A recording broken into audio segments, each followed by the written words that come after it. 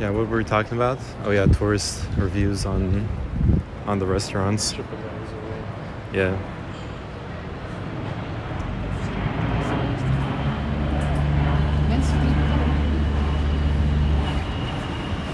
Yeah, I guess it's the same in Paris, but I've been able to find like new places to go eat at just by scrolling through reviews and trying to see like trying to find something that looks nice. Yeah.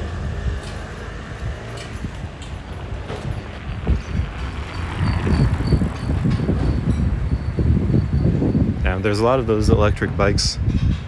Yeah, it's definitely changing the bike environment in Amsterdam. Yeah. People zoom in.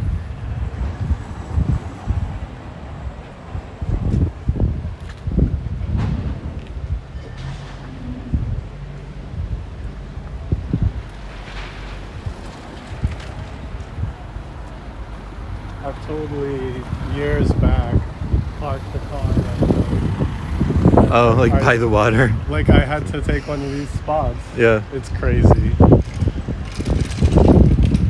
Yeah, I'm sure there's videos out here of people like dunking the car into the water, into the canal. I wonder. Because if just one wheel slips off, if your car is front wheel drive, which most are, you can pull yourself back. Because if you're like backing in, you might accidentally have your like left back wheel slip off. Yeah. Here there's a barrier, but on Yeah. the ones where you parallel park the river, there really isn't.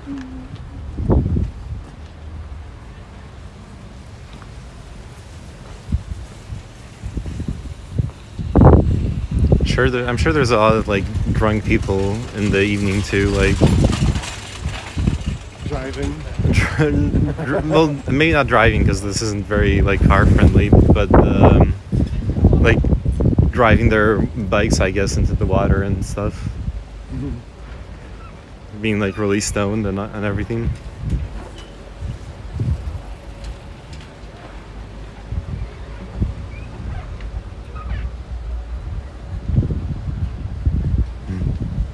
It's cute, but also like the level which we would make. Yeah, if we were sculpting, Yeah. it would look like pottery, that's what it would look like. this. Yeah, but we wouldn't have the art school. We wouldn't have the art school like diploma. It has to be on purpose. Yes. Needs that stamp of approval. What garlic is to salad, insanity is to art. Was that written here? Nice. An adult coloring book class. If you like good food, paired drinks, and well underdressed men, then you'll love this art class. Underdressed men? I guess it's like nude then.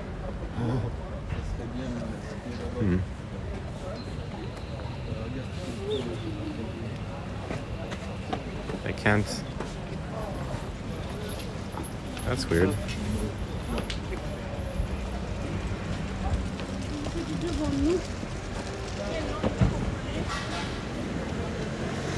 Huh.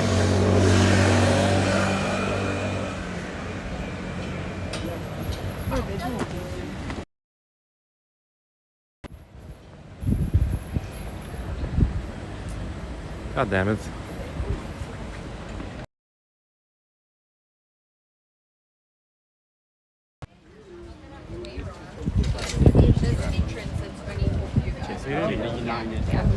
Okay, perfect. Sorry. Shit, I can't. I know that I cannot trick you anymore. Holy cow.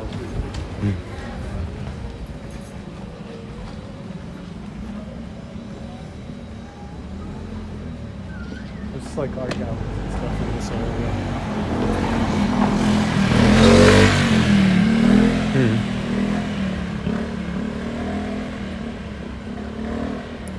Alright, you want to restart the app? All right. Yes, now it works.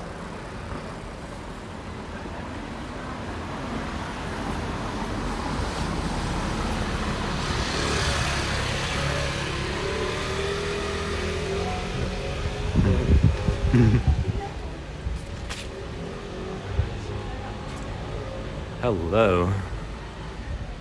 Public relations. Right here. Okay.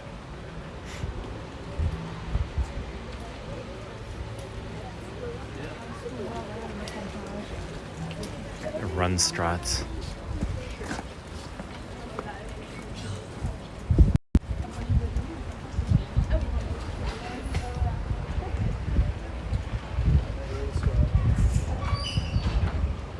Yep.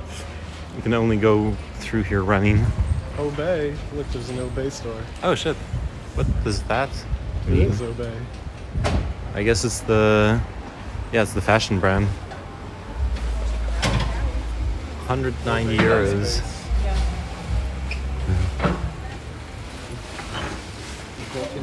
They might be okay with spinach. انا مش شوف بينو بلا ما توما سي باكيج اذا كنت زعلان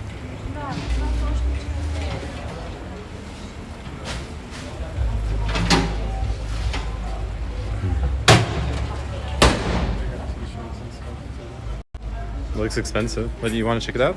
No. Unless you want to for the stream. No. Show off the stickers, man. I like the pizza with the random 3 people.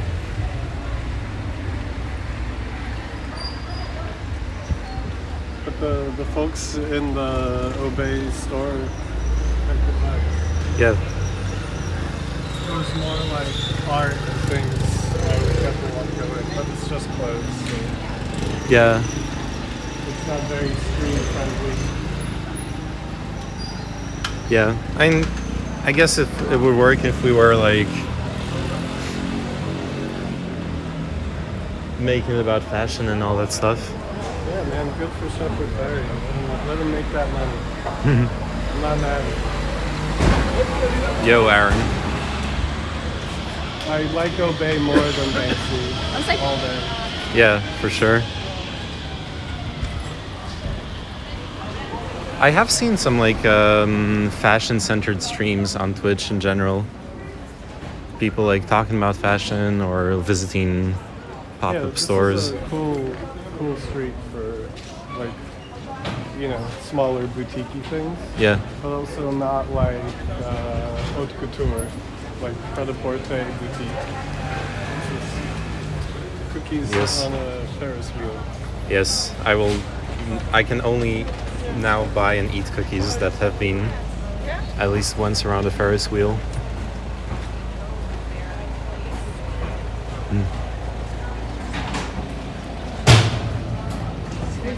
People in line for their fritas. So she's like, don't Charlotte Russe.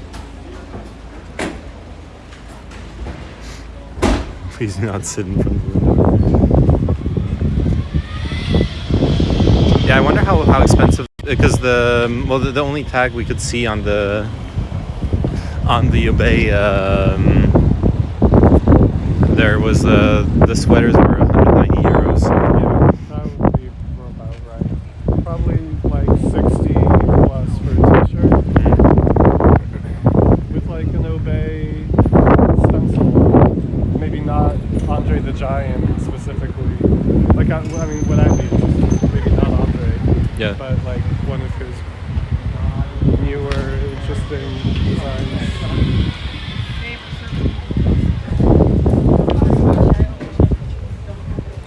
Is he still alive? I think so.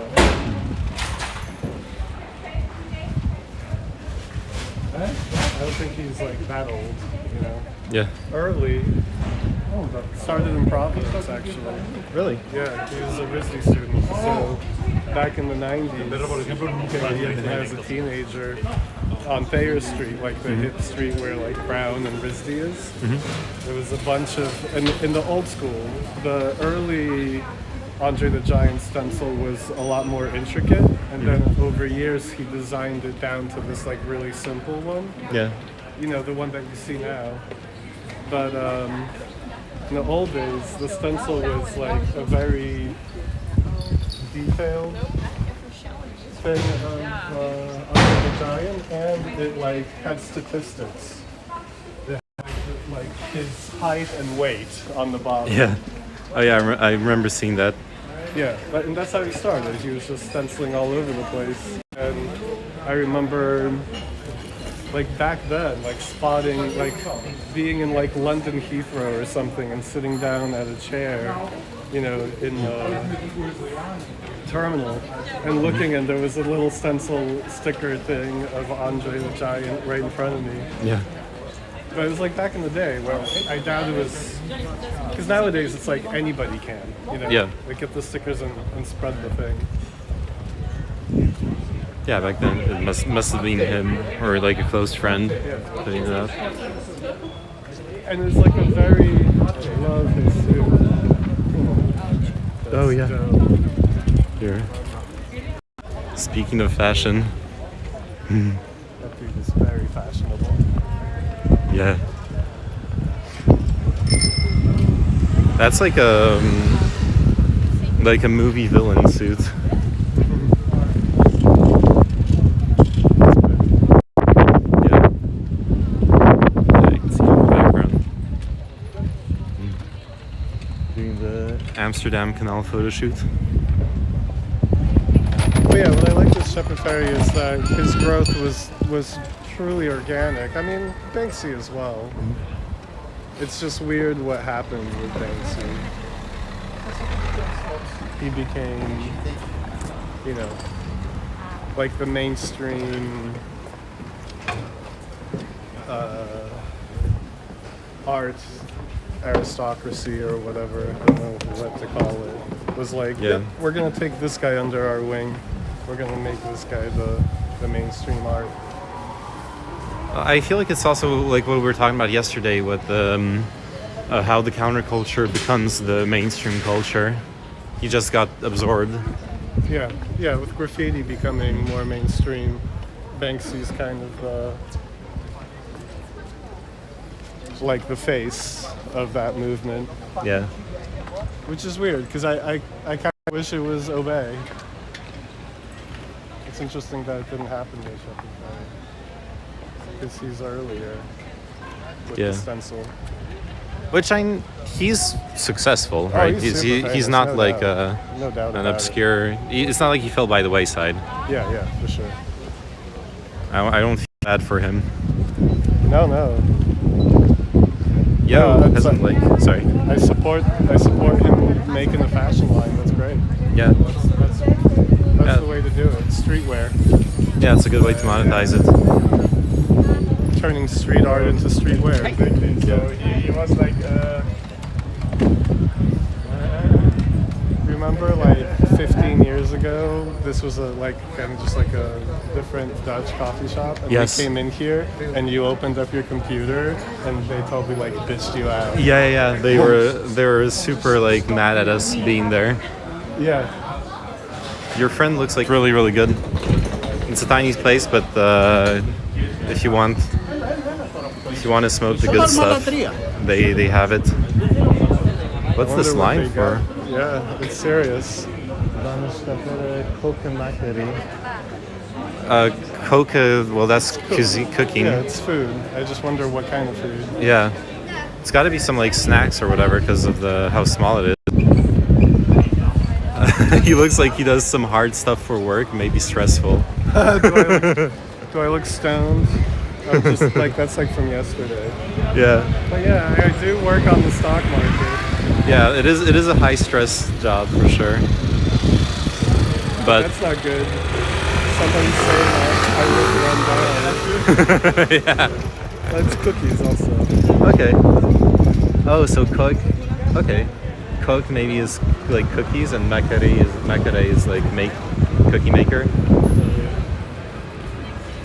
It's kind of it's meant as a compliment. Like you look like you do some hard stuff, like you do like a serious job.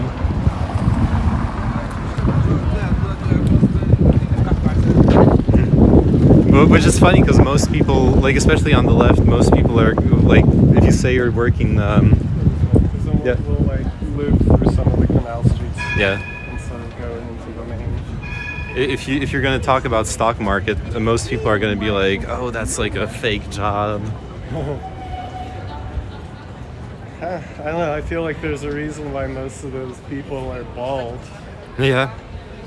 It is a high stress environment, Yeah. or like a high coke environment. They're like rich but bald. Yeah. Oh yeah, it looks like a history teacher. Yes, we are going to go to Anne Frank's house and learn about the Holocaust. I doubt they would let me stream inside there. Yeah, yeah. That's why it was interesting. I think the Obey people were like fine with it. They're like, yeah, free marketing. Yeah. I feel like most people should look at it that way. Yeah, most places are fine with it. What I've ran into, like walking around with the camera, or rather like sitting down, say at restaurants, is not always, but sometimes people are like you try to find like a camera angle. Like, say I'm like hanging out with Sophie or with you or whatever. I'll put it down to like try to get everyone in the shot, but then it's often there's going to be someone in like some other table in the background, which I try to avoid. And then I've had like the other table being like, yo, we don't want to be filmed. And then obviously, sorry, gotta figure like another angle out. Nah, your bro doesn't do the fake shit. Like he legitimately does slightly cutting edge shit. Nice. That's what he looks like. Yes, he is at the cutting edge of his shit. It's on this street that there was this the artistic squat, right? Yeah. Like but further down. I don't think it exists anymore. Mm. They've been like super.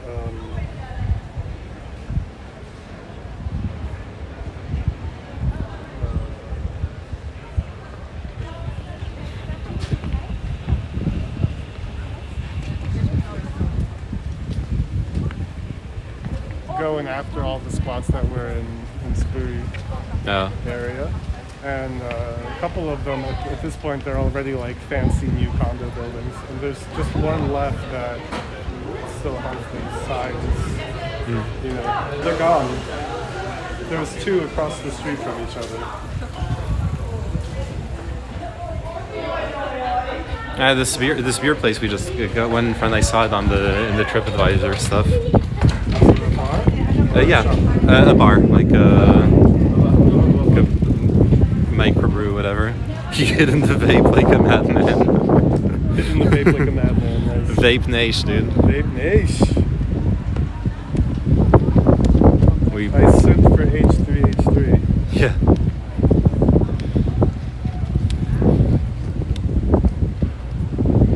Yeah. I usually don't mind people like going to like clowning. Yeah, I don't really know his takes. It's like very basic lefty stuff in general. He does a podcast with Hassan, and they just talk about like drama and like lefty takes basically. Hi, where are y'all from? Hey, Sasumbaji. I'm American, but I live in Paris, and I've been living there for a long time. And this is my brother, who's from New York, and we're hanging out in Amsterdam. Oh, you know what it is? It's that I lived in Poland this year. That's Yes. what's given me that hard edge. True. Eastern Europe, Actually true. Polska, Ukraine vibes. Yeah. It actually is true. It makes you hard, you know. Check scoping out this store. I like. Shop. Yeah, I like how colorful they are and all. Yeah. It's kind of corny, but in a good way. Yeah. I would wear I it. wouldn't go with the crabs one. No, yeah, not the I crabs I one. like the other one. The other ones. Cool. I have visited New York. It was a good experience. Nice. Yeah, New York is an amazing city. Yes. Why is he addicted to his phone? Who, me? Peasant like is asking. Yeah, I think he's like. I was looking for directions. at Yeah, one point, yeah. he's doing the navigator. I'm addicted to the vape. I love technology that we can walk with you in Amsterdam. Yeah, it's sick. It's sick that that's what we can do nowadays. Oh man. Bowie. Yeah, nice. I love this art. The like ladybug raccoon. Coccinellus hexapedus. It's got to be one of those like fake species. Books, yeah. Yeah, that's sick. Holy shit, the Targaryen dude. Targaryen dude. Yeah. That is not David Bowie as well. Hello. Is it okay if I film myself? Okay. Can I ask your bro how he makes decisions? Like, does he calculate or does he use feeling? Oh, I imagine he's asking for the stock market stuff. Oh. Yeah, for stock market stuff, definitely calculate. But generally, I like to be an intuitive person. But for the stock market, it's not the best. I really like this new edition of the Silmarillion, of the art. It's really beautiful. Oh, just asking in general. Oh, yeah, I like intuition. Trust your intuition. Is he in stocks full time or as a hobby? Full time. Nowadays, before, nowadays not so much. So, yeah, I would like to take a look at this book. Yeah, Terra Ultima. Yeah, sure. That's the imaginary species book by Raúl de Leo. Why is it any different to use intuition for daily life or stocks? Oh, because oftentimes the right thing to do on the stock market is the opposite of what your emotions tell you. Yeah. So it's better to be calculated rather than emotional.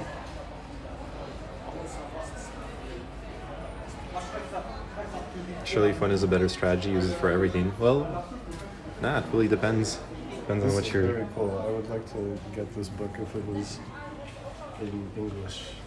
Yeah, this edition is in Dutch. Yes. You want to go? Yeah, sure. Thank you. Thank you. It's a cool shot. It's like Pulp Samsara, so I think it's... Oh yeah, it's gonna be like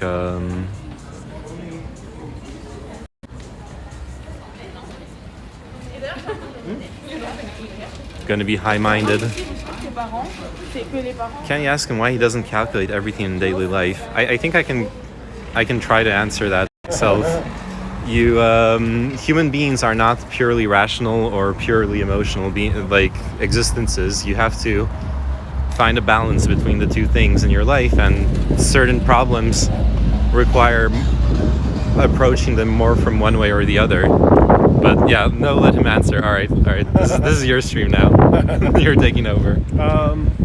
Well, in a sense, I believe that if you train yourself over time by making calculated decisions, you create a flow, and after a while, it becomes the natural state by understanding the right decisions in certain situations over time. It can become more automatic and intuitive. But I also think intuition oftentimes leads you down the better moral path. I don't know.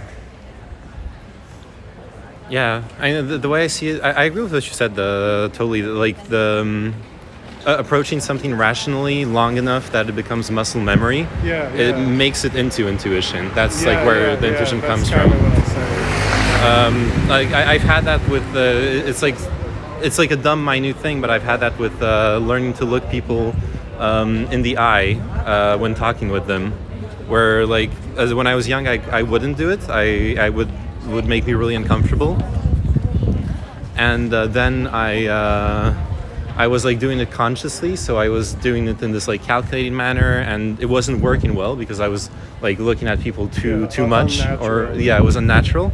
But then practicing it enough, it became natural, and like now I don't think about it anymore. Yeah, but that's no reason to stop calculating, right? Magnus Carlsen still calculates. His intuition is amazing, but he still calculates. Yeah. Well, Yeah. you got to do both. Yeah. I mean, I definitely calculate things, and I don't know. I mean, even like we're here in Amsterdam, and I wanted to make sure that we eat some good food. So we didn't just like go out this time into the streets and just like pick a random thing based on a feeling. Actually went and looked a bunch of stuff up and calculated it. Like where are we going to eat, and what are we in the mood for, and all of that.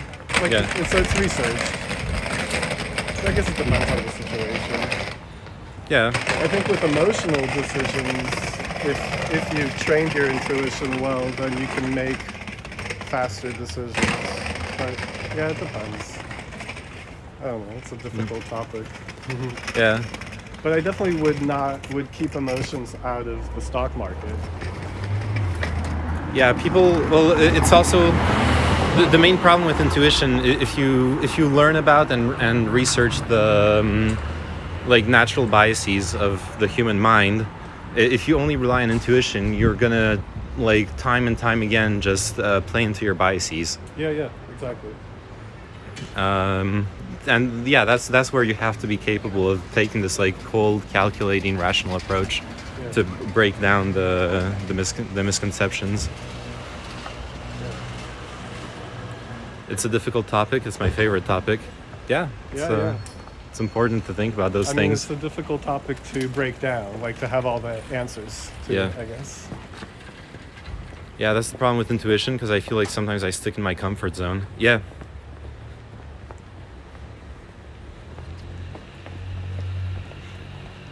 What I feel like, though, also with the rational, like pushing the more rational approach, is there's only so much. Have you heard of the spoon theory?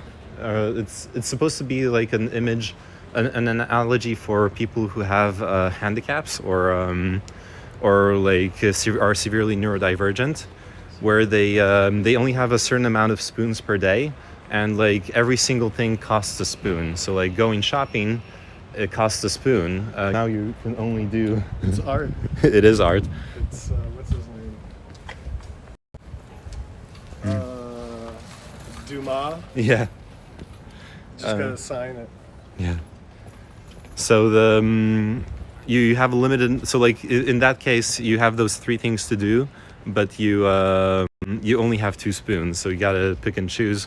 Yeah. And I feel like with the like ultra rationalist approach, you also have that, where there's only so much our mind, our psychology can handle, at least unless you like train yourself hardcore. But even that will take time. Like you can't just start living your life. Somebody's apartment. Oh shit. I thought it was like a gallery. You can't just start living your life and calculating everything. You're gonna drive yourself crazy. Well, it's too much information. I mean, Yeah. going down into, I think the reason why we have to make intuitive decisions, it's because there's too much to calculate. Yeah. And we tend to rely on our intuition because of that. Plus, there's like sometimes you just have to make a decision fast, or you have to make a decision with incomplete information. You can't take the time to research everything and whatever. If he was considering the modern day philosophical topic of dogworts, would he rely on emotion or cold rationality? Dogworts is this it's this stupid thought experiment created by like a big streamer's friend in a random like phone convo. So it's, if you imagine Hogwarts, the magic school. Yeah. I also have never read those books. So. It's fine. You don't need to have read them to understand it.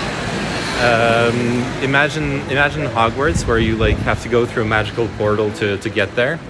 So you go through this magical portal into a completely separate world, completely isolated, so there's no consequences to your real life, and you can come back out any time. And in that world, there are dogs, and the director of that world will give you $10,000 every time you have sex with a dog. And it's really dumb put that way, but it's like it's like a thought experiment for utilitarianism. Because then the next question, when people are like disgusted, his question is like, well, but without those $10,000, you could like feed starving kids.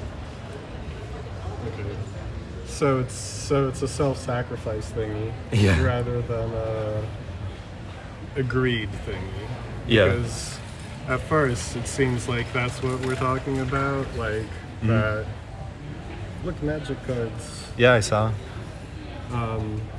That it's like, how greedy are you? Like, what are you willing to do for $10,000? Yes. Basically. Which it kind of is. I mean, Whoa, 3D Catan. oh shit. I've never heard of that. That's sick. Yeah, you build like the. Oh, is that the mountains and stuff? Oh, I think it's 3D just because it like actually has relief on the hexes. Yeah, I don't think it like builds in 3D. Oh shit, yeah, that's expensive. Cool. I lost the train of thought. Well, talking about like the dogwarts and utilitarianism. I don't know what to say about that. It is one of those like Twitch convo traps, basically. Yeah. To like I get the controversial conversation going. This whole argument also works for rule utilitarianism, says Neophyte, for what we were saying earlier. Yeah, man, I'd be fucking dogs all day for that money. Yo, man, I love your mustache today. Thank you. I think. See, like, I don't have a problem with other people doing that. I'm not really sure if I would do that for the money. Yeah. If I, like, you have to kind of present it a little bit differently, in the sense that, like, if I could save this airplane from crashing and 100 people dying by fucking this dog, yeah, I'd probably do it. I don't know. Yeah. But I don't think I could ever. I don't know if there's anything personal gain-wise necessarily. I don't know. I mean, it would have to be something extreme. Yeah. I just don't care that much about having a bunch of money or having things. Aaron says, I think the real magic of dogwarts is chatters pressuring streamers into explaining dogwarts to people who have no idea what it is, and everyone feeling awkward together. Yeah. That is true. That is what's special about it. But yeah, Chud Logic dropped it that way on me in a panel where his question, which was fucking weird because it had nothing to do with the topic of the panel, but he asked me if I would have sex with an underage girl if in exchange everyone with cancer on the world was cured instantly. Yeah, I mean, it's just weird. The reason why I don't feel like I need to even answer any of that is because there's such ridiculous things. Yes. That there's no place in any kind of reality. That happens, yeah. Yeah. But I get on the philosophical level, but like, I don't know. Like, raping little kids is a step too far for me. Yeah. I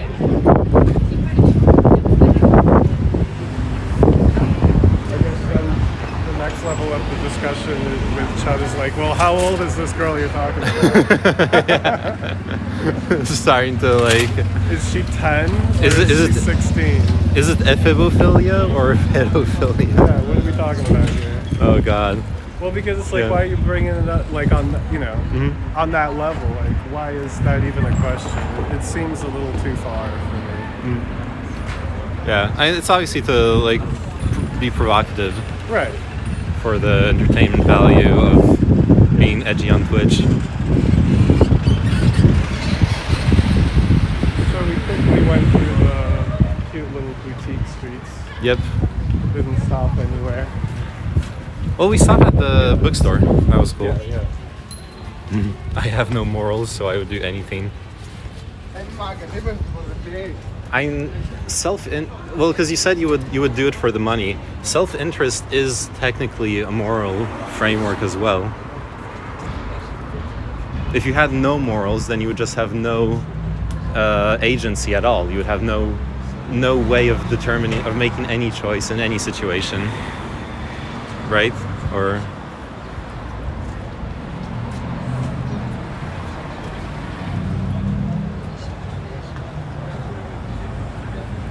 maybe I'm like confusing morality and ethics. I know there's like some semantic distinction there.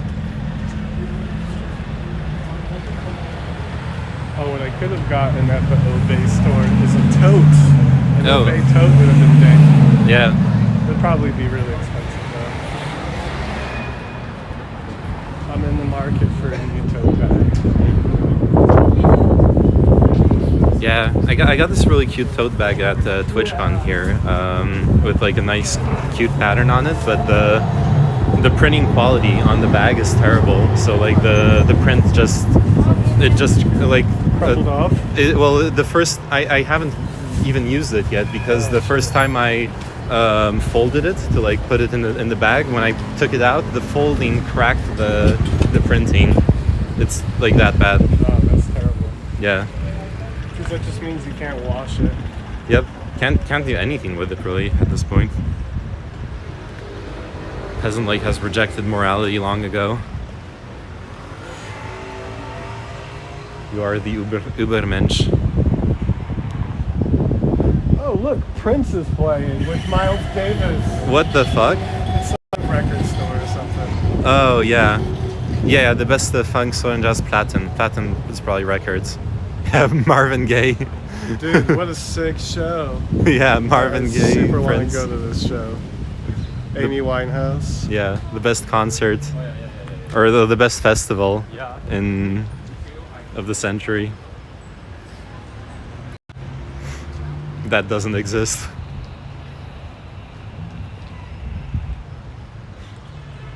I think generally my take on those kinds of questions is like, I don't care what other people make decision-wise, but I feel like I don't need to make a choice unless I'm ever faced with this situation in real life. Yeah. But I wouldn't judge other people for choosing one way or the other. The one that really bothers me, because people make like a huge deal out of it, is the trolley problem. Yeah. Because it's there's no such thing as not making a choice, and from that perspective, then it's like the trolley problem becomes very, very simple. I don't understand because I had this discussion with the chatter last week too. Forgot what it was about, but someone was telling me like, well, yeah, but then you're making it was about the choosing the lesser evil in general as like a philosophical principle. Yeah. And then being like, well, then you're responsible for what that evil did.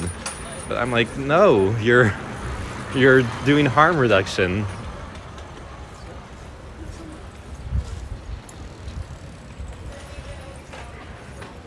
It's yeah,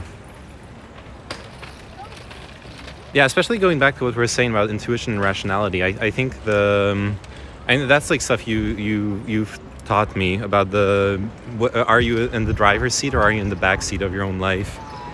Yeah. If you're not making decisions, it's not that decisions aren't being made. It's that someone else or something else is making the decisions for you. Yeah. Your cognitive biases. Yeah. Or like someone manipulating you. Right. Or your own cognitive biases manipulating you. Yeah, exactly. Yeah. But that's why I love that TED Talk with the guy who talks about procrastination. He talks about the procrastination monkey. Yeah. That it's like this, that it's driving the boat. and you have to like your front mind has to be like, no, stupid monkey, that's not what we're doing right now. Yeah.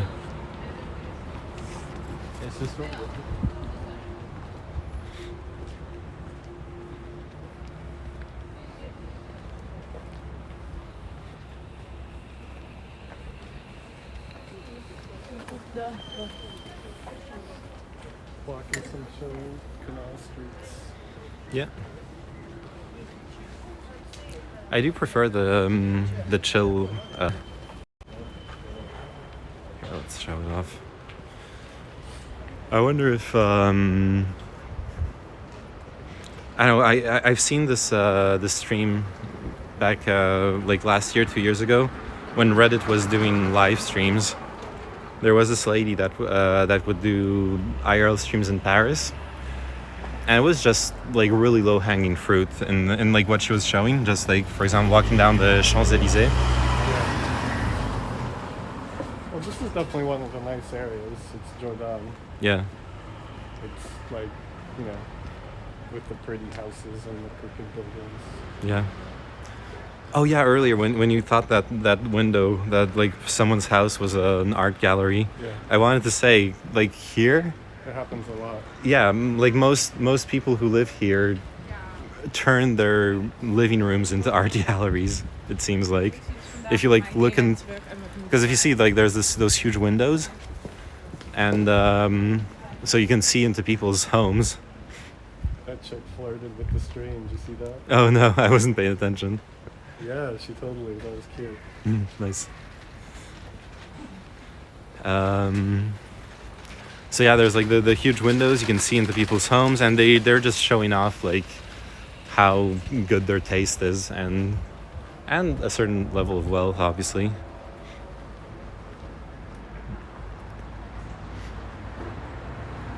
Though here it seems like it's a lot of offices on the right side here. But yeah, I can see on the other side of the river the huge windows.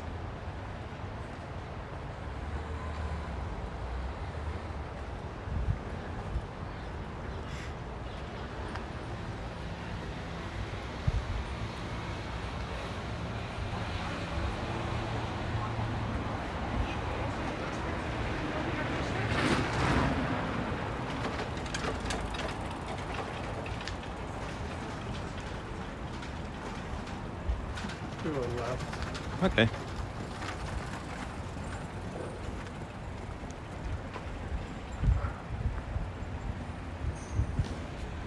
I mean, right. All right. Okay. No, it's so weird because it's not like I'm dyslexic all the time, but Yeah. sometimes. Oh, that's cute. The cat. What's cute is this old dog is here. Oh, that is cute. Nice. I like those kinds of stores. Yeah. It's like kind of junked up. Yeah. The sift through stuff. I think I told you about this bookstore I discovered in Paris, with the like really really old books. Oh yeah.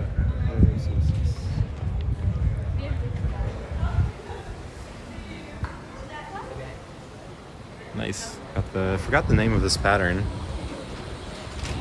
on fabric, but I like it.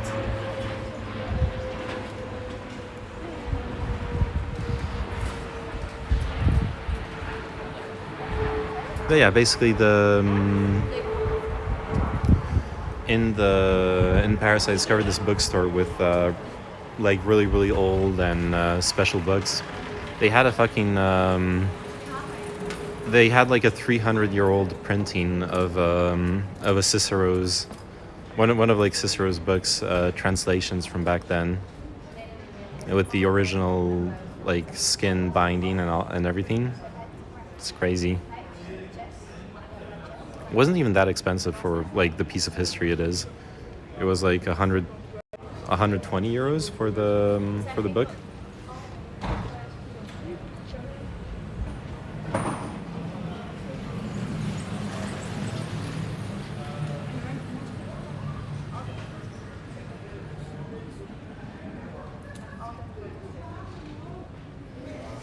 winter Christmas decoration up.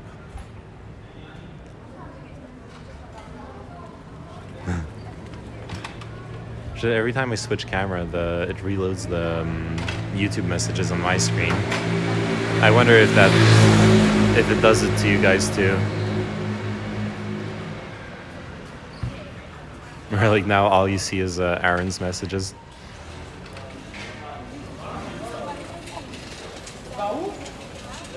There's this amazing sunglass store that I came across a year ago.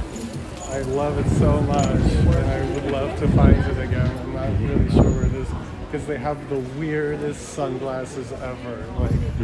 Like there's like, it's just like funky shit. Like for example, one that's like for a Cyclops. It's so cool. Like just like, instead of it being like fancy Ray-Bans or whatever, which they do have plenty of, like $1,000, $2,000 sunglasses, but they have just like the most weird abstract sunglasses ever. It's a very cool shop. I think it's in Jordan. Circle around. Yeah. Because we're just kind of zigzagging the Jordan area. Oh shit. They got the like biome thingies.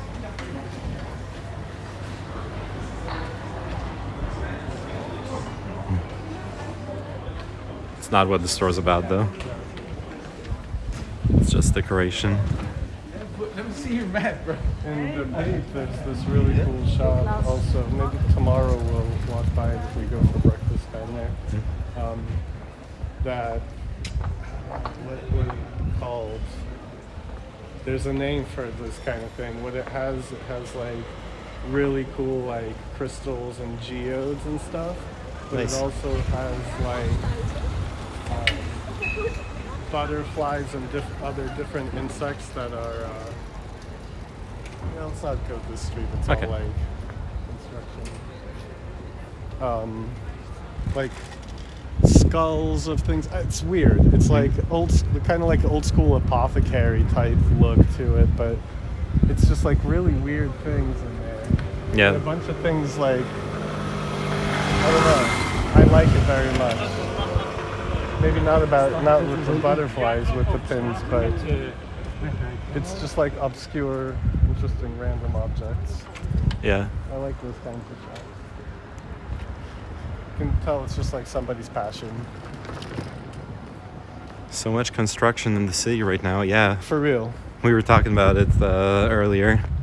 How it's well, yeah, what you were saying, they should have just done this during lockdown. Yeah, the whole train line on Spooey is like not working, and the whole street is blocked off, and there's only a couple places in the whole street that you can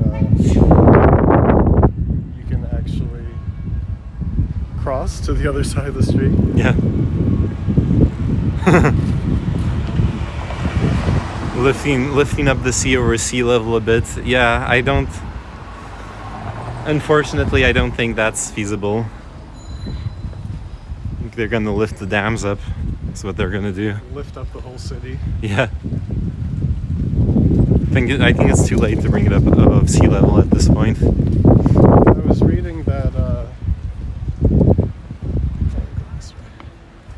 was reading that the canals aren't actually that deep.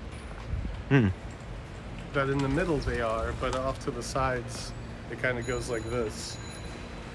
Huh. So just off to the side, it's supposedly only a couple meters, and then it goes deeper in the middle I see. for where the boats are. That makes sense. Yeah.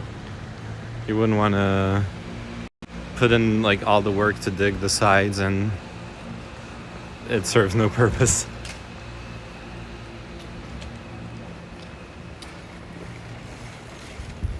Especially since I imagine that also stabilizes the banks.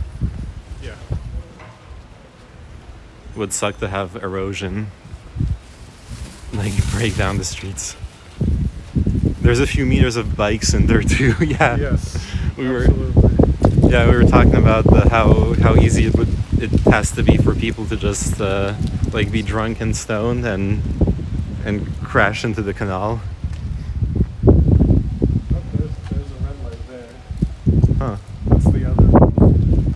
It's the locals red light district. That's like randomly in the middle of a chill residential zone. Yeah. Yeah, I think yeah, this is like actually people's homes Yes. on the ground floor. It's really cute, but I'm not gonna film it. Like they dredged the part that's in the tunnel that's inaccessible. No one's supposed to like go there, anyways. And yet they somehow found several cars, hundreds of bikes, and a few bodies from unresolved murder cases down there.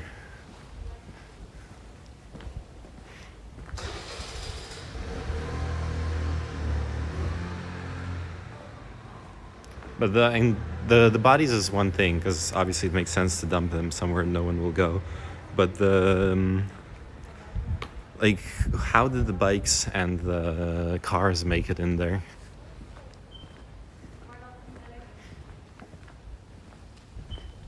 This is somebody's got like a yard. The brick wall and the yard.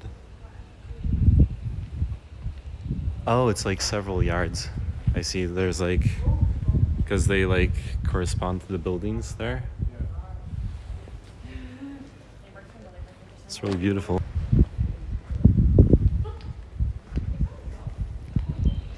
Yeah, I mean the apartments in this part of the city are so beautiful.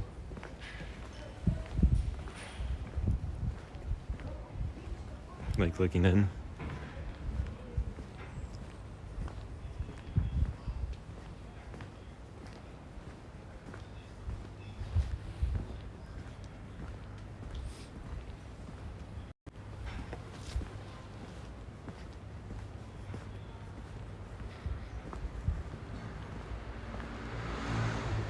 Totally on the chill scene.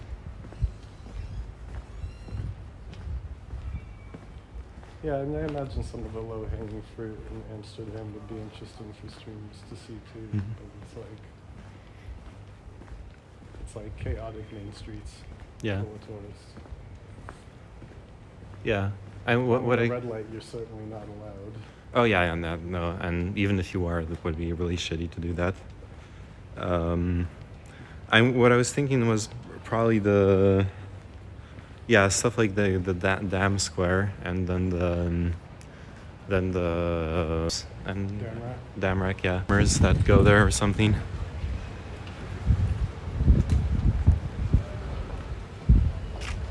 There was that crazy good soccer guy I remember from we saw. He's in lights playing usually. Oh. Where he climbs up the light pole while still dribbling the ball. Yeah.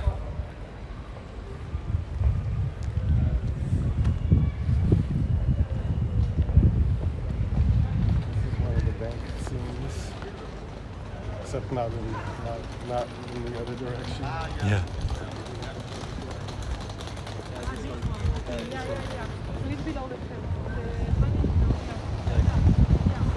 Yeah, we can make our way to that square.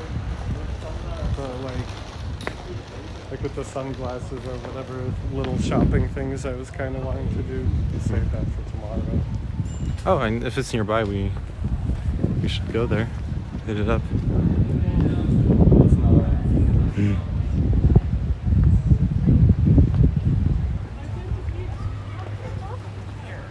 Die mensen zijn ook wel wat verschuldigd hoor, als ze graag een dubbele tafel bij krijgen. Maar je kunt daar inderdaad een hele You just need one frame and you can tell it's Amsterdam, one of my favorite cities for sure. Totally. Yeah, it's very, very recognizable. And also, hello, welcome to the stream, Arwarian. How are you doing? So we'll go down one of the busier streets for a bit. Alright. Because we've been like super chill, quiet, residential. Yeah, we've been avoiding the bigger people rush areas. I'm doing great. How about you? Doing good. Chilling with my brother in Amsterdam. Hanging out. Aw. Some dank lunch. Yeah. Yeah, we ate at this place called Umami. It's really good. Does he live there? No, we just enjoy like being here. Ah, this cafe place here. They had this setup when I was here with Sophie. They had this setup where like a bunch of comfy couches and like big pillows and stuff here, so you could just like sit, drink a nice tea or coffee or whatever. But obviously in the autumn, winter is they put it all away. All right. Oh damn, that's your brother. I was wondering who that is the whole time. It's just some random person I'm following around and harassing. I'm Dutch. Don't I look Dutch? My decision-making process is to never calculate. I just go off what makes me feel healthiest. Yeah, that's intuitive. Yep. Sometimes thoughts pop into my head, like I should do that, and then I follow those thoughts, but I never calculate. There is something really good in that you never get this the choice paralysis type situation, or like self-doubt paralysis. Yeah, that's another issue I think with calculating things so much. Oftentimes you'll get to a point where either decision has the same amount of pros and cons, and that's where like the paralysis happens. Yeah. If you're just counting on calculation and the calculation comes out to be about 50-50, you're screwed. Yeah. Because then what are you going to do? And it also really plays into like a problem I have, and to talk about it with Mom too, because she has it too, of like every time you consider a choice, if all you can think of, if you're constantly like calculating all the downsides and the worst case scenarios, you're once again just gonna like talk yourself into paralysis. Yeah. Because there's always downsides to everything. Yeah. I'm gonna grab a caffeine. Okay. You ready? Can you grab a bottle of water for me? Sure. Thanks.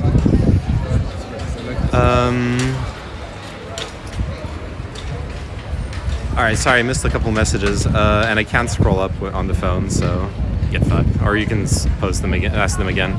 Also, like, you watch a film, you don't need to calculate whether it was a good film or not. Same with making a joke. Came for the It's a Yo-Yo, stayed for the brother. Yes, but you can't. It's kind of shitty interface.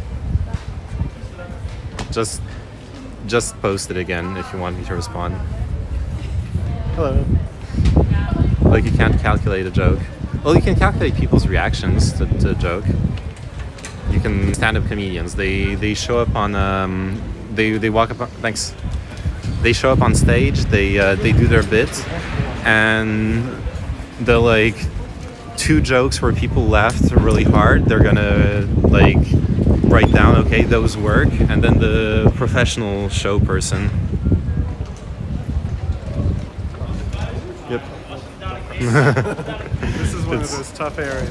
It makes you feel like they're coming. Yeah. But they're still on bikes, which means they're actually going fairly slow. Yeah. You still have time to cross. On Sean Carroll's latest podcast, he had a mathematician on, and they literally talked about all the similarities between jokes and math. Huh. What are the similarities between jokes and mathematics?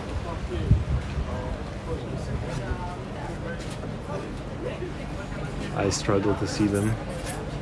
No, this is where we are. Oh yeah, the herring. Does your bro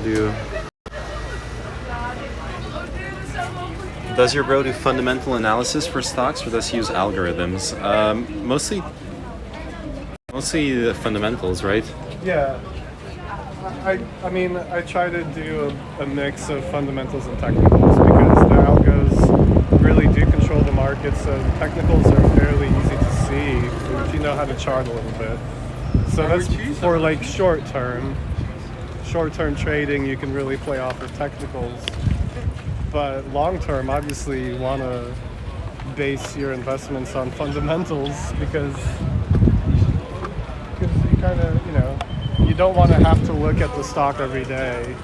And if you see that, you want to read the quarterlies and see what their margins are they like increasing, growth and stuff like that.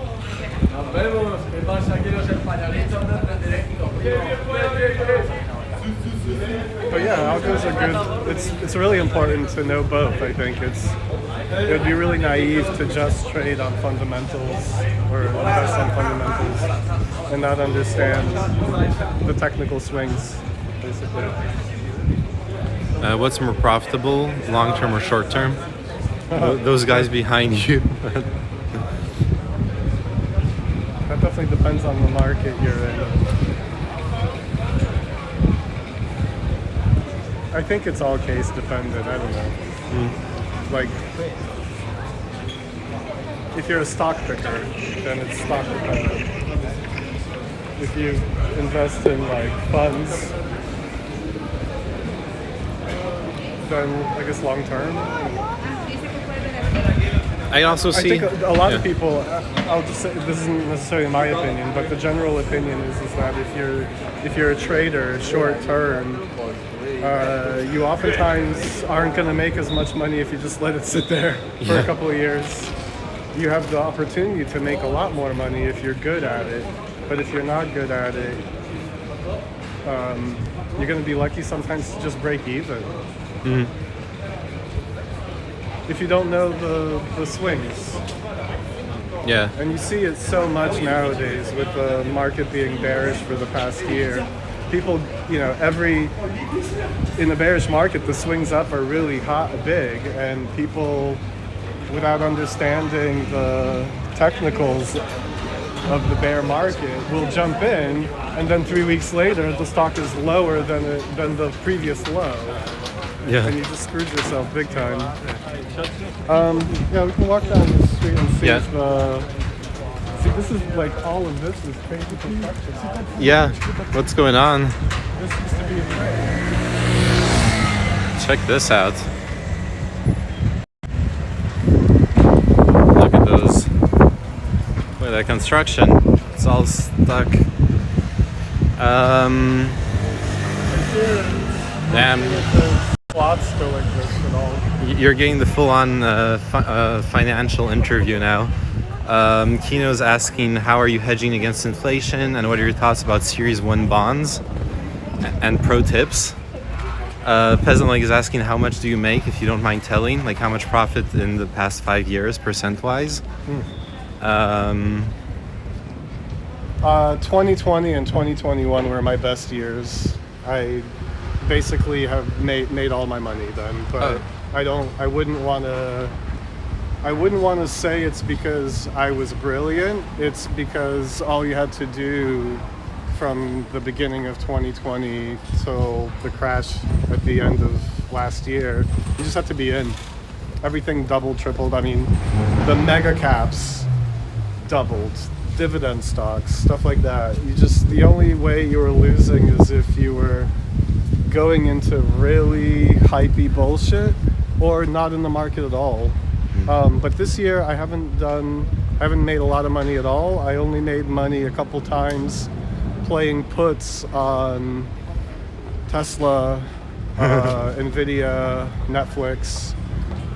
I could have made a lot more money because I didn't expect the downside to be so big, but I'm holding some long positions and wading through it, but I feel like the only way to been making money in the last year is to be on the short side. And the quick, easy way to do that is with put options. It's very risky, so I wouldn't like put in big money. I wouldn't, with the type of bankroll I have, I wouldn't put like $5,000 on an option play. But you can put like $500 on an option play, and if you called it the right way, you can 5-10x that in a couple days, But there's a lot of luck involved with that. You really have to understand the technicals. And basically most retail investors are getting destroyed in this bear market. So bonds, I don't know. I mean, 2-year bonds right now give a really good return, but long term, you're losing money against inflation. Yeah. Are you a retail investor? Also, give me a second. I need to plug in the phone. Gosh, investing talk makes me want to go and like check the market right now. Let's see. No, he doesn't work for a hedge fund. No. I just I was doing it like just kind of for fun as a side thing before the pandemic, and then during lockdown I was lucky enough to already be in. And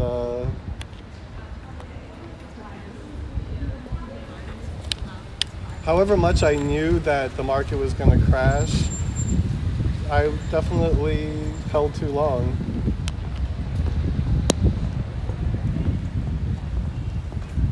Oh, you didn't get out of your positions. Not all. I got out of some. Yeah. But there's just long-term investments, like like Microsoft or whatever, that I got in at like 4 or 5 years ago, still above where I was, but surely would have been better to sell at $350 and then buy it all back at $250. Yeah. What were you doing before that? Time for the life story. Damn. I was the executor of our father's estate, which was a complex situation because he had like real estate investments in different parts of the world and stuff. Yeah. So it took a couple of years. But before that, I was a musician. Yep. Still kind of am, I guess. Making beats. Before that, I was doing psychology adjacent work. So, working in an autistic clinic, worked in a rehab clinic, did tutoring, teaching, stuff like that. Stuff that correlates with a psychology degree. But that was years ago. Yeah. Life happened instead and made different choices. Name got out of Bitcoin at the best time. At the recent bottom. But then again, I got in when it was like $50 a Bitcoin, so I have no regrets whatsoever. Yeah. Like you made turning like $25 into $8,000 basically, or like 9,000 rather. But yeah, I think long term I'm a little bit wary because it's a bear market and it's not the best time to count on the stock market as an income, basically. It's those 2 years, 2020 and 2021, were incredible.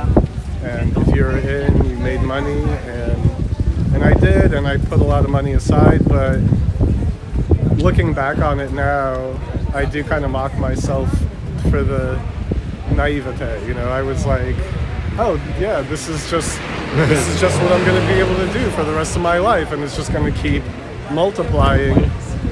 Yeah, compounding. Yeah, which it stopped a year ago. Stopped compounding. Which you kind of have to 3 years go through these cycles, and this is the first time that I went through a really bullish cycle leading into a recession, and then another bull cycle will come. Didn't I get out with half of the one I found at 60K? No, I wanted to sell at 60K, No, but I had paperwork problems. I was saying sell Yeah. at 60. I wasn't able to sell. I tried to like set up the account and whatever, but my papers were expired. Oh, that was the reason, right? Yeah, so I ended up selling at 20K, which is what I was saying. I sold at the bottom of the recent movement. And have you ever tried? But once again, I'm fine with that. So your family was independently wealthy. Your father. He was a He was, grinder. yeah. I mean, it's not like generational wealth. Yeah. It's just a savvy businessman that got into real estate and made some good decisions. And honestly, when we're talking about boomers, basically every boomer was in the right place at the right time 20, 30 years ago. Anything that you owned Yeah. in any kind of real estate, you're good. if you bought something 20 years ago. Yeah. That's how a lot of wealth has been generated for boomers. They weren't necessarily wealthy. It's just what they own now is incredibly valuable. Yeah, like as long as you put your money into something. Yeah. There's this story, like in France. There's this guy, just like around, like his family like origin history is very modest, and he's like the classic French alcoholic who really likes to drink wine. So he just has been collecting wine since like 1940. Or not during the war, but like right after the war, like 1945, 1950, he started collecting. And at this point, he has like the world's biggest wine collection, over 80 years of just filling up his cellar. And now there's this story, like speaking of boomer wealth. This guy who was just buying wine that wasn't really worth much back then. Now, the anecdote goes that some Saudi prince at a dinner with him wanted to buy out his collection and offered some like billions. Oh, is that Macron? Yeah, this is Macron Zelensky nice. Kissing. Macron Zelensky sitting in a tree. Macron's always trying to make out with people. Yes, like a true Frenchman.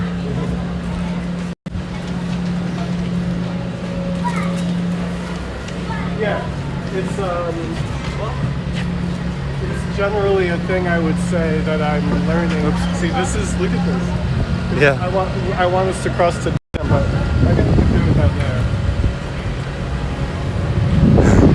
This is the city is ruined. It's a war zone. We're in Ukraine. Yeah. I'm so sure there's going to be one more big crypto run, partially artificial because people pump to get out. So I'd love to get in a bit. Big gamble though. Yeah, I honestly agree. I do think that there should be a run sometime in the next like year or two. But the big risk there, if you buy in now, is that it's just as likely that some big scandal or some big legal decisions come in. And it goes down from 20k to 5k. That's also entirely possible. Yeah. If it like breaks. And then I guess what you're saying is that the run, ideally, will make your money back if that happens. Meaning like the run will then get you back to 20. But I think the problem nowadays with the mainstream cryptocurrencies is that they're incredibly highly institutionally owned. Yeah, they are. That's why they move exactly with the market now. It's not a hedge against inflation in any way anymore. Yeah. Because banks own Bitcoin and Ethereum. Banks and hedge funds and stuff like that. So absolutely. Yeah. Just as much as I believe, the reason why I'm not really this year trying to make a lot of money, like worrying about making money and just doing a few short plays, like going short, betting against the market to make a little income. But the other philosophy is just wait this fucking shit out, have a lot of cash on the sidelines, start dipping in when you feel like the bottom is in, and then calmly wait a few years and let that run happen again, because it's all cyclical. Here's Dem Square. Yep. This is the main square for like in the city center. I think that's one of the, just last thing I'll say, I think it's one of the things that you don't think about when you're young, and I'm 100% guilty of the same. When you're young, you don't have long-term perspective at all, and then you see older people and wonder how they came to their wealth. And of course, there's overnight things that happen and disruptive stuff, but for the most part, it takes 20 years. And if you put money away and slowly keep putting more money away, and that's when it starts to compound and you can really make real money. That's like I'm trying to now, understanding this, not worry about the next year or two of the market, but be positioned so that 10 years down the line, when I'm 50, I don't believe the whole world is going to crash and burn. If you don't believe it's going to crash and burn, that means 8 to 10 years from now, your investments are going to be good. Unless you invest in some dumb shit like, Blockbuster Video or whatever, like... Yeah. Meta. Yeah. I mean, that's a tough one in itself. Basically, if you believe that the metaverse is a thing that will happen, the main question is it actually going to be Facebook that's going to create it? I highly doubt that. Yeah. They're going to push it forward. It's kind of like Sega back in the day. Sega was very often the first one with the next best graphics in video games, and then fucking PlayStation would come out half a year later and just like take over the market. But Sega was first, right? Yep. Like with Saturn for 32-bit, the Dreamcast for 64, right? Yeah. But somebody else came later and did it better. Facebook did that with MySpace. Yeah. But yeah, I think wealth is made over time, basically. And the more you're looking for short-term, the riskier it is and the more likely you'll lose your money. Yeah. It's fucking boomer take right there. Yep. But it's Like trying to learn from how boomers actually did manage we're getting the to bells. come up with that wealth. Yeah. So true, though. It is. It's like, it's the truism. Rome wasn't built in a day. You can't, what I perceive also as a big fallacy that everyone does is you look at people who suddenly become successful and you don't realize... That's how it happens. Yeah, but even most of those people, there are exceptions, obviously, but Yeah. most of those people, they have grinding been... and you didn't know about Yes, they were working for 10, 20 years on their craft, on their knowledge, on their business acumen. They failed like 5 businesses before doing the one that worked. Absolutely. And all that shit, people don't talk about it, but that's what it took to get there. Right, like Lady Gaga didn't just pop off out of nowhere. She's a trained classical singer and, has just been working her ass off. And then, there's something that Tom Hanks said in Actors Studio years and years ago, and I really loved it. Inside the Actors Studio. Yeah. He said that 90% of it is really hard work and putting yourself in that right position, and then the last 10% is pure luck. And you're never gonna pop off unless you did that 90%, but you can very well not ever pop off even if you did that 90%. Yeah. Because he was talking about how he got cast for Bosom Buddies, which was his it was a sitcom. I don't know if you know it. It was like Tom Hanks' first thing. It was a sitcom, and he literally described this situation where, he was grinding, he was in New York, he was taking acting classes, he was going to auditions, and it was just a random thing where somebody on the street or in the store or something stopped him and said, you look like you could play the part, can you come in for this audition or whatever. Like, it was just like a random fucking thing. Of course, you have to put yourself in the right place and time in the situation, but then there's still luck involved no matter what. Yeah. But you'll never make it just on the luck alone. You have to do that grind, and then count on some luck as well. Anyways, him describing that to me made me really think about how it goes. Like, you just have to do the work and not expect any results. Yeah. Just keep doing it. 25 years is the point when compounding outruns the initial investments. See that? Like, for most situations. And that's everything in life, I feel, all a numbers game, which is why I was fighting back a bit on that intuition stuff earlier. Yeah. Yeah. Oh, and Peasant Lake was asking again how much money you made in 2020 to 2022. Low six figures. Not a millionaire by any stretch of the imagination. Yeah. I took a bit of a hit this year. I'm holding some long-term positions that are rough. So I'm not like I don't know. I'm not counting that either way because it's not sold, so it's not. Yeah. Because I hold quite a bit of Microsoft because it pays a healthy dividend. But I've lost a third of the value of that in that stock, in that holding. Yeah, which, like, it is a dividend stock. You can just sit on it. Yeah, and I'm still in, because I got in before the pandemic. So I got in around 140 to Microsoft, so it's still fine to hold on to.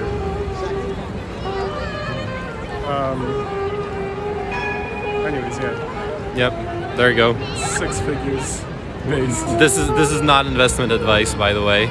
You have to say that for the Yeah. U.S. legality. I have to put in IMO.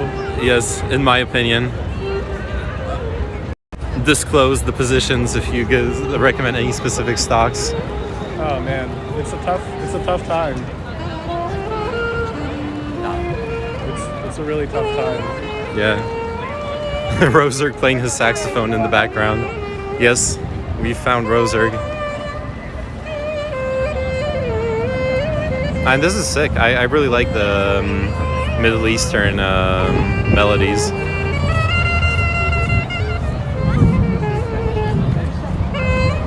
I like it because from a technical aspect, like a classic saxophone is just tuned to the normal Western scale, and then you can do like button presses that aren't classically taught, that you aren't supposed to do on the instrument, to create the half tones. And you can also use your mouth to change the like tuning a saxophone is partially the reed, but also partially your mouth. So you can detune it on purpose, but that is all like a very specific technique, and that is not the like classical saxophone technique. It's something you have to either, I imagine, learn from like a Middle Eastern music school or like learn by yourself. Which is really cool that this guy is doing that.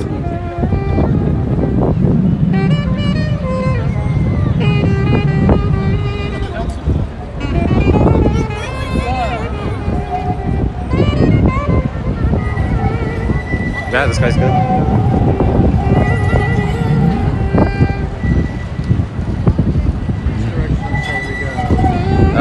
Good question. I guess we could go to the... towards Central is not very interesting from here. It's just the big, Damrak goes up in some stores and then it turns and it's the debauchery zone. Yeah. It's just mostly coffee shops and whatnot. Yeah. I guess we can go down the main street a bit, see what... Or this way, yeah. If we're gonna go down. Yeah. We can make our way towards the... Yeah. So when y'all getting baked as fuck? It'd be awesome if it just gets super ripped on stream. Inside the coffee shop. I'm just not sure if that's like okay. Yeah, we would have to like ask if it's okay to do that. Yeah, it's an interesting. Now this brings up what we were talking about last night. Last night I was kind of complaining about how a lot of counterculture, things that in the past were much more so reserved for people who wanted to partake in whatever that thing is, left alone for the people. There wasn't a lot of voyeurism, and I feel like generally society has changed towards a much more voyeuristic perspective. And it's interesting how Twitch plays into that, because it's absolute voyeurism. But then you realize that in Amsterdam there's a lot that you still can voyeur, like in a streaming way, like coffee shops, red light district, things like that. Yeah. It's I don't know if there, like, obviously with red light there is rules, but with coffee shops I imagine it's it would depend on the business. Yeah. You would have to like nicely ask the and I mean then you have to like ask every single person that's in there smoking if they're okay. Yeah. Because you never know who is there, and if, you know, it being out on the internet or whatever could get them in trouble or have them lose their job or God knows what. Well, in that situation, to me, it's really obvious that you just like, you know, you like go through the shop with the camera pointed at your face upwards, and you sit down at the corner table, right? Yeah. You don't film anyone else. Abraxas. Oh yeah, One of the old school coffee shops from back in the day. It still exists. yeah. They got. I don't know if they still do it, but they had this. I think they stopped doing it because of some like legal problems. They have. They had this super dank space milkshake. That I got super high on it and then went to see the opera, which was amazing. We complained about the surveillance state, but now you're getting busted because some kid behind you is streaming. Yeah, and we could ask if they would allow it, but yeah, it's like you said, you would have to. I personally have trouble coming to terms with it as well, in the sense that we could like sit out here. Oh yeah, outside it would be fine. If I can get baked. Okay. Show them just real quick. You can flash the coffee shop because it's actually really cool. Yeah, I'm not gonna show anyone's faces or whatever. Yeah. Yeah, I personally like in the sense that if I'm gonna put it in the other direction, if I'm a customer, do you want to sit here or should we go? We can. If you want to sit down and smoke, we can do it. Getting baked on stream. I think I closed down their other locations though when I was last there. Oh, Abraxas? Yeah, I think. yeah, they did, had several locations. like years and years ago. Yeah. It says please roll your joints inside. Oh, well, yours is pre-rolled, right? Yeah, but we should buy something. Yeah. Anyways. All right, I'll leave you on. Oh shit! Right, the signal. Oh no, it's back. I'll leave you with the stuff and go buy something. And then. Okay.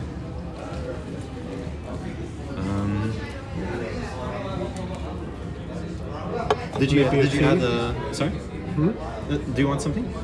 Yeah, like a tea, Okay. a black tea.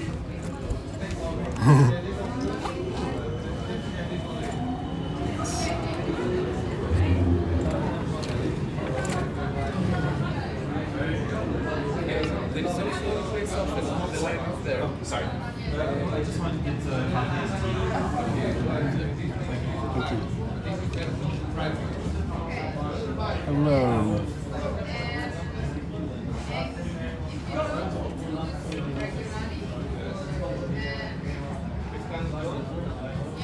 Totally peer pressure.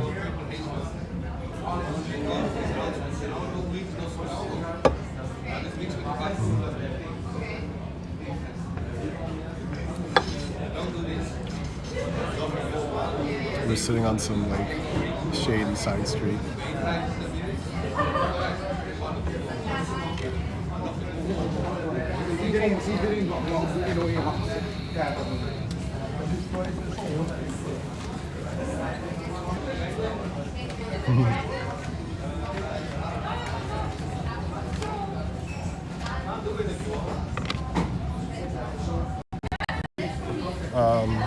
I mix the Flavor Apprentice concentrates and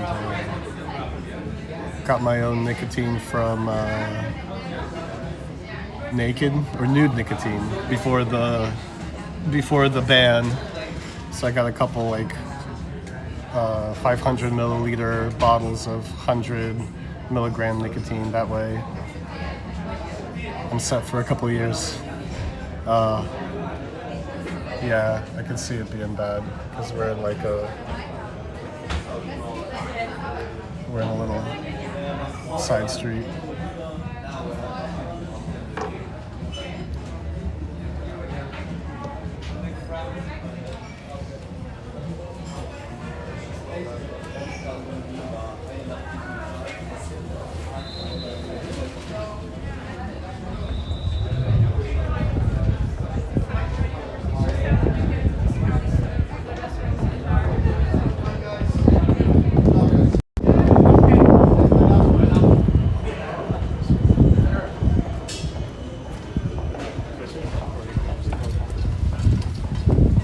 Yeah, I like it. It's I make my own because thank you.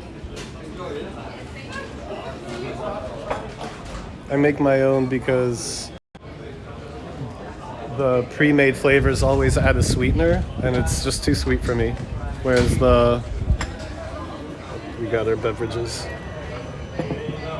So the one I make kind of has this bitterness from the almond, which slightly mimics Turkish tobacco, which is really nice. Never met someone that smokes that nutty. Oh, talking about the vape. Yeah.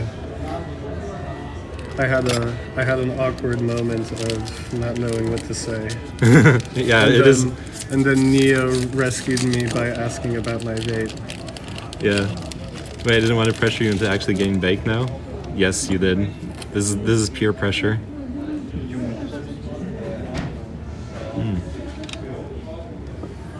It's nice to warm up a little bit as Yeah. well from the. Yeah, we've been walking for like almost like an hour and a half, 2 hours. Yeah. Do you make your own mint flavor?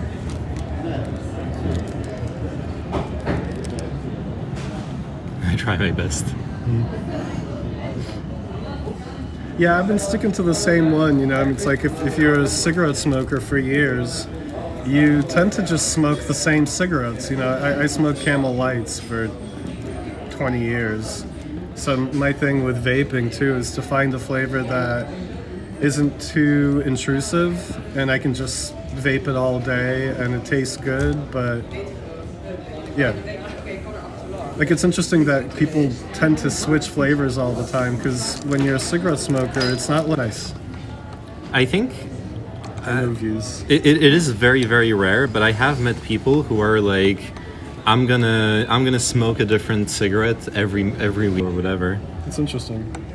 But yeah, I like suppose according to the studies, the like chemical mix in the tobacco is Yeah. supposed to like make you addicted to the specific brand. Yeah, I would feel that way. Like because I was smoking Camels, if I couldn't get Camels and was smoking some other cigarettes for a day or two, I would feel a little sick, like something was missing. It just makes it. Here, I'll try. Oh, it's 4. Oh yeah, it's coming back. Cool, it's back. This probably wasn't the best place to sit. It's all right. It's nice to be back here because this is like my early, Yeah, like 20 years ago, first coffee shop. yeah, that kind of experience. Oh. Now it's back to 0. Yeah, it's down. It's over there. Yeah, so we're getting too close to the wall. All right, it's your stream now, anyways. Yeah, that's fine like this. Nice, and you can refill those. Yeah, because if you're buying the disposables, they end up costing just as much as a pack of cigarettes would. Making your own juice or buying bigger vats of juice and refilling your own is definitely much more cost effective, cost efficient.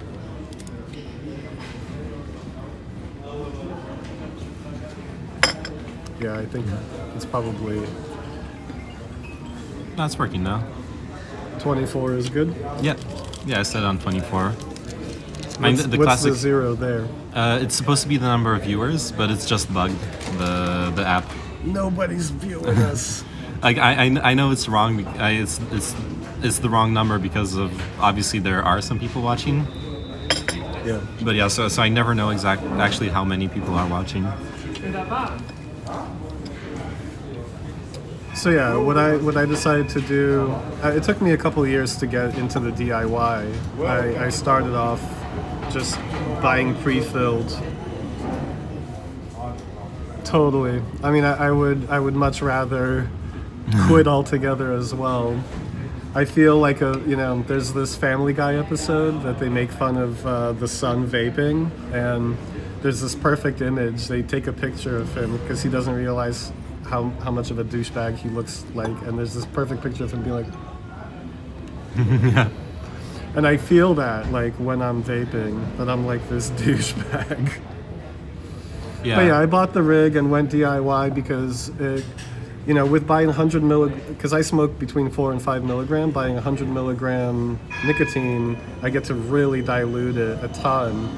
and it cost me basically between $300 and $400 a year to vape full time, and that's why I went all the way into the DIY. It's just incredibly cheap. I like how you vape full time. You're no part time vapor. Doing the 24-hour grind. Yeah. But yeah, with the Family Guy thing, because a lot of people, we talked about it in Poland too, where there was at least a couple years back there was a lot less of a vaping culture, and how people would look at you weird and be like, why aren't you just smoking cigarettes? Yeah. I do feel like there is a big fallacy in movies, shows, ads, that it is like just this normal non-douchebaggy way of consuming your nicotine. Yeah. It very much is in France. Like, Yeah. I like that it's been very... Weird about it, yeah.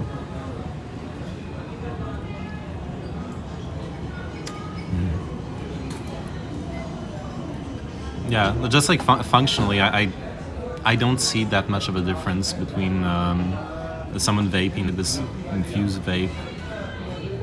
36 milligram a day. 36 mg. That's a lot. Is that the... No, that's not the strength of the nicotine. It's just... Because milligrams would be the...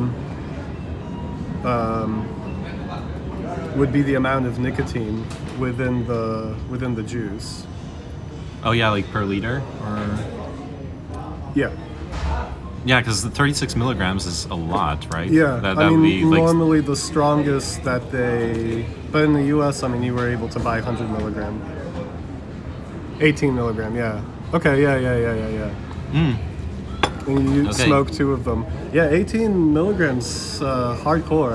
I do like 4 or 5, so I feel like if I was to vape, because I like to take a couple of hits, you know, not just one. I think if I was to take a couple of hits of 18, it would probably make me dizzy. Like you have to work into that. yeah. They're 2 milliliter. Yeah. My thingy is actually only 2 milliliters as well. And I smoke, like right now, it's 5 milligrams, and I smoke about 3 of these a day. So 6 milliliters at 5 milligrams. So I consume 30 milligrams of nicotine a day. So it's actually similar to him. Yeah. Got to taper off. We talked about it back when like you started vaping or it started becoming a thing, how all those people who had a certain level of nicotine consumption from cigarettes, they switched to vaping, and suddenly and like a couple months in, because it's so easy. It's the amnesia haze. No hash. concentrate. Nice. Yeah, I did find that when I first started vaping, I was doing like 6 or 8 milligram, and then I couldn't find vape juice in certain situations, and a cigarette wasn't enough. I needed to like chain smoke like 2 cigarettes to get the same amount of nicotine.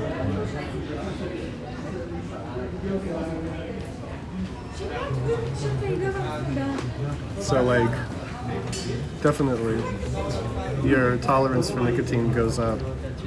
Yeah. My friend Gary, who's been vaping for a few years, he vapes the way that I do, uses sub ohm and vapes 24, which is just crazy.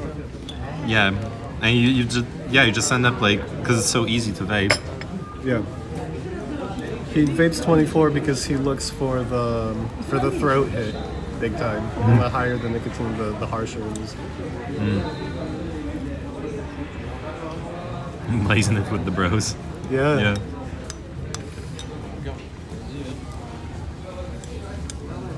The first time Matt ever smoked was in Amsterdam. Was it the first time? Came to Amsterdam with me right when he turned 18. Yep. Yeah. And then I passed out. Yeah, in the middle of the coffee shop. It was quite intense because we got really blazed, and I mean it's like a blood pressure thing, right? Like because basically you had to lay down, and I lifted your legs up, and you were fine. But yeah, people, that's a pretty common experience where when you haven't smoked, you don't really know what to look for, and you like toke and you don't even feel anything. So I did that and I didn't feel anything. And then yeah, like 5 minutes later, I'm like Yeah. woozy and Yeah, so then like you kind of passed out and you weren't really feeling anything. And I remember what was cool is we just decided to go back to the hotel room and we were sitting on our beds, and that's when you were like, oh, Now I'm high. okay, now I'm Yeah. high. And it was like a comfy situation because we were like in a safe space. Yeah. I think I don't know if it's a good idea. Even an experienced smoker can actually be triggered into a paranoid state. Like it happens to me. If I hadn't smoked for a while and I come to Amsterdam and I'm sitting in a coffee shop, even though everything's comfy and everyone knows what's going on, I start to sometimes have this need to like leave. You know, Yeah. like I need to like get out of the place, even though it's a place made to feel comfortable being high. So your first time, yeah, I could see it just being too much. Yeah. It's not like in your living room. It's in a public space. It affects the high. But yeah, we are smoking Amnesia Haze. Like a classic old school strain. Nothing too crazy. Because it's more like uplifting and like controllable, I guess. Nowadays, most of the best weed in Amsterdam is coming from the US, and it's insanely expensive. Like all of the California strains you can find in Amsterdam, but they're like $30 a gram. Whereas like what I got, the Amnesia Haze was $10, 10 euro. It does the job, it suffices. You know? yeah. Yeah, it's crazy how far it goes into this competition of higher and higher concentrations. Yeah. I haven't smoked in 6 years, but when you say that, I instantly remember the smell. It's characteristic, yeah. Yeah, too bad we don't have smell-o-vision, because you could just, as we walk by, you could totally just smell Yeah. the coffee shops. You also smell it randomly in the streets too. People like smoking a joint or whatever. Yeah, we were experienced degenerates when we started doing trips there, but you're right, definitely not recommended for beginners. Yeah, same for me. I was experienced, but I would still get that kind of beginner, like the first afternoon smoking in Amsterdam, I would still get that beginner kind of anxiety thing of like, what am I doing? People are staring at me and this kind of crap, and which makes you go for the classic like hour and a half walk around Yeah. Oh, the though canals. there's this thing we realized that a lot of coffee shops, we don't know if they really do it on purpose, but it feels like it is. They have the loop of the music where it's like really chill music for 10-15 minutes that makes you want to sit down, have a coffee, smoke your joint, and then they blast some like kind of poppy, kind of like way too uplifting weird thing. And then you see like everyone who's really high, suddenly they don't even realize, they're like, There's like oh, an I want exodus. to leave. I want to like go for a walk. And then they leave, they free up the space of the tables, and then you get the next batch of tourist stoners. Yeah. I used to totally look for that paranoia feeling too. Like when I didn't get that from smoking, I was like, this weed's shitty. But nowadays, yeah, it can get a little bit too far. Like with like I have a medical card and I get Ghost Train Haze, and it's a little bit too uplifting and still makes me feel anxious. Yeah. But I totally. With the music, yeah. Oh yeah. I remember thinking about that, and then I remember sitting in a coffee shop, and the song that came on was Ray Charles' "Hit the Road, Jack," and I was laughing because I'm like, that's so on the nose. Yeah. Like, they're not even trying to be subtle about it. Yeah. It's like, okay, there's a line of people, we gotta hit the road, Jack, and everyone's like, okay, we're going. Yeah. Yeah, once you're aware of it, it's very, it feels like very blatant. But it is really something where, like talking about also like the autopilot intuition thing, people Yeah, it aren't could just gonna be. It could just be us being high too. That's true as well, yeah. That could play a part. I still believe in it. There's a conspiracy. But yeah, I'm not a big fan of the paranoia. When I was here with Sophie for TwitchCon, when I smoked, I just asked for the weakest sativa they had. Yeah. Like I knew I wanted Well, it is more sativa than indica that will make you feel that paranoia because it makes your heart go faster. Yeah, but I mean in the sense that I knew I wanted sativa, but I wanted the weakest one to like keep it balanced. But yeah, you're right. But the stuff on the other side it just doesn't work for being social. Yep, that's the problem. Just get really up in your head about it. Changes with age. Me and so many of my friends can't handle weed anymore at all. Lots of people seem to have that after some psychedelic experiences. Interesting. I guess that even in my friend group there's a bit of that too. I definitely feel the older I get, the more, it's anxiety-inducing to smoke. Yeah. And I guess it's probably because when you're older, you're saddled with more real-life stuff. Oh no. Whereas when you're young, you don't really, your head doesn't go into that direction. You don't start to worry about stuff, I guess. It's the boomerification process. Yeah. You have more to lose. Let's have a stoned chat about the stock market now.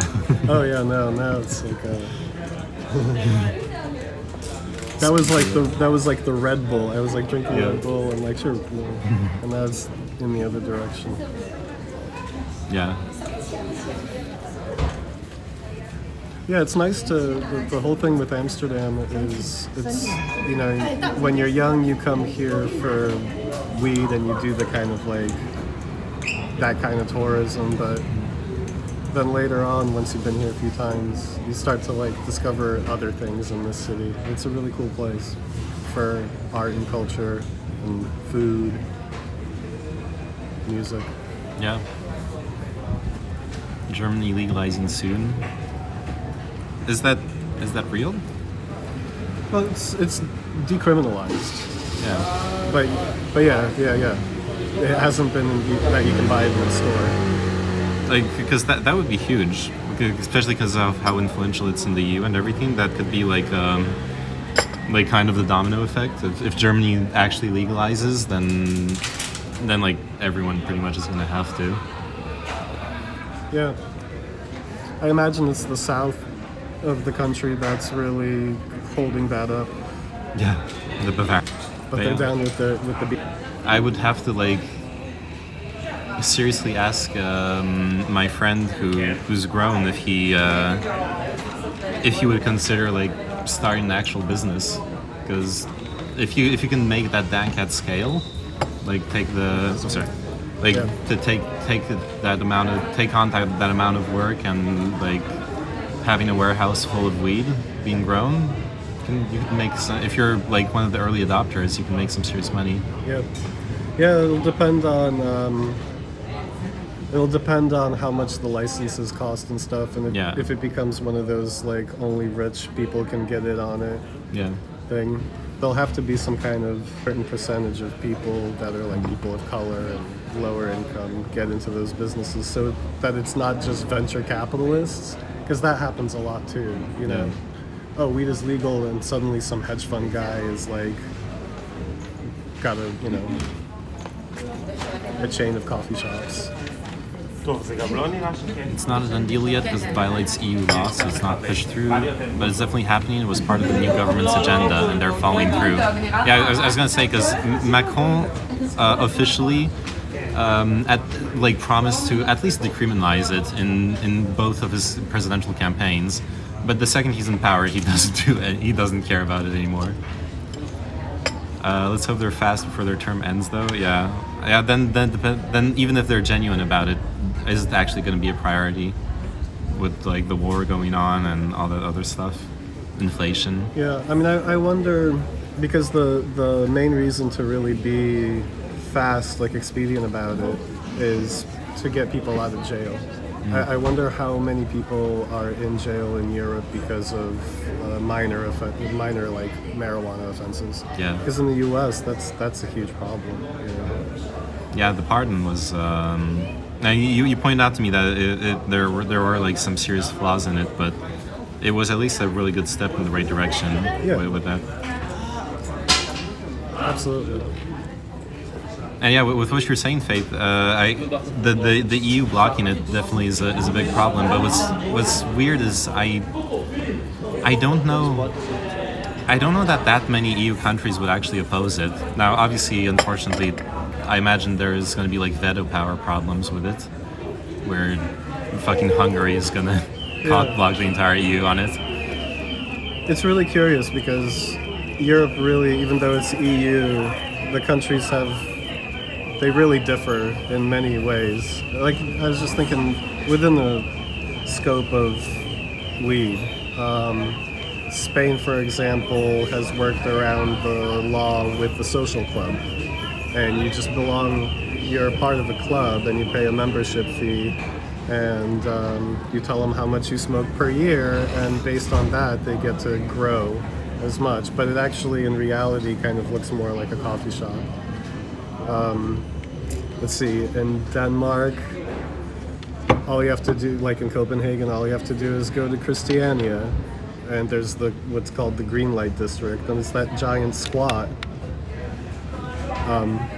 It's strange, basically, how there's these different workarounds in different countries based on other laws. Like in Denmark, it's that squatters law, and the police, it's like a autonomous zone, basically. So there's this green light district within it. Yeah, in Spain with the social clubs. Yeah, there'll be. You're right. Like a bunch of countries do it already, and like it's not like the EU cares about stopping it. But you're right that a country like Hungary, like making it really official and proper, they'll block it. At least with the current government. It's going to be a 4-year pilot project, 3 plants per person, upper limit on THC, 30 grams per session, being sold to over 18-year-olds. Yeah, I mean, to be honest, even the most conservative country, Poland, has legal medical. Yeah. Can I talk about that on stream? Yeah. Okay. Well, I actually have a medical prescription in Poland, which is interesting because it's a country where if you don't have a medical script, it's really severe. I mean, you're definitely on probation just from a joint. And if you have like a few grams or whatever, it could actually be treated like severely enough that you would end up in jail for like 30 days or something. It's obviously at the judge's discretion, and there's, especially in a city like Warsaw or whatever, there's a lot of leniency, so you're just going to get a slap on the wrist. But the cop is going to take you in overnight. You're going to spend at least one night in holding just for a joint. But you can get a script, and I talked with my doctor, and I can even smoke in the park. And if the cops stopped me and stuff, I would have to show them my prescription. Yeah. And then there would be no problem. But then there's other friends of mine in Poland that said, yeah, maybe that's the case, but really what would happen is you would actually get arrested and go through that whole process and then have to prove that you were actually legally able to. So it's still kind of backwards. Is there a lighter that I can borrow? Sure. Thank you. Yeah. But it's interesting that, if any of you know about Poland, it's very conservative. Obviously, the abortion law that happened before the U.S. and Russia, which it actually works well for it with like a oncoming attack. But it was really fairly easy to acquire. I imagine it's harder if you're like 18 or 20, but at my age, they're like, sure, whatever. Here's 10 grams of Ghost Train Haze. Go to the pharmacy. Yeah, it is crazy considering what the government is like. That it's more progressive than like France. Right. On that topic. So I didn't know. No medical marijuana in France? Nope. That guy asking for a lighter disrupted the signal. Yeah, I saw it went down for a second. Yeah. Like I only smoked when I did it. And then for a few years I was just drinking all that. No, that's done. Yeah, I'm pretty sure Orban is like just the classical Eastern European conservative. I guess it would be worth looking in. I would have never thought about Poland having that. So yeah, I mean maybe Hungary has it too. It's really tripped out to me, and I never went ahead with getting a script in the U.S. But in Poland, yeah. it's a really curious thing too, because Eastern Europe's very people are quite serious and proper, and there's this seriousness about everything. So it's interesting to walk into a pharmacy and this like lady in a white lab coat is like, oh sure, let me check if we have that in stock. Like she's very well aware that she's selling weed. Yeah. These other countries can block the German law. The German law would violate EU law. Yeah, we understand that.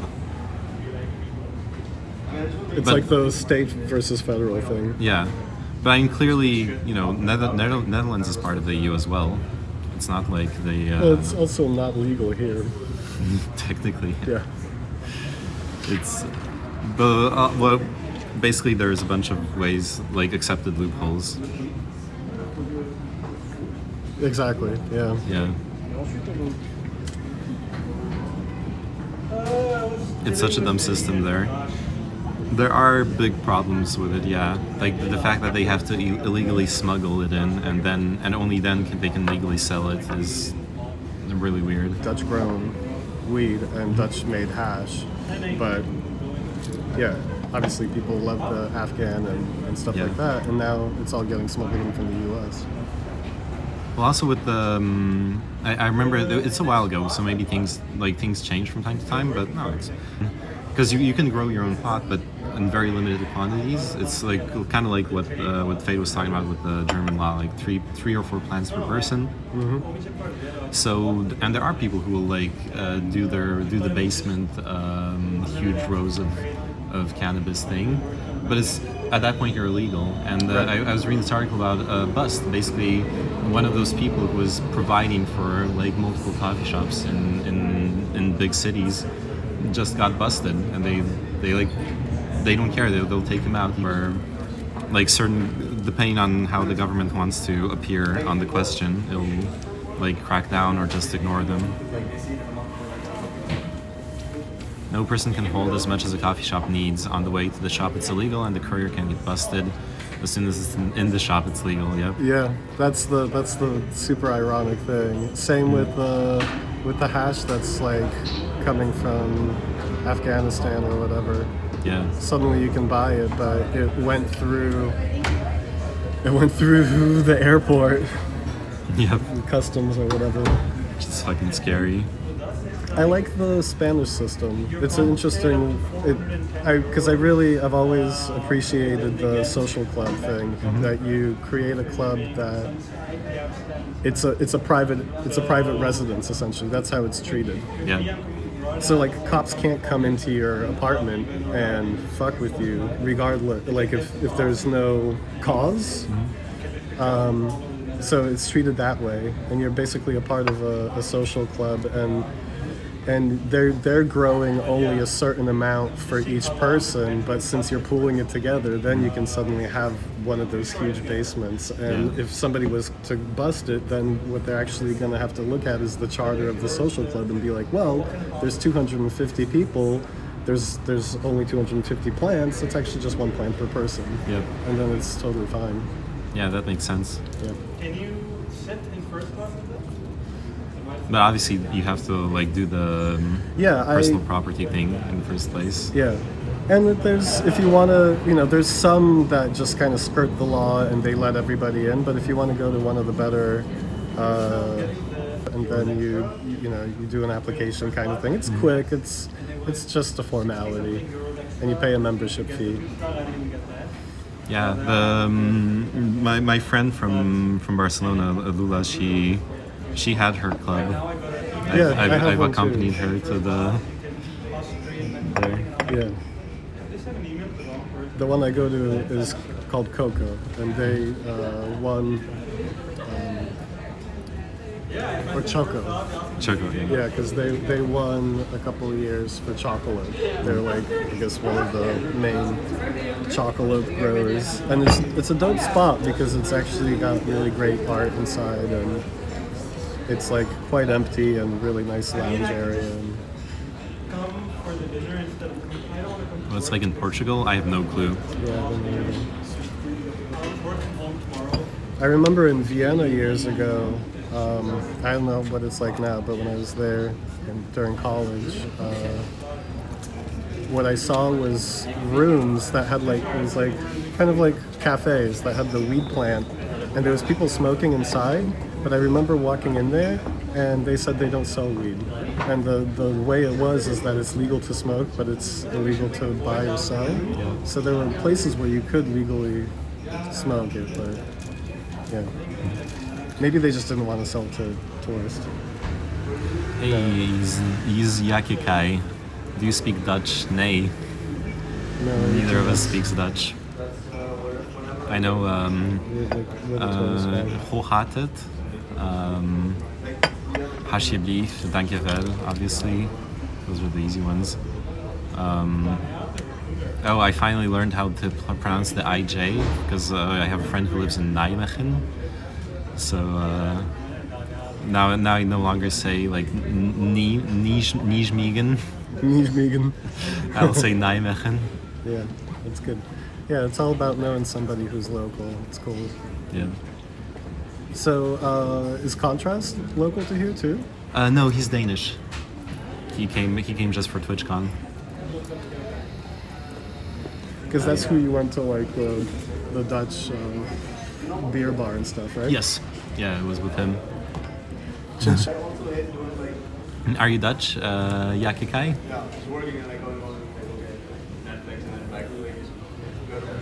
Yeah, Portugal. I aim to read more about it. It is interesting that like how like.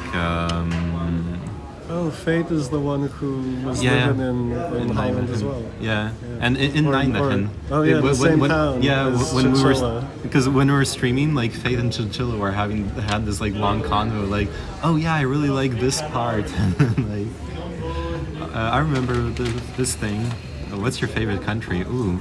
Well, we've traveled a lot, so that's actually a good question. What's your favorite country? I guess there's two different questions. What's your favorite country to visit, and which one's your favorite one to live in? Because that's different as well. It's tough. It's tough because different places offer you different things. I know that's a super lame answer, but like I fell in love with Switzerland for the mountains and the nature. It's really striking, amazing.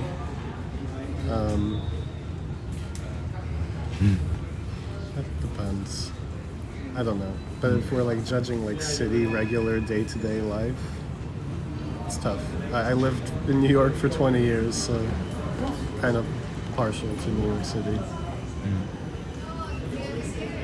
Yeah, I'd have to say something similar. Like having lived in Paris for so long, there is. Oh yeah, well, it's the thing you were talking about. How it takes a lot of time to build an actual network wherever you go to, and there's just so much value in it, in being able to like have friends help you out with something, find a job, find an apartment. I really fell in love with Switzerland. But if you want to go like to like tropical paradise, I really like Colombia. It's a completely different energy and everything from something like Switzerland. Colombia is amazing. Switzerland is how people expect Germany to be, kinda, yeah. Or at least it looks like that. I haven't been much in Switzerland. Yeah, and I'm not a big fan of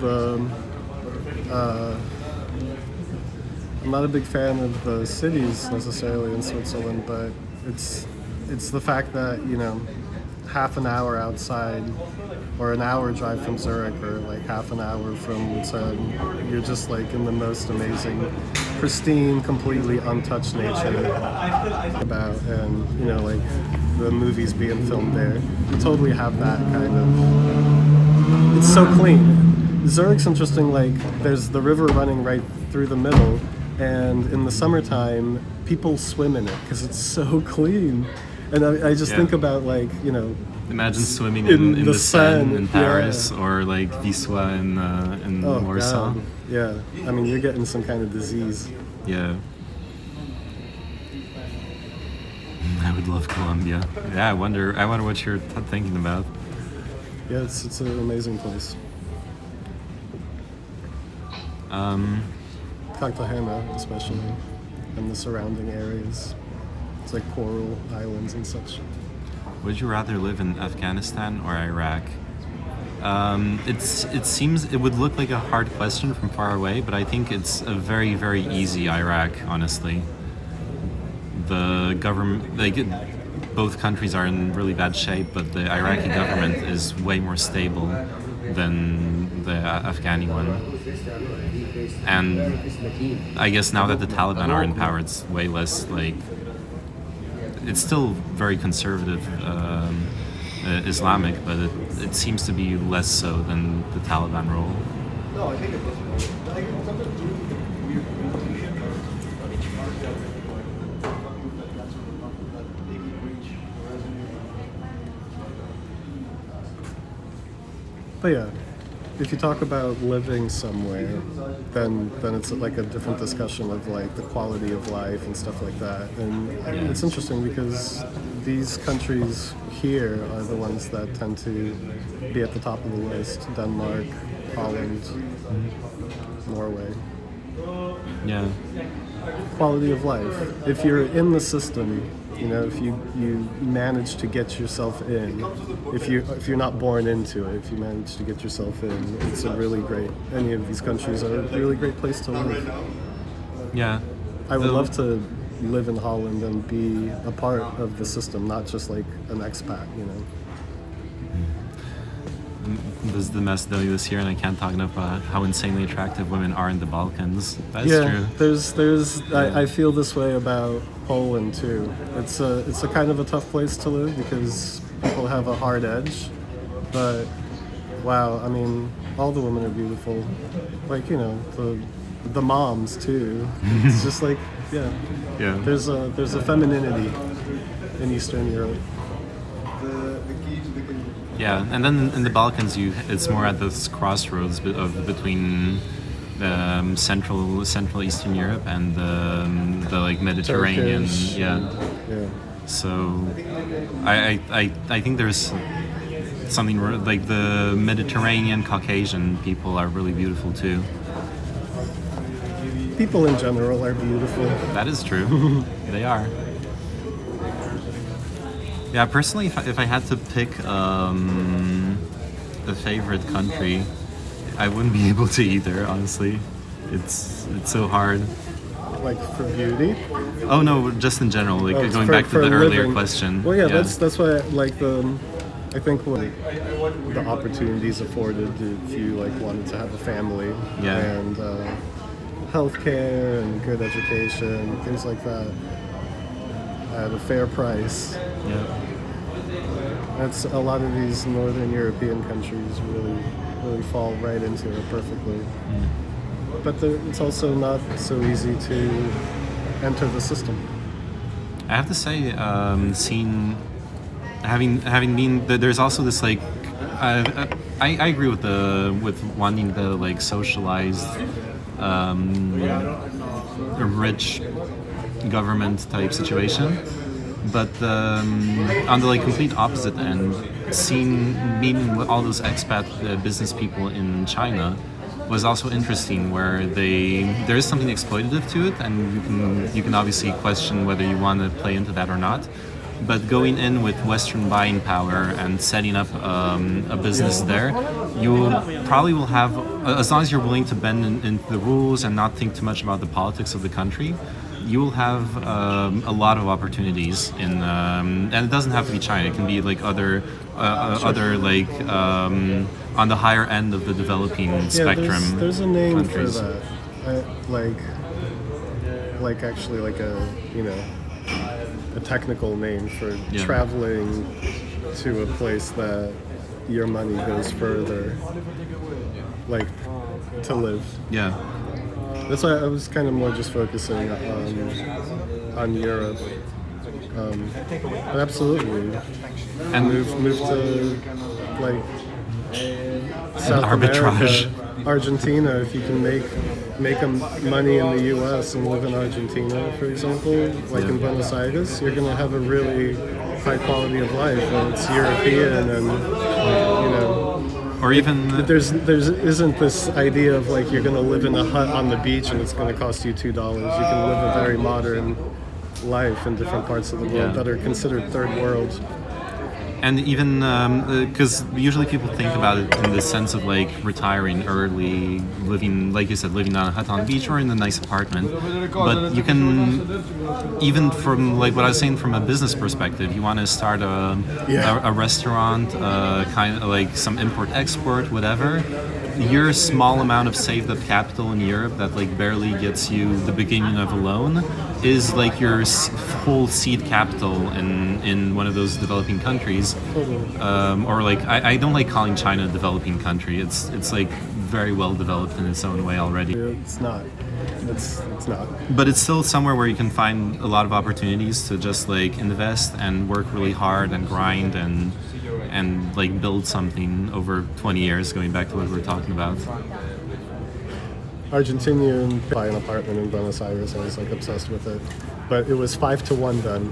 What is it, like 90 or something? It might be even over 100 at this point. Jesus. So it was 5 pesos to $1, moving away from parity, which had been a couple years earlier. That's how you want to live your play your life. Yeah, I mean, if you nowadays it's more, because of the pandemic, there's so many more opportunities in remote work. It really wasn't a thing to this degree beforehand. Yeah. Though Fate, I remember, like last time we talked, he was working in the postal service. I'm pretty sure he doesn't have the, I don't remember. Maybe you do have a CS degree, but. Like the reality is, there's still a lot of jobs where work from home is just not an option. But yeah, I mean, the idea of I thought that he was referencing that, like the idea of living in a country where your budget, say, is like $500, but you're still making your $4,000 to $5,000 a month or whatever. Yeah. Oh, just start the SGG. Cooter account for people there who can help out. But I imagine you've got your. I mean, if you're struggling, it's really like what I could say good for advice coming from the perspective of having worked there is you should just be constantly asking for help, especially in professional settings. People don't resolve problems by themselves. You try to, obviously. You don't want to like. Constantly be badgering everyone, but when it comes to really hard stuff, it's almost always actually cooperative effort. Yeah, I'm trying to make Gechiel kind of my mentor. We had a call before applying to uni. He's nice. Yeah, he's really reliable and he's really good. Like their community with all the other streams. Mm-hmm. And yeah, he's like really young. He's like 5 years younger than me. Yeah. And he's like, in just a couple of years, he's climbed to being like a small team manager, like we're managing like five to 10 people and organizing their work. In IT? Yeah, and in the software development and like also like really advanced stuff. He's obviously then you specialize and you're not so good at anything else, but it's really advanced in that you have to have a really deep understanding of computers. He programs transliteration, so from one computer language to another, which means when I say you have to have a really deep understanding, you have to have a really deep theoretical understanding of the how compilation works. Like what are all the steps and the logical and like almost philosophical concepts of ordering commands to a computer. Because you have all the languages and the syntaxes, but then you have, it's kind of like linguistics. You have the core concepts that are universal to conveying ideas to a computer and translating that into machine code. So, and like that's what he works with. Nice. He's like made me read this, and it's like, and in university it is like no one gets a university degree without reading that book. Obviously, since I'm self-taught, I hadn't, and he recommended me this book that's just like Compilers 101, and exactly that, like the basics of the linguistic theory of computer language and how to understand it. And the good thing there is then suddenly all that stuff you can figure stuff out on computers just by googling, like 99% of the time. So even without the theoretical basis, you'll just Google the error code and see someone explain how to fix it in your code, and then like 1 in 10 times someone will actually explain a bit deeper why that error code is there. So you can like slowly piece things together. But then you read that like one book and suddenly everything just makes sense. It's like, oh, so that's why things are this way. Nice, yeah. All I want is 2K after taxes, a month fully remote, and live in Indonesia or Thailand. Yeah, that's feasible. But I have to say, fully remote work, and people don't talk about it enough, it's very isolating socially. There's like so much of our social life comes from work. It's dangerous. It's, I'll tell you, that's exactly like what I tried to do this year. I was living in New York, and it's just insane prices. I mean, I've been there for a really long time, and it used to be manageable to have an apartment in the city, and I live in Brooklyn, so it's cheaper a little bit. And I was just thinking, I'm working remotely, so I'll live in Poland, live in Warsaw. And the fact that I work from home, and I'm in a city where I don't know anybody, you know, obviously, I think if you move somewhere, it's really great if you know at least one person, because then suddenly it just can spider out. You don't have to as much put yourself out alone.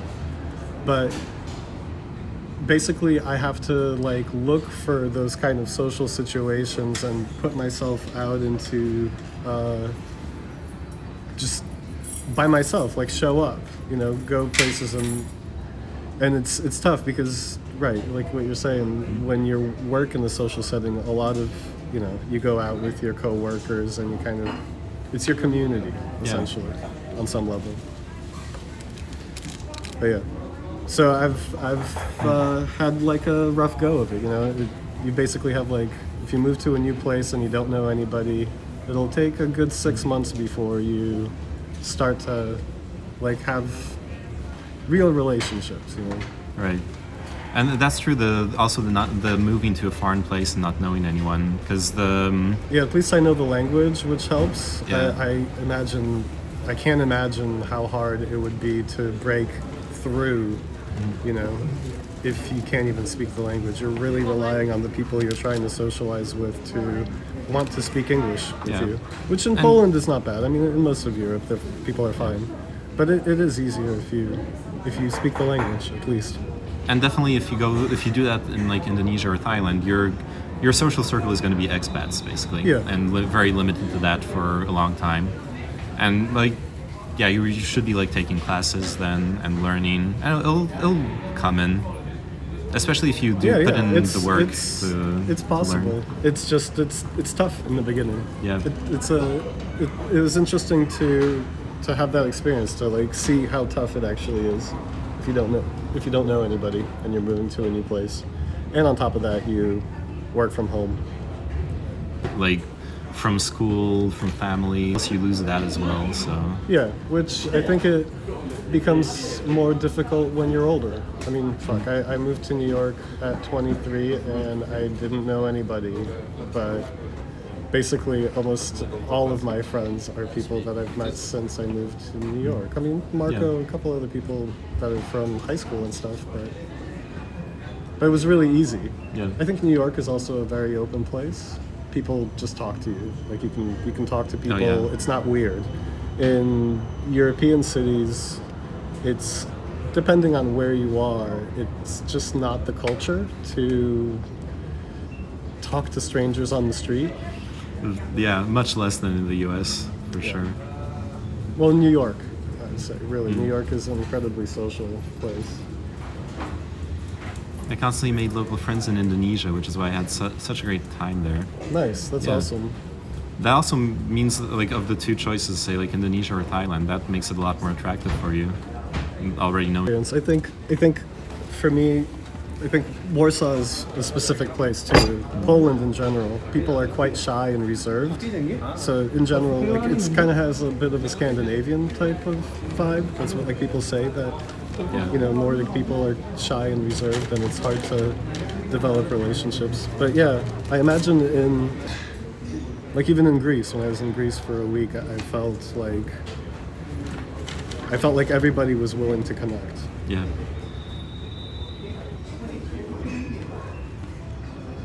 The deficit in social interaction, yeah. Yeah, I mean, what it does is it doesn't come naturally. You have to put yourself out there and, you know, like risk it, I guess, you know, deal with your social anxiety and be like, hey, I'm here and I'm alone and yeah, nobody invited me, but I'm here, what's up? Yeah.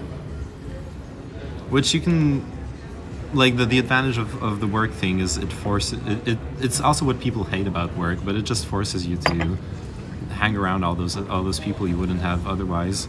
Yeah. And then, but then you can like, Which people complain about. a lot, yeah, too. yeah, that's what I thought, what I meant. But then you can just join clubs. You say you like fucking, Yeah, you know, Warhammer. Just join the local Warhammer club, Yeah. and you'll meet a bunch of like-minded people. totally. That's totally my advice for anybody as well. That this book, and it's so funny. There's a couple people that show up like every week, but it was just super random, and it was like people from all over the world. Super random thing, and it would be like a pickup game on Tuesdays, 3-on-3, just random people showing up, or like yeah, some game Yeah. nights.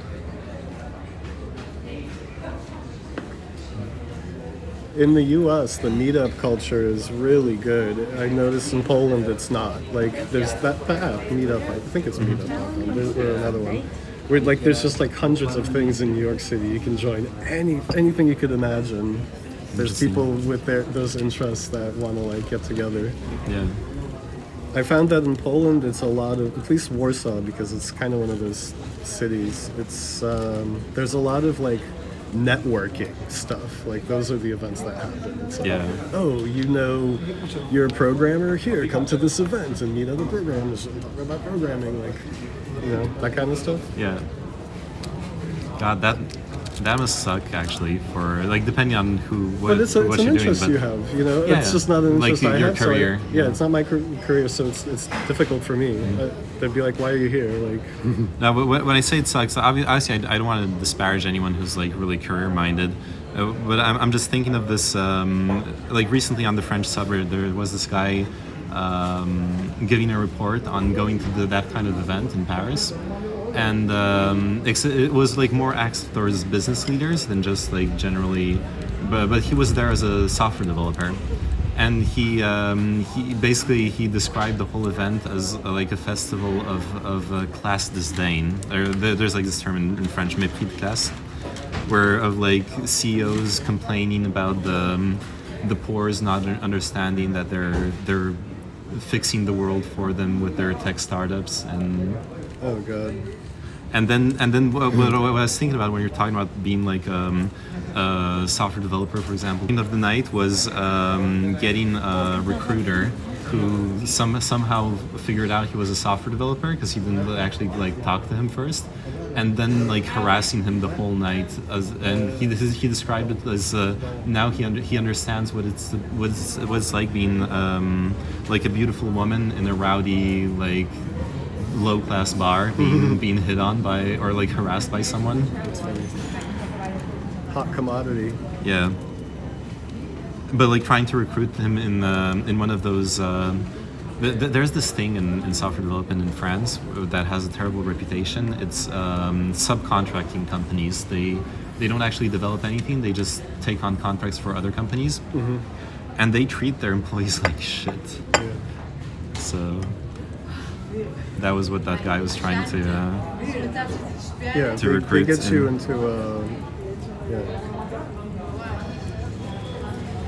Yeah, there's I don't know if that's what you're talking about, but what made me think of is all the like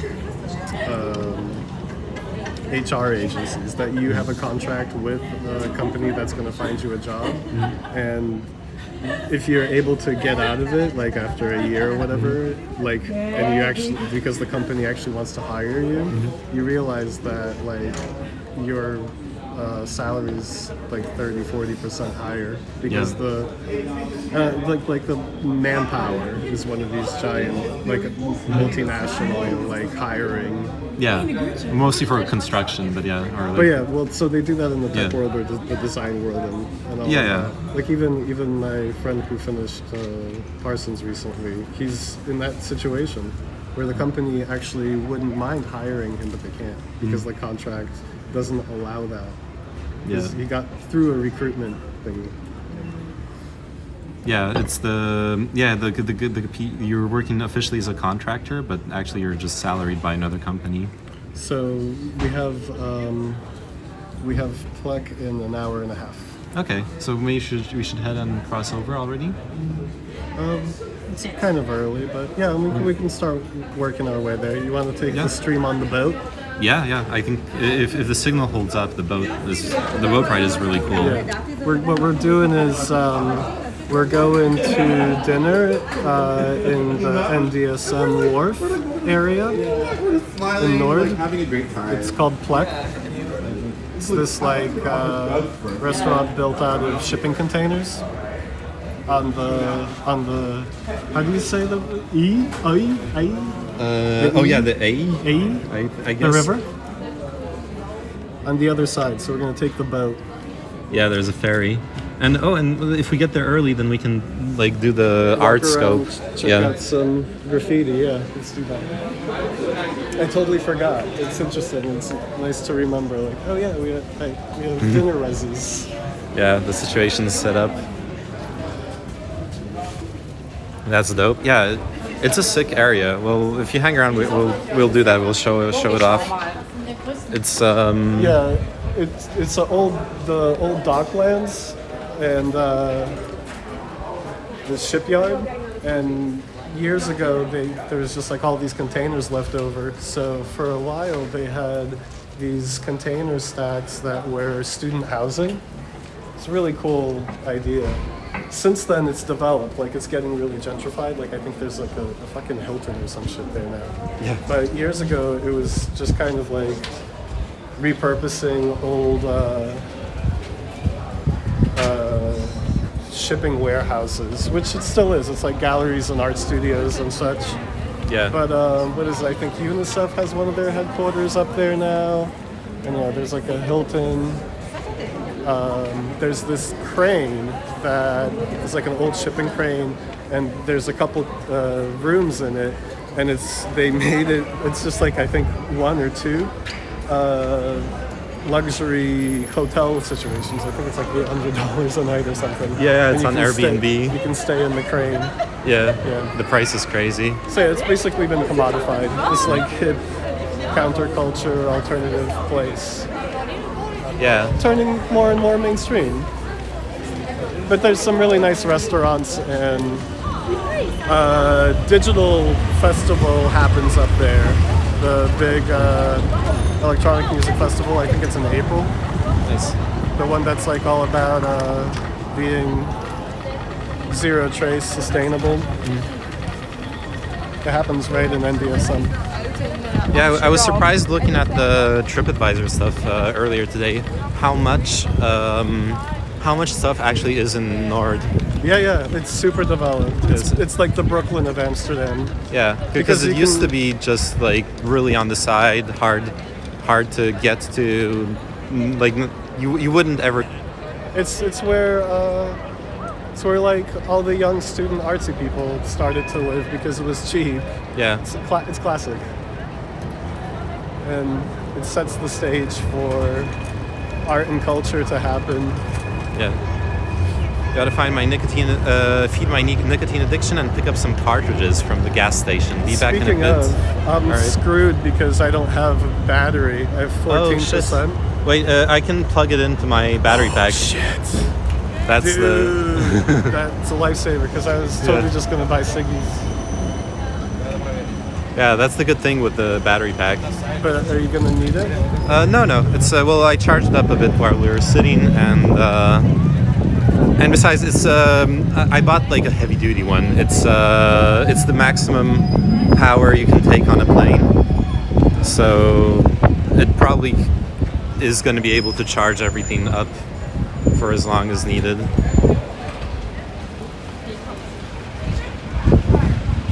But yeah, have a good one, Faith.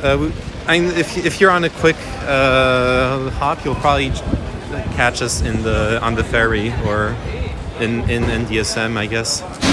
Yeah, we're gonna go scope out the graffiti up there. Yeah. There's a lot of really good street art. Oh yeah, here's the big tourist shopping street. Yeah, there it is.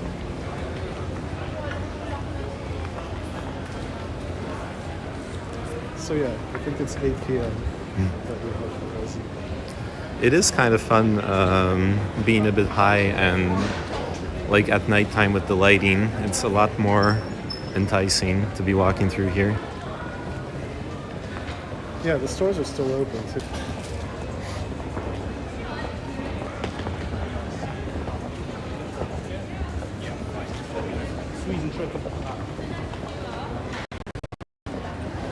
It's here as well.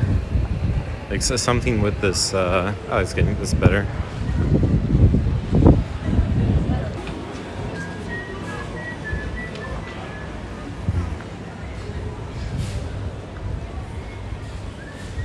But yeah, we're going to Central Station, so it's the direct tourist trap hell.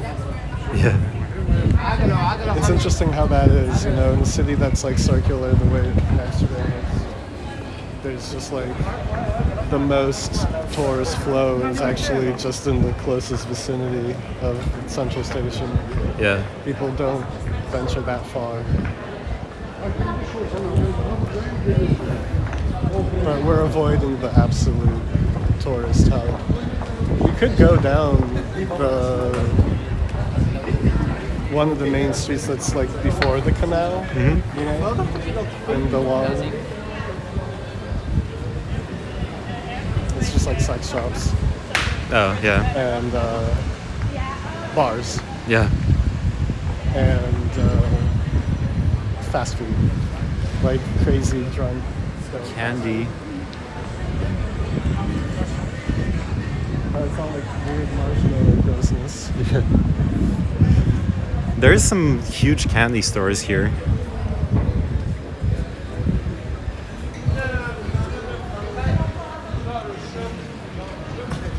C'est bon, hein, on verra après.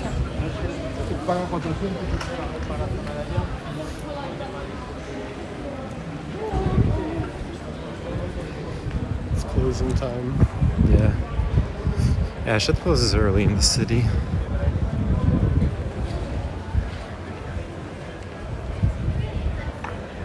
Yeah, you have to go through here when you first come to the city.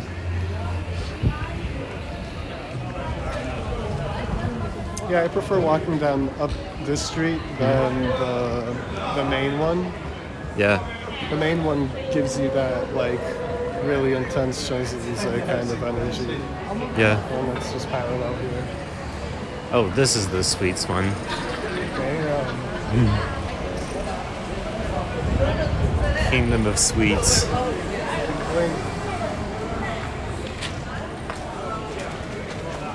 Get that diabetes.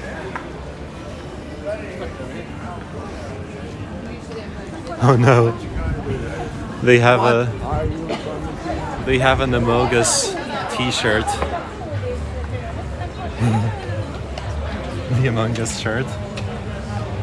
It's oh no, it's a tote, not a shirt. Yeah. The one thing with the cigarette situation is what's the cable? Whether I can charge it or not. It's the old school one that you would use for the same one that you would use for your little Oh yeah. Wi-Fi thingy. Because I don't think I have it on me. So I have one in my briefcase, but I don't have it on me. Okay. So you wouldn't be able to charge your Wi-Fi thingy. No, You're the only able to Wi-Fi charge thingy your I phone. can't. Yeah. Okay. I'm gonna get some cigarettes. Yep. All right. I don't know who's watching still, if anyone. So if there's something you want to see on the way here, you shall need to voice your needs.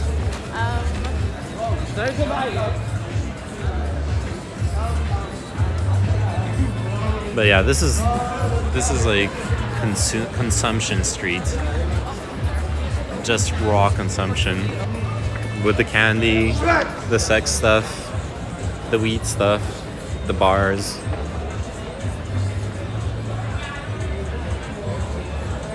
Trying to cater to every single vice, or I shouldn't say vice, desire you could manifest. Casinos. You got gambling here too. Probably bring the stream inside. You might lose reception. I'm just waiting. Yeah, for I guess I can try. I'll show you all the lightings. Wil dat zeggen? Nice. Dat is wel twee. Yeah. Every one of those shops has a bunch of weed apparel. The lighter collection is cool.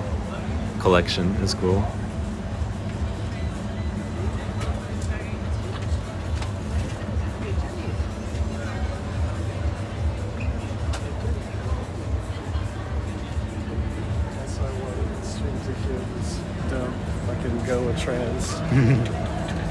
Yeah.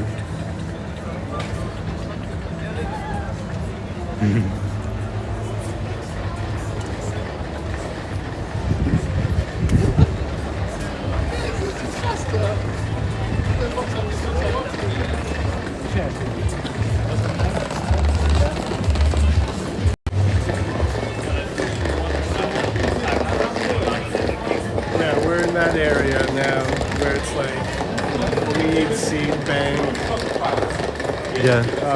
smart shops with mushrooms. Not the right seed Go a bank. trance. Not the right seed bank to go to either. If you want to. Yeah. I mean, this is like the tourist trap, and the better seed places, just kind of like the weed shops. They're kind of off to the side. Yeah. You have to.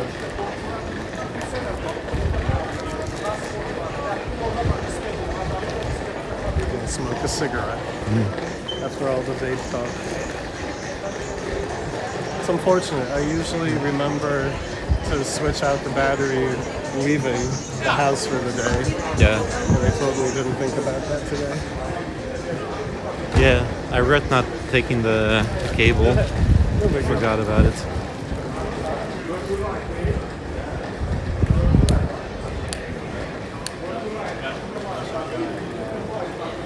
After years of vaping, I have no worry that smoking a couple cigarettes one evening is actually going to make me go back to CDs. Yeah. Because they taste like crap. I'm like, Yeah. oh no, this. I remember this. Yeah. It's But I not was like. looking at the like disposable vapes, and it's all like blueberry ice, and I'm like, I really will not. Stopped smoking and you were. Jeez. Yeah. If you had stopped smoking and you were you started you smoked a cigarette, then there would be the risk of like falling back in. But it's not like you're depriving yourself of nicotine anyways. Yeah.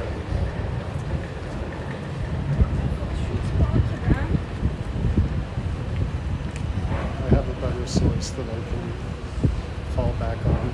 Yeah.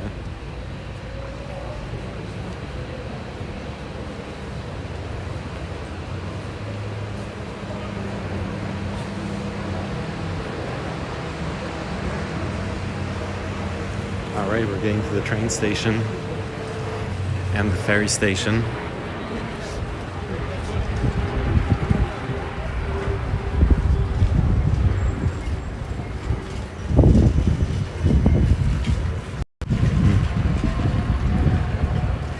But yeah, talking about living anywhere in the world, it is a really nice proposition to live somewhere that is cheaper. and you can have a. It's like that corny movie that came out a couple of years ago with Matt Damon, where everybody shrinks. I don't remember that. It's stupid. It's like Honey, I Shrunk the Kids, but now like kind of a Black Mirror situation. Yeah. All right, going into the caves. Well, it's like, yeah, you shrink into being a little person, and that way your every dollar goes way further because you're only consuming a tiny fraction of things. I don't know what that movie's called. I'm sure it has a terrible Rotten Tomatoes rating. Show the church. Oh yeah, the church's beautiful. Oh man, those viewers, dog, what happened? Dude, I don't see the viewership of the stream. I have no idea what you're talking about. Did we have good viewership? And then we got stoned and everyone was like, fuck these druggies. Yeah, possible. I usually with the 2 viewers, Sadga. Yeah, and people. I think for a while already it was just fate. Considering he was the only person chatting, so Yeah. it is what it is. Do you think we'll lose reception if we go through the passage? So we can walk around the side. I mean, I get phone reception generally inside the building. There's a risk it'll be a bit rough inside, but it also could just work fine. Yeah. Because we can go around the side, Yeah. outside. But it's also a tunnel. Round the Yeah. outside, round the outside. Let's go. Round the outside, like the song. Yeah, let's go through the tunnel, see what happens. Inside? Outside. Okay. Yeah, I guess the rough thing then too is like outside of just having conversation, which works when there's people to have.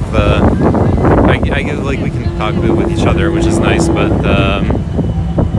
when it comes to chat,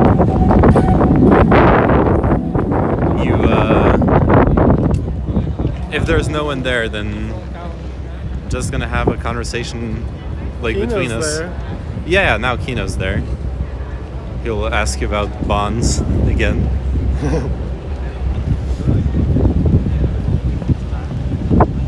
But like, I wonder. I know a lot of IRL streamers. What they do to keep it like interesting is they really go far into actually organizing an event. But then at some point you can't do that like every day. Like the people who actually stream this every day, they do actually just have enough viewers to have like a constant flow of something. Yeah. But they also like yeah. when we Blanche worked well because we Yeah. were like going to art exhibit thingies. Had like an agenda. Yeah, Now we have an agenda too, which is to go and eat food. that is true. But yeah, at TwitchCon there was this panel about trying to what is it that distinguishes a successful IRL streamer from the rest, and they basically were saying you gotta just like plan shit out, have stuff actually happening, and Yeah. rather than be like what are we gonna do now? And pre-arrange Yeah. them knowing that you're coming and you're going to be streaming, and make sure that it's places that want that. Yeah. This is just the connection, dog. Yeah. We're going through a Oh, tunnel. it's back. I think what's killing this is just the connection, dog. Like constantly having to refresh ain't poggers. Yeah. Yeah, I mean that's always a problem. Yeah, for sure. Yeah. But somehow, like the big people, they do it too, and they also have connection problems, which usually is when I stop watching. But somehow they manage to maintain their numbers, which Yeah, I mean, it was nice to sit in that outside of Abraxas, but it was definitely a really narrow Yeah. bad connection situation. Yeah, that's true. And for most of it, I did. It did seem to be working, but I guess the numbers we see don't necessarily reflect the actual experience. It might be much worse than what it looks like. Should show them in the other direction. Yeah. Show Kino. Look, Kino. Look, Kino. This is We're what you're on missing out on. We're on the other side of Central Station, where there's these ferries that go across the river to the north. Oh, it's a slideshow over here. Damn. That's bad, yeah. Yeah, that sucks because on my end it looks good. Where there's like there's actually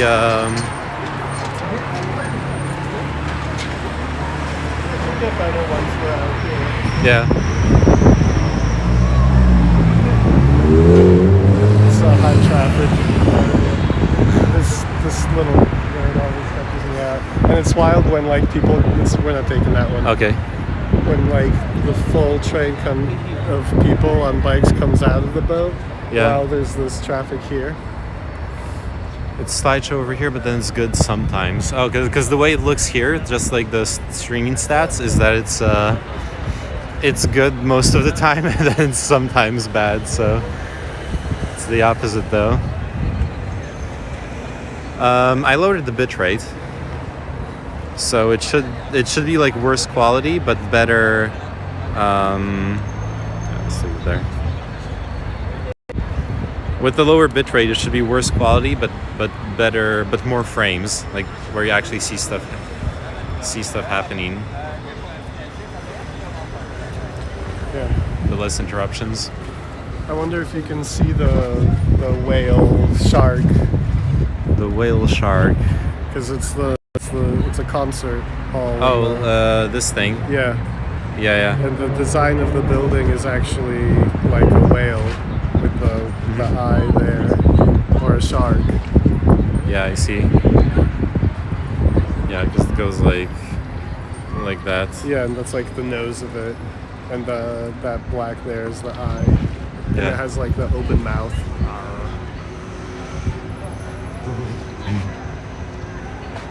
That's some deep architectural analysis. The mouth that goes R.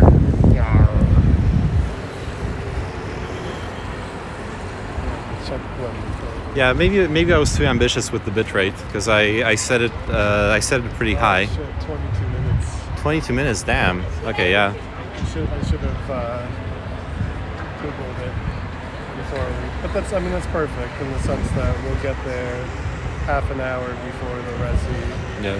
Walk around a little bit. It's just we're stuck here for 20 minutes.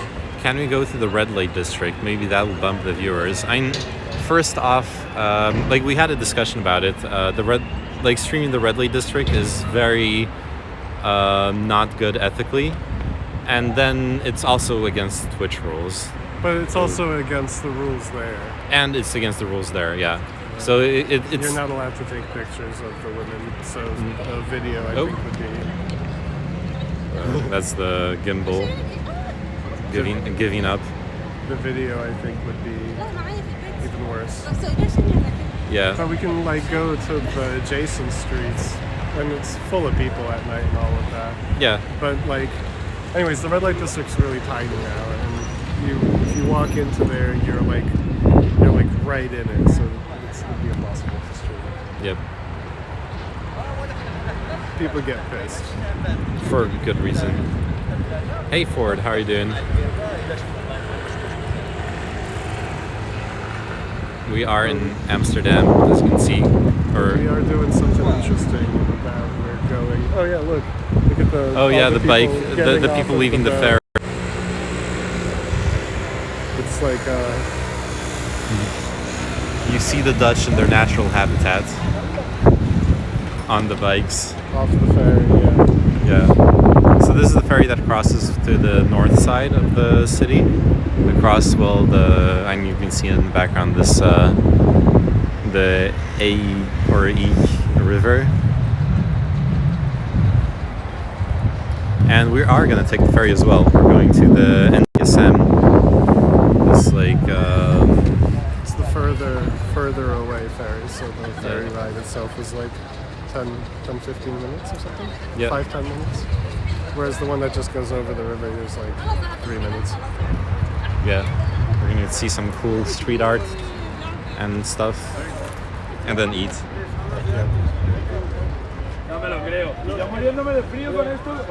Go to this giant restaurant that's built out of old shipping containers.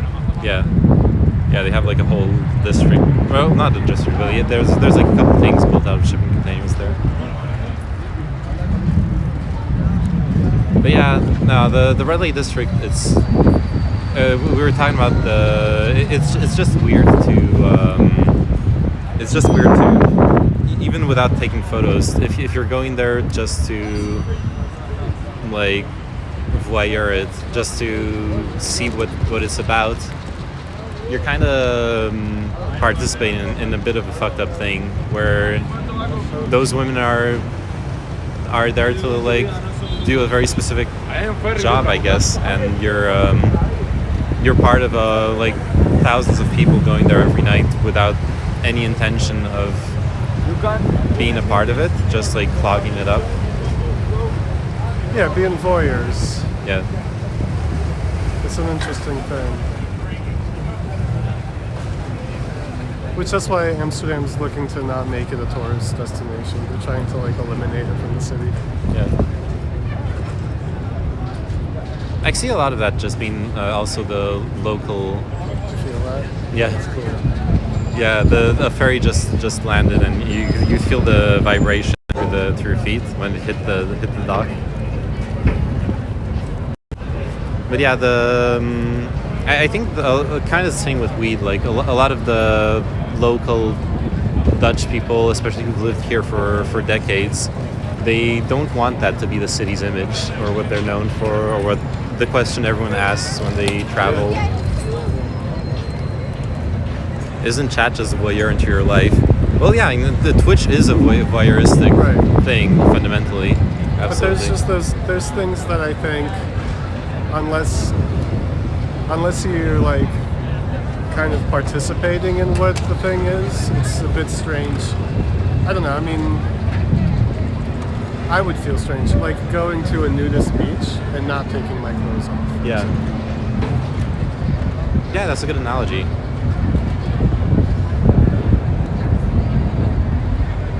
Got chilly.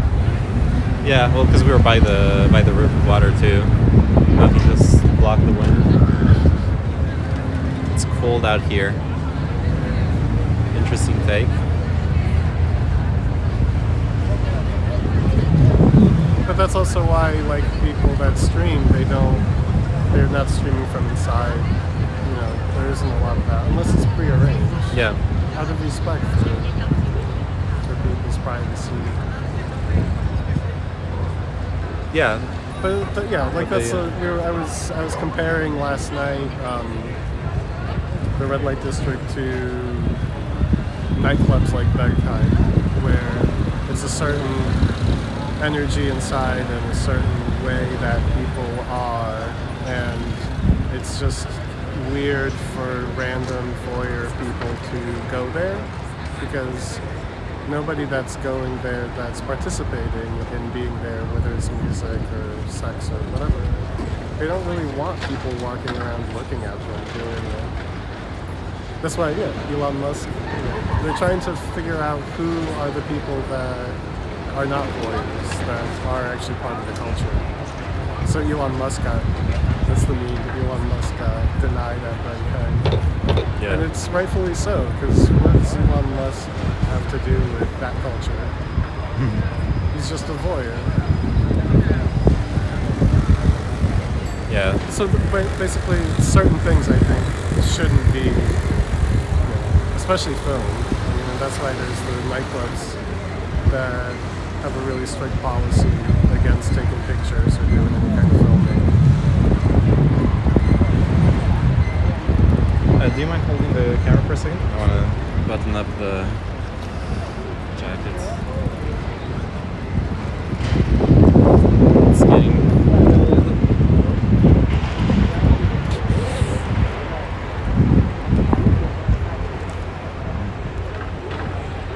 But I think it's funny to talk about that while doing the stream thing. Yeah. Yeah. But I mean, obviously, everybody that's streaming is a willing participant. Yeah.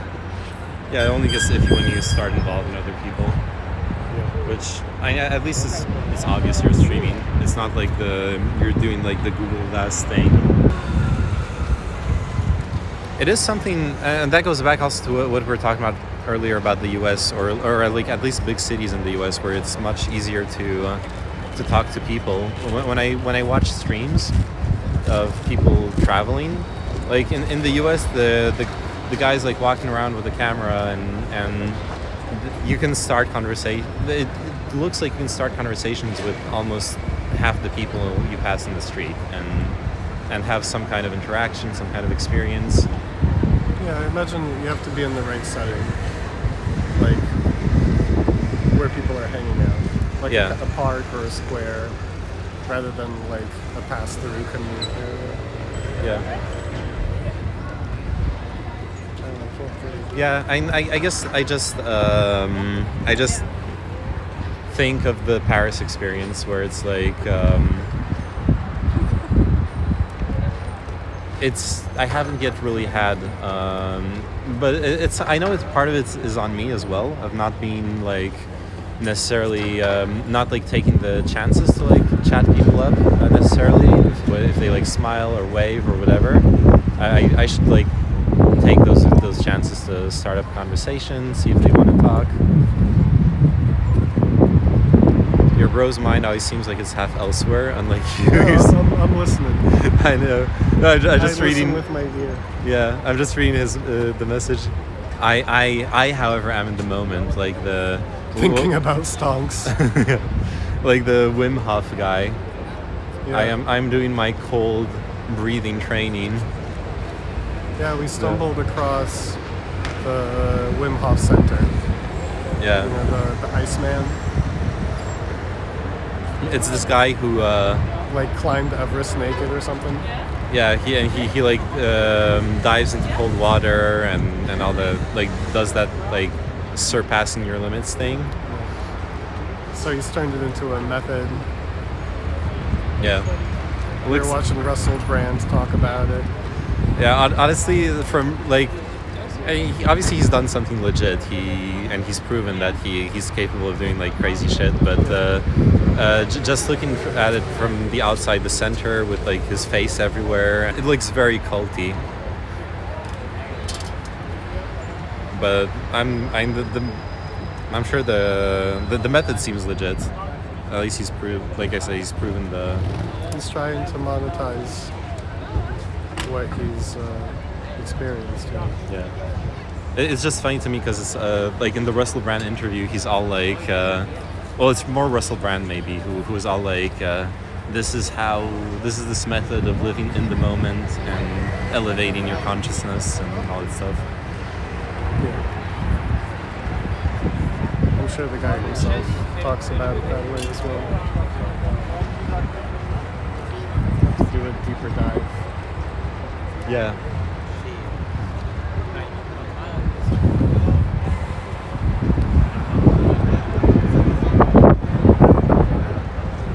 Oh, also with the viewership, Kino, one thing you're underestimating is I don't open that many tabs. I will open just like one. I'll have like one or two tabs to monitor the stream. So it's just one extra viewer from myself. But with the IRL streaming, there's no cheating. Unless I remember to like leave my computer on. But there's no cheating. Every viewer is a real viewer.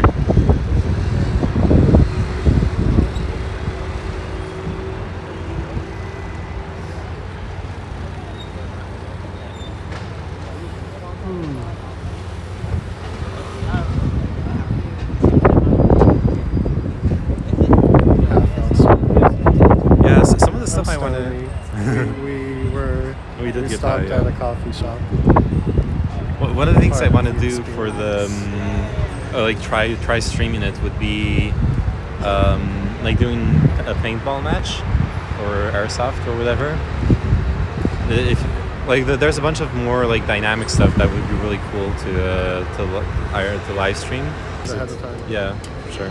for them to be cool with the streaming. And I wonder how much that depends on like what your viewership is and all of that, you know, where they're like, Yeah. when they're trying to network a thing, they're like, well, go and check out our statistics, and this will be good for your business. And it's like, I wonder how much selling there is in order to be able to. I did watch that one of the first times I just randomly watched somebody that wasn't you. I watched Botas in Paris with Dina. They were like playing chess in the park, and then they were walking around, and then they went to some like theater show. And they were streaming the whole time. From the inside the theater, really? Yeah, but it was like a private thing. Okay. It was like it was small. I mean, the audience was like 20 people or something. But yeah, they were freely going in and like eating different things inside places, kind of like how you do. Yeah. But then they did actually go to an event, and from what I understand, they arranged everything like the day before. Yeah. So that there was just, everybody knew what to expect. I had that problem streaming a museum visit in Paris, where because I'd seen this really big French streamer do the visit himself, and when I was there, they had like in the rules no selfie sticks allowed, but like this isn't a selfie stick, especially like it's not like this big stick that you're like shoving into people's faces. So I thought there would be no problem, and there was no problem for like almost the entire visit until the last floor, and only then at the last floor the security guards were like, oh no, this is a selfie stick, you're not allowed to like use it, and what? And then they like forced me to like hold the phone by hand. And honestly, I was a bit mad because of the like this guy who has thousands of viewers, he gets to get the visit, and then I realized obviously there's no other people, so like they even let him come in when the museum was closed. He has like his own personal guide explaining all the paintings and all that cool stuff about them. They're probably paying for that experience as well. The streamer. Honestly, probably yeah. But also they have like good contacts, because the guy used to be a TV presenter for a news channel, so he has he knows like who to talk to arrange that kind of stuff and all that stuff. Yeah. You are your greatest asset. People around you don't know if you have 2 viewers or 2,000 viewers. For example, the kids behind you making gang symbols. If you're up to it, engage those griefers, interview them. It makes you more interactive. Yeah, I need to like be aware of if shit happens. We're also kind of in like a commute situation, so like people are going home, kind of. Yeah, this is probably not the right. Unless people like you're saying, if people like chat you up. Yeah, or like make signs at the stream or whatever, then you can start interaction. It happens sometimes. Yeah. Now, like you're right. I need to like spot it and escalate in a way the interaction into like talking to people if they're down. Obviously, if they're not, then it's whatever. Outside swing is happening. Escalate. They're up there. You can see it. It's lit. Oh yeah. I can just show it like this. I wonder if people would even see it. Oh, it's the flag's hiding it from me. Scoot over. There you go. At the top of the building, there's like swings that swing off the edge of it. You could stream that. Oh yeah, that would be sick actually. Like going on it. But the view has to be amazing. If you like go up there on the roof and like film that. It's like a club and a restaurant up there too. But yeah, you can for a minute you can see the lights, those swings. Yeah. To edge. I would not be able to. It's hard to see from here. Yeah, they would need to light it up completely. You can see it during the day. Yeah.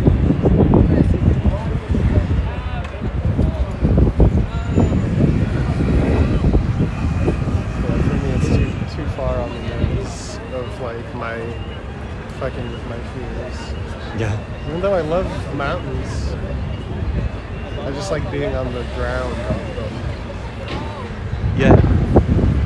Yeah, I have that problem too. I have a fear of heights, but I also like those kinds of experiences, or would like to have more of them.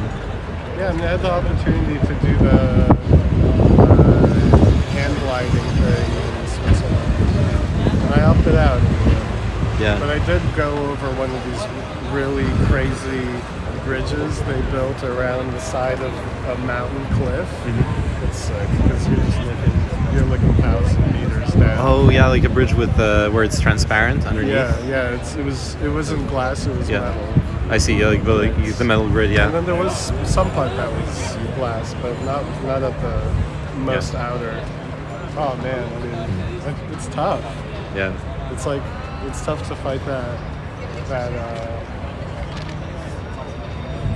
fight or flight, you know. Yeah. Like for me personally, I just don't want to be there.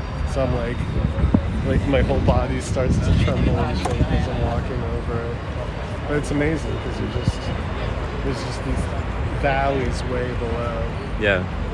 Yeah, I had that experience in South Korea, in a mountain where most of the trail was just hiking, which was really crazy because we went there in the winter, and I remember the specific spot. Most of the trail was okay, but then there was this specific like small, like it wasn't even that tall, like 1 meter, 1.5 meter, like rock that you had to climb to continue the trail.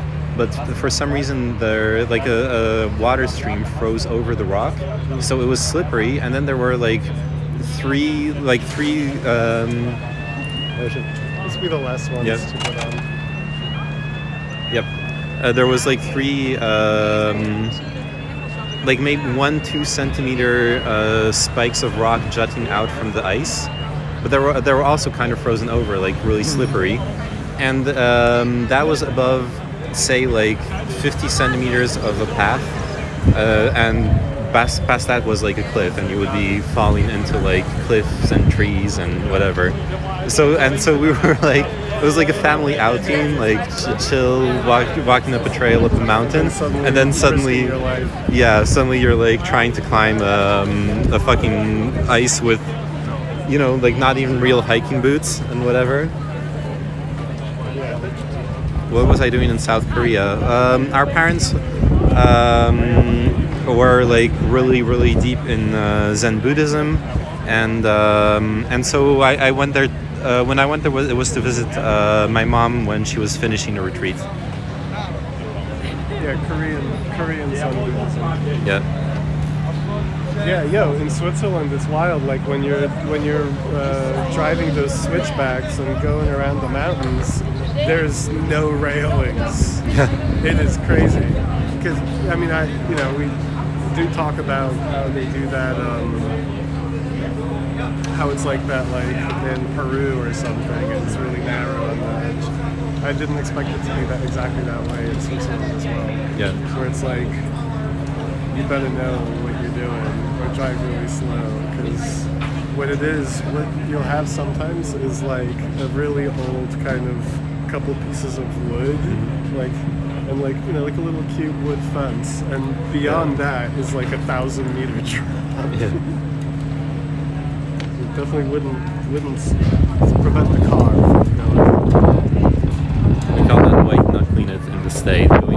Going up mountain roads that are typically one way, and you don't know if cars are coming around the corner. Yeah. Yeah, You're like that on shit the sucks. switchback. Yeah. And you're just really hoping the other people are driving carefully, because otherwise y'all gonna die. Yeah. Yeah. I have some nice videos actually. Driving. In The Switzerland? passenger was videotaping us doing the switchbacks, and suddenly you could really see this huge view of the mountains around you. Yeah.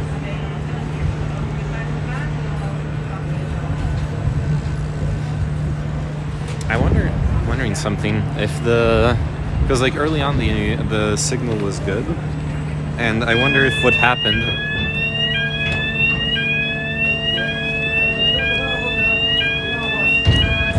if the Wi-Fi dongle thingy, like, yeah, that's what happened. It ran out of battery at some point Oh, and you can't charge it because I forgot the cable.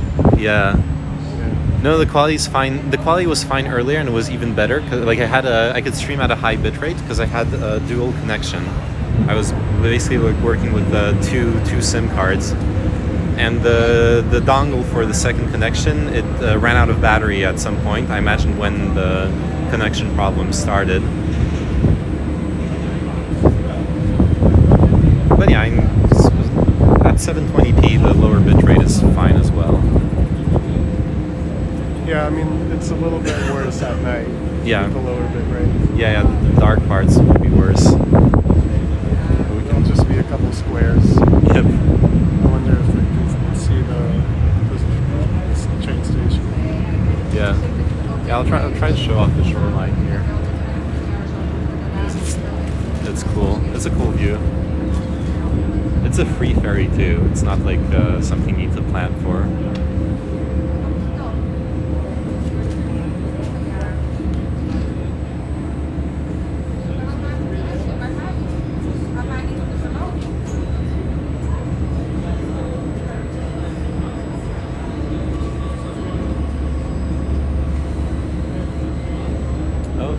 See the swing again on the hang us over the side of the boat. Here, let me see if I can show the swing on top of the thingy. Definitely see the fish ponds. Yeah.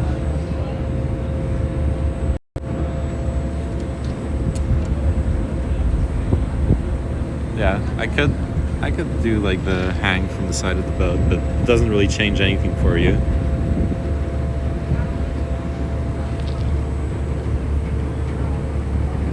Whether I risk all the equipment or not. Yeah, it's too bad it's the time of year where it gets dark so early. Yeah. I come back and y'all are gangsters now if you're looking at some graffiti. We haven't looked at the graffiti yet. We're about but to, it's, though. It's just really cold. We're now on the boat, Yeah. on the ferry going across the river. Admiring the north side of the city. And got the south side down here. Or the main part of it.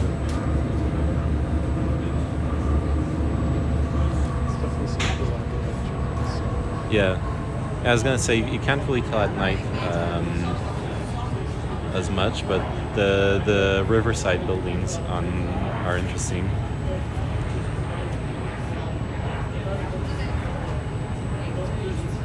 But yeah, you made it in time to see us go to NDSM.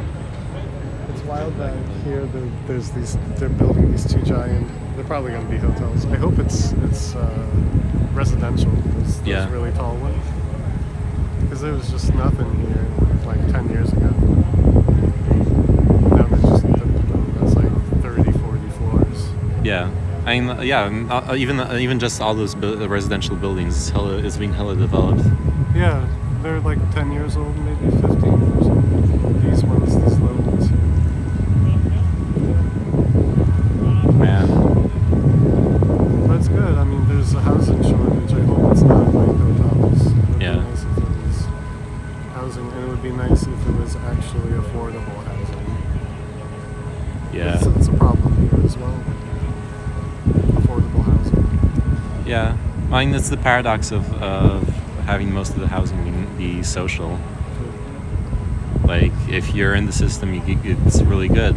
Yeah, but you're also waiting for a really long time. Like, there's a shortage. Yep.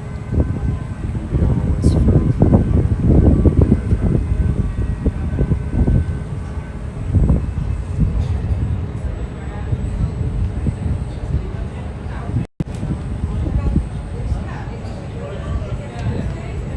That'd be like interesting to talk to somebody. I like that, Yeah. like in the past, like when I was here with Gary, it was just a cool like sequence of events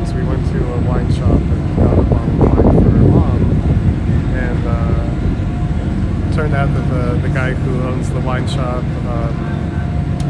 had just been in Bushwick where we were living and loved Roberta's, which Gary actually set up the wine list there. So they really hit it off, and he's like, "Oh, you need to go and have dinner at this little restaurant that my friends have." It's unfortunate that it doesn't exist anymore, but and he called and got us a reservation real quick, and it was like a really nice experience. Totally, like small 8-table restaurant, and the guy working there was awesome. We ended up talking with him for like an hour about the living situation, what it costs to basically sustain yourself in Holland. Yeah. Yeah. But this was also over 10 years ago, and over 10 years ago, what the guy was saying was like, well, if you don't live in the center, if you live outside, he had a 2-bedroom apartment for under 1,000 euros. I wonder if that's still anywhere near that kind of market. Probably not. 800 to 1,000 for a nice 50 square meters. And the problem also in general is you'll get I get both perspectives from the Dutch people I know, where Turnit is very communist and believes that the solution is to just fully invest into the social housing and fix the lack of the lack of houses, and so that there's enough for everyone.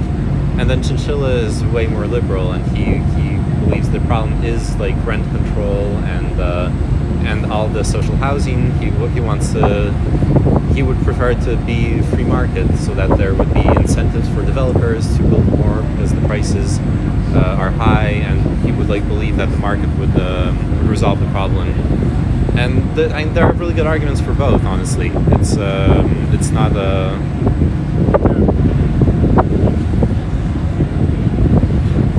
It's hard to tell which direction the Netherlands should go into, if not for one thing, which is that it seems that the direction it's already going into is liberalization. Yeah, same thing happened to Berlin over the past 10 years. Yeah. But it's still very regulated. If you're a part of a co-op kind of situation, you buy into it. You can, a friend of ours where we stayed a couple years ago, she pays 700 euro for her apartment, 600, 700 euro. But she belongs to an association. I don't really know how it works, but in Berlin. But they've definitely liberalized it, and there's all this new. So this is where I don't know if you can point it in the direction where we're going. You can see it. Absolutely. Flip it around, and you can see the crane too. Yeah, really there. Because it's nighttime. Where we are going to eat.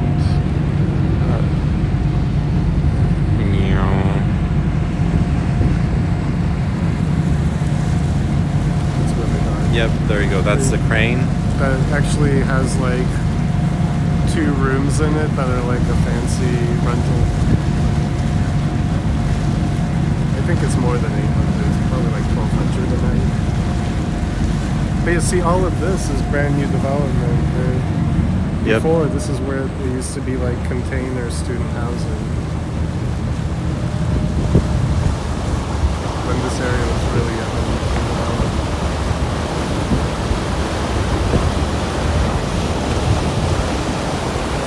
Boats drifting. I wonder if the submarine's still here. I think it is. I think. If it is, then you would see it here. Oh, it was here. Okay. Because I was here with Sophie earlier. We came to NDSM, so I think there was a submarine. I could be misremembering. It used to be parked here. Supposedly it was for sale. It's an old Soviet era submarine that somebody bought and wanted to turn it into a nightclub. Actually. Interesting. But then it's just parked. No, it's not.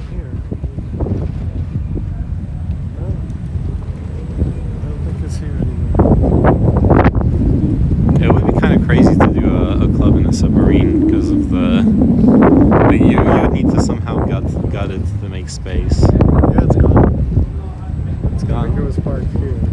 Someone bought it. Yeah, we're just like it became a piece of junk from Yeah, rusting and not being in use.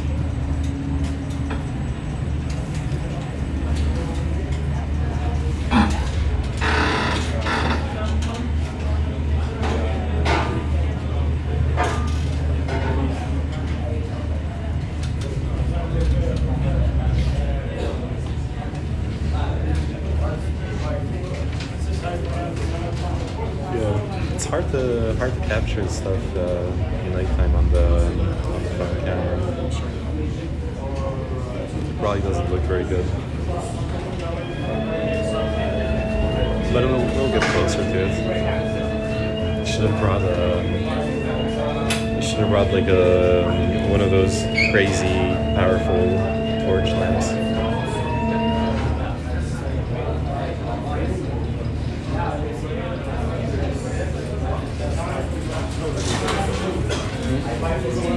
Oh yeah, let the bikes through first.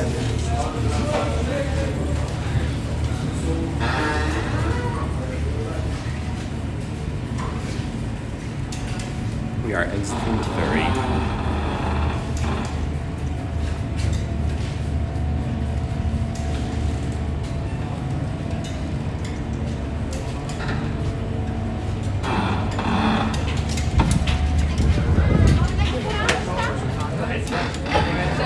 We are exiting the ferry. Oh no, people are coming in now. Bon voyage du coup. Cut through the flow of. Never mind.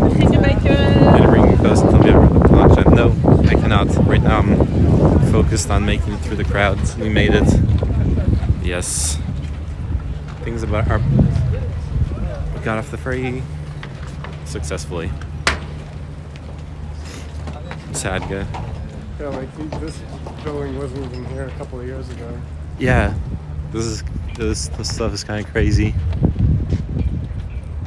Like this building here. Is this? I think it's apartments too. Or a hotel. Because the like what you're seeing through the windows, it doesn't look like offices, or at least quite a bit of It could it. be a hotel. Mm. Or it could be apartments. That looks like a straight up jail. Jail. What kind of jail with the bars? Those aren't bars. Those are the supports for the window panes. What you're calling bars are literally just the frames of the window panes.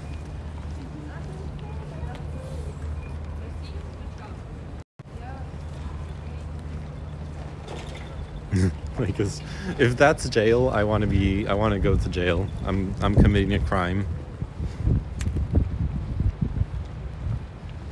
It's still underdeveloped around here because they decided to keep all the dock warehouse.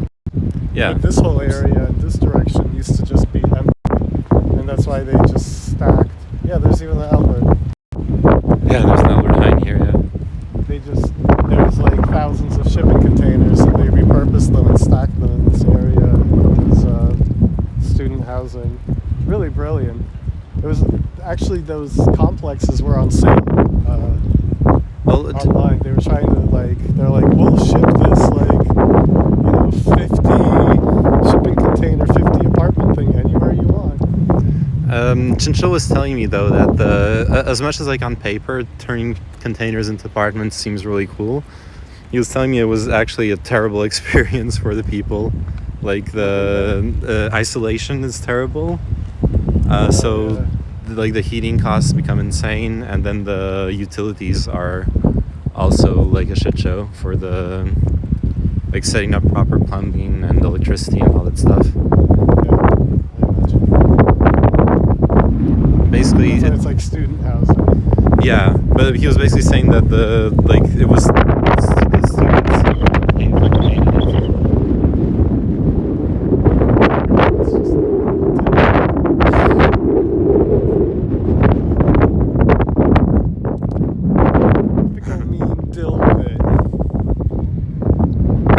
But yeah, it's nice that they kept the warehouses because So in here it's all like studios studios. At least it used to be. I imagine now it's becoming more of like a venue thing. And Yeah, there's a couple giant venues. restaurant. But there is still, like, at least last time when we walked around, there's still a bunch of,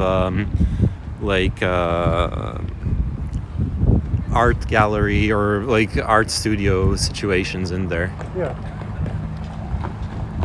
And it used to not really be open at night, and now that there's a giant restaurant, I imagine it's open. Yeah. But yeah, lots of, art. As you can see, and on the shipping containers, yep. America. And a bird. And America. And some graffiti. An arch of shipping containers. But yeah, I like this mural. The black and white style and the... It's really cool.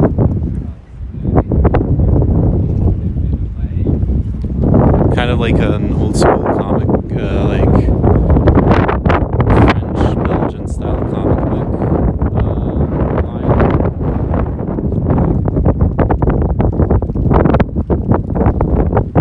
You can imagine this is a space for a festival. It's just Yeah. right here. It's set on the stage. And then those containers. Yeah, it's also not anywhere, like, no one's gonna complain about you making a lot of noise. You could do a rave party here and it'll be fine. Well, actually, maybe nowadays with those apartment complexes, you could run into some trouble. They're not that far anymore. Yeah. For now, it's fine. People are fine with it. Yeah. Looks like a great place to get murdered. Why do you think we came here? Oh, it's unsafe. Yeah. Yeah, there's no one here right now. It really isn't. This is not at all somewhere where you're in danger.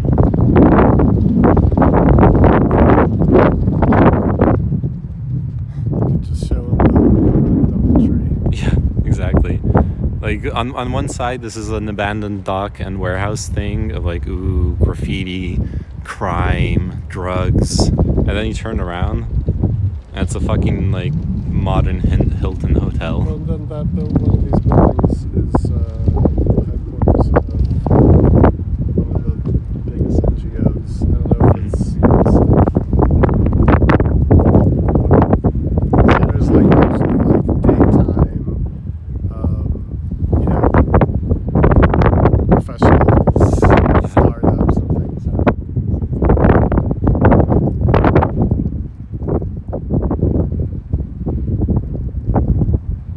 A great place for SPC 173 to appear.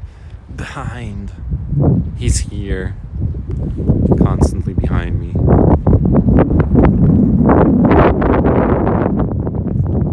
Let's see if I can capture a picture of the inside of the warehouse. Real quick. Studios and stuff are still in there, but this restaurant's kind of blocked off from that area, so Yeah. still the rest is not open right now. Yeah, I can see a little bit of what it looks like inside. See if I can get focus on the inside. Oh, not really.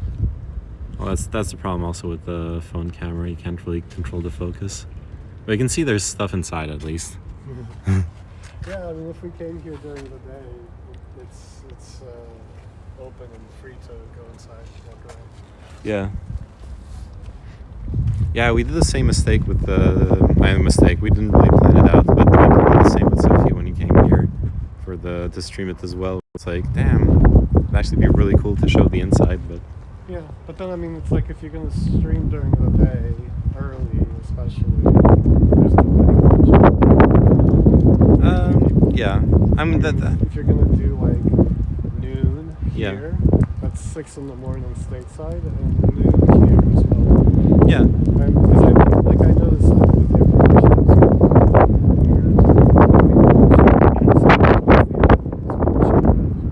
Yeah, but which is it's something that IRL streamers do talk about. but it's like, I mean, actually there isn't much to say. It's just like that's what you. It is what it is. If you're in the country and you want to show off the things, it has to be during the day for lighting, for having places be open, and then you just deal with whoever is actually online. They don't really. There's no workaround basically. Yeah, I mean, especially in the winter because it gets dark really early. Yeah, absolutely. Right now here it's like 5:30. Yeah. It's still. I imagine it's still pretty cool to see. Hopefully.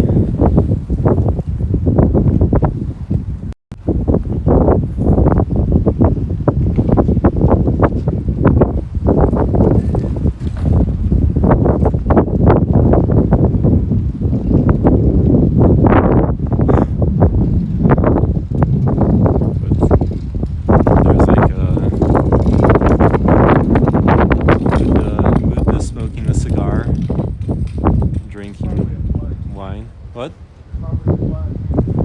Probably a blend. You think so? Because it's got like a label on it. I could be right. This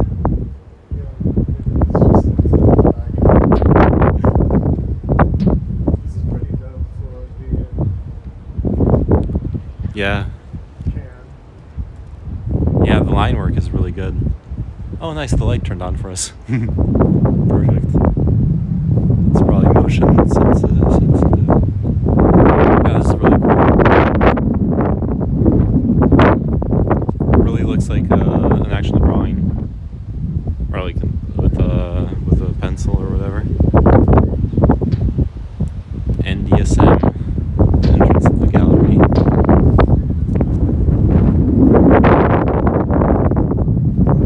Yeah, if you like street art and come to Amsterdam, you have to like come here. Or if you like modern art in general. Got some Yeah.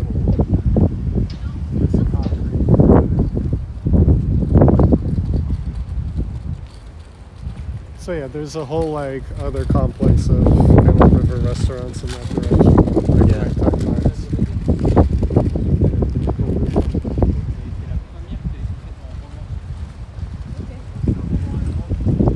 So when you stream in Paris, you hear English, but then when you stream in Amsterdam, you hear French. Yes, and Polish earlier. Or like past days.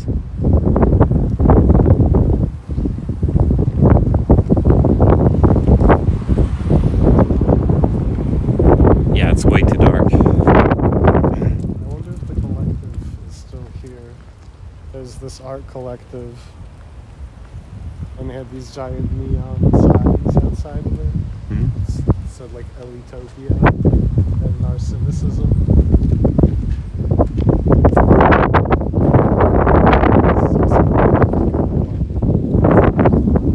Oh yeah, those stairs. Let's see what the view is like. Now we're going to get murdered. Yeah, you need to be above a certain height to actually be murdered. Otherwise, it's not gonna happen. Yeah, at least you can see the rain from closer. But I guess. Oh, this probably was. I wonder because it's there's this slope. I don't know if you can actually see. It's way too dark. But there's this slope that's going downwards towards the water. I wonder if this is one of those like shipyard situations, and the boat is supposed to like just slide down. Yeah. It's so black out. Yeah. Yeah, let's go to the This, I mean, it's a dock with hangars and stuff. It's not. It hasn't been designed with lighting in mind. But yeah, so inside this building, and it's still squat, but it used to be all squat. Mm. So basically, this whole area before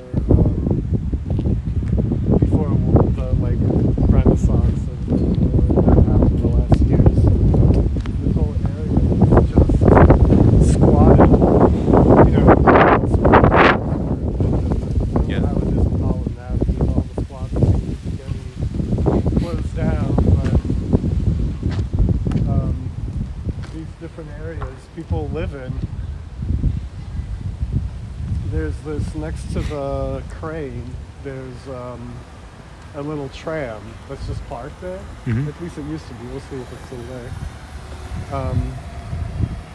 And one time I was here, there was somebody like mowing the lawn in front of it. It's really cute. Yeah. Like people just at some point squatted this abandoned tram up here, and now it's like an apartment. It's not even 8 p.m. I hate the shift so much. Yeah. It's the northern Europe vibe.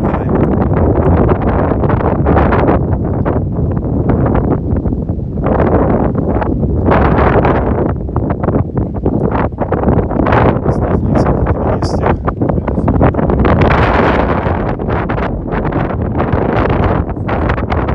Yeah.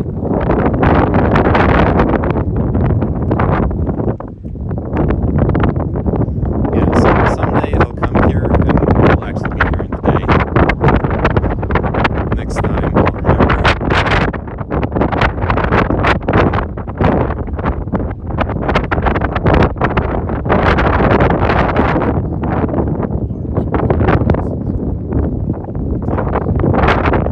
Probably could go inside the installations. Yeah.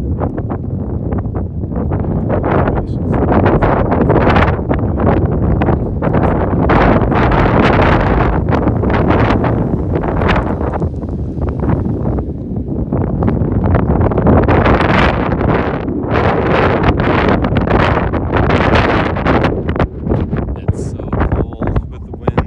You probably hear the wind too. You can't hear y'all at all, the wind is too much. Oh yeah. That makes sense. Yeah, the wind is blowing really strong.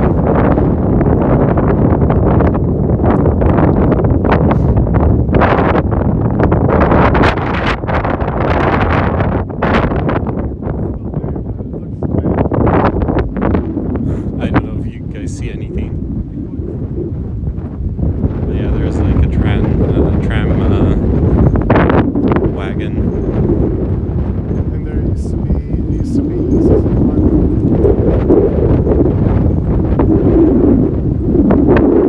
And you can really tell that people were kind of vacating this corner. Yep.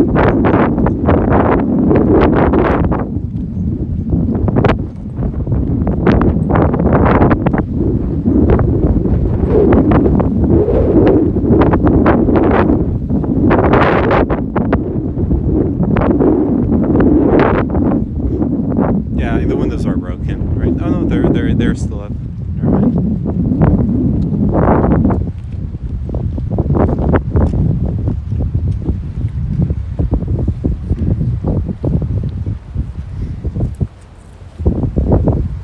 I mean, there is a. Yeah, you guys aren't seeing anything. There's like a table and little lawn chairs in front. Where am I? We are in NDSM on the north dock. The dock's like north of northwest of the Amsterdam city center. That's why it's so dark on the docks. There's no like night lighting. We came here to we wanted to show off. We showed off a little bit of the warehouses and the graffiti and stuff. But yeah, it's a bit too dark to actually show a lot.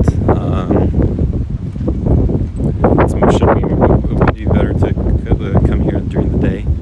We're gonna go eat because there's this really dank restaurant in NDSM called Black.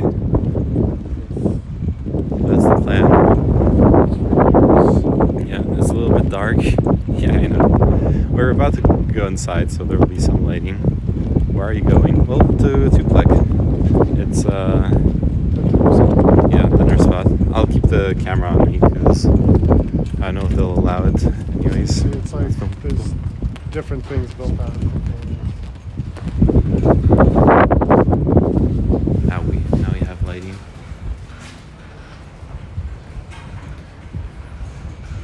All right, I'll ask if the streaming is okay.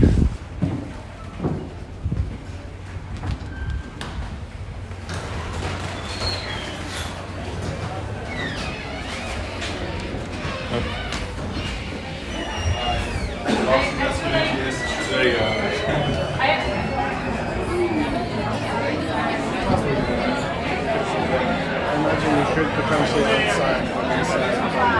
Yeah. We're like 15 minutes early, so Okay. let's see what they say. We might just like go and sit on the couch. Hello. Have a reservation for 8 or 20. Amanda, right? Pearl? Amanda, right? Sorry? Amanda? No. Nicholas? Oh, yeah, I see Amanda. Hang out on the couch for a bit if it's too early. Yes. You should just take a seat in the car for now. All right. There's like couches over there that are like in the fireplaces going. It's cozy. Yeah.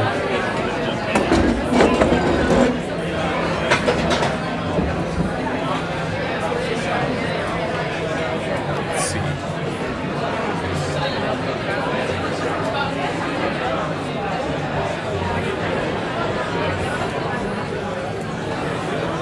This way.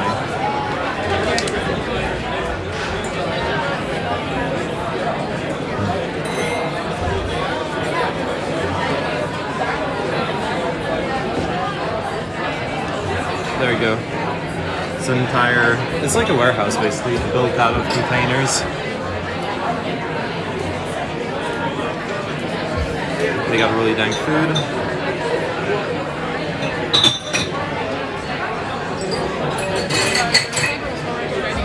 Alright, cool.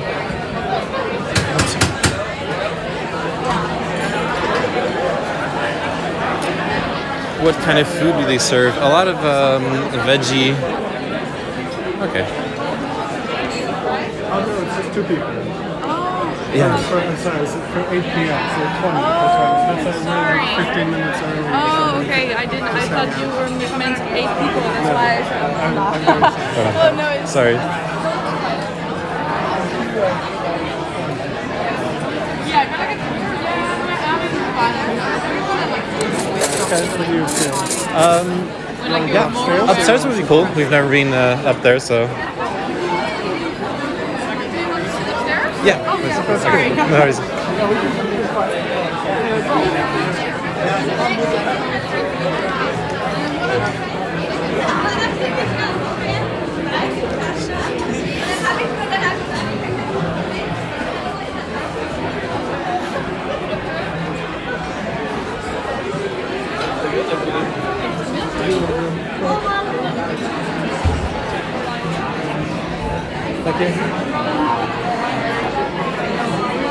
Nice. This is probably the one that was reserved for us, anyways. Yeah.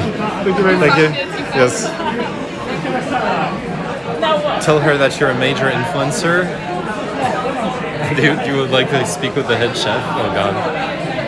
Commander. See, if you look, there's, this place is incredibly cozy because it has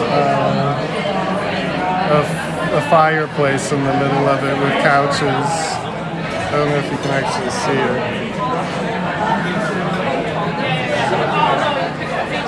The fire pit. Some nice couches and a fire pit that keeps it cozy and warm.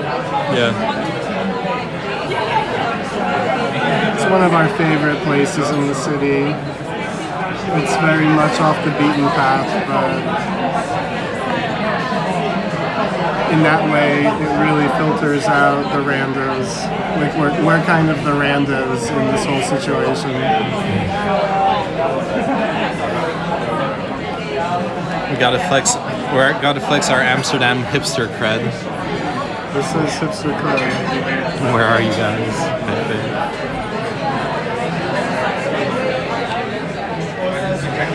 Yeah, what's cool is there's a really big outdoor area, and it's a beach that goes directly to.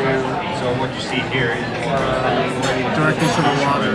So in the summertime, it's just an amazing place to be. But I like the cozy winter energy. Yeah. And with the giant disco ball, you can tell that this place turns into a club on the weekends at nighttime. I think that's like the agenda. Or is it the food? This is, I think it's just drinks. Oh, snacks as well. And then, Yeah, because that's the agenda. yeah. Oh, they do kirtan here. Look.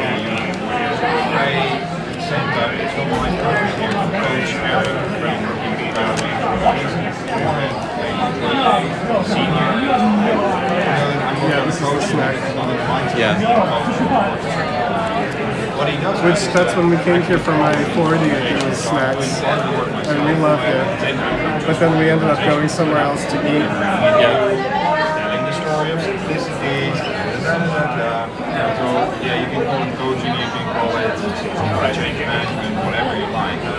I need to send this to Sun because she loves kirtan. Yeah, do you like, look, there's kirtan at Plek. Yeah. Alright. There are drinks here. So, generally this restaurant's mostly vegetarian, like 50-75% of the menu is veggie forward, which is really cool because they really treat vegetables as the main attraction. But there's usually like a fish dish or some gamey, like wild boar or something, seasonal gamey or something. I think there's real menus. Or is that it just says snacks? Yeah, this is just a snacks menu. There's got to be a real menu. Well, the last time I was here, it was a QR code ordering situation, but there isn't one on this table. Yeah, there is wild boar sausage right here. Wild boar sausage. I don't know if it's readable. Wild boar sausage on a soft roasted sesame bun with sauerkraut, piccalilli, mayonnaise, and crispy onion rings. That sounds dang. Called Wild Dog. Samosas with sweet chili sauce look good. I'm looking at their menu right now. Nice. Yeah. The dinner menu has the wild boar stew. Nice. Yeah, here we go, dinner.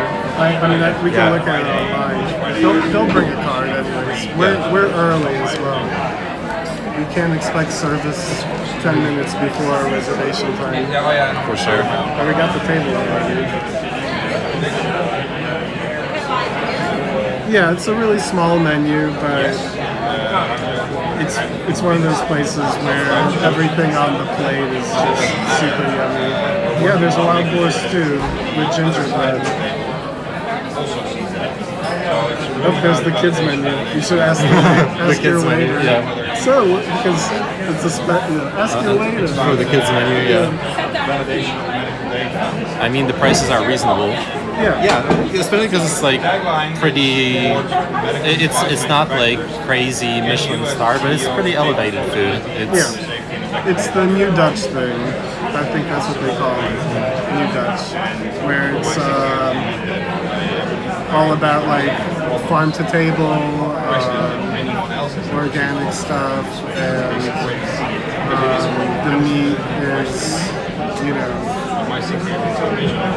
sustainably raised and no harm and all of that, like from small producers. The farm to table means, it's a general approach in Dutch cuisine. Like the 2 Michelin star restaurant in Amsterdam is called De Kaas, or maybe it's one, and it's like in the south of the city, and it's like on a farm, and the dining room's in the greenhouse, and they're basically feeding you food that they took right off their farm. But here, the menu's different every time you come. Yeah.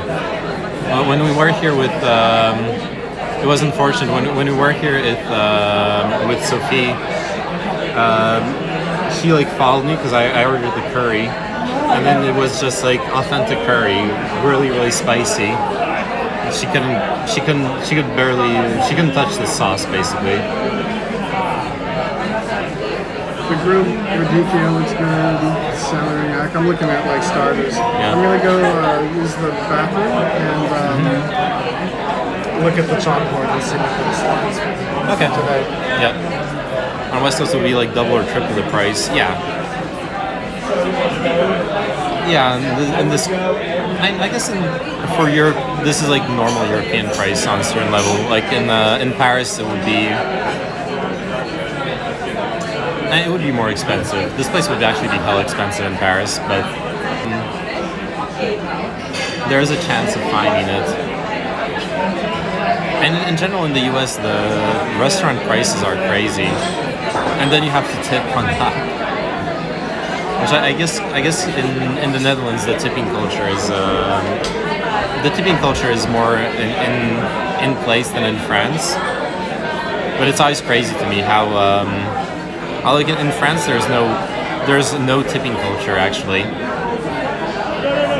So then people hate French tourists because they don't fucking tip in the restaurants they go to in the rest of the world, and they don't understand that it's actually necessary and important to tip in the US, for example. But in France, it's not. It really isn't. Service is included in all the prices, and everyone's paid like actual salaries. Oh, just like the Chinese too, they don't like tips. Yeah, and in a lot of cultures, people are paid by the hour in service, in restaurant service, as it should be. Yeah. The tips should be an actual bonus, not the necessary income. It shouldn't have to depend on people's generosity exactly. Yeah, the way it's done in the US is a bit insane. My girlfriend works for the tip. Yeah, I get it. Good one, Kino. She works the tip, right?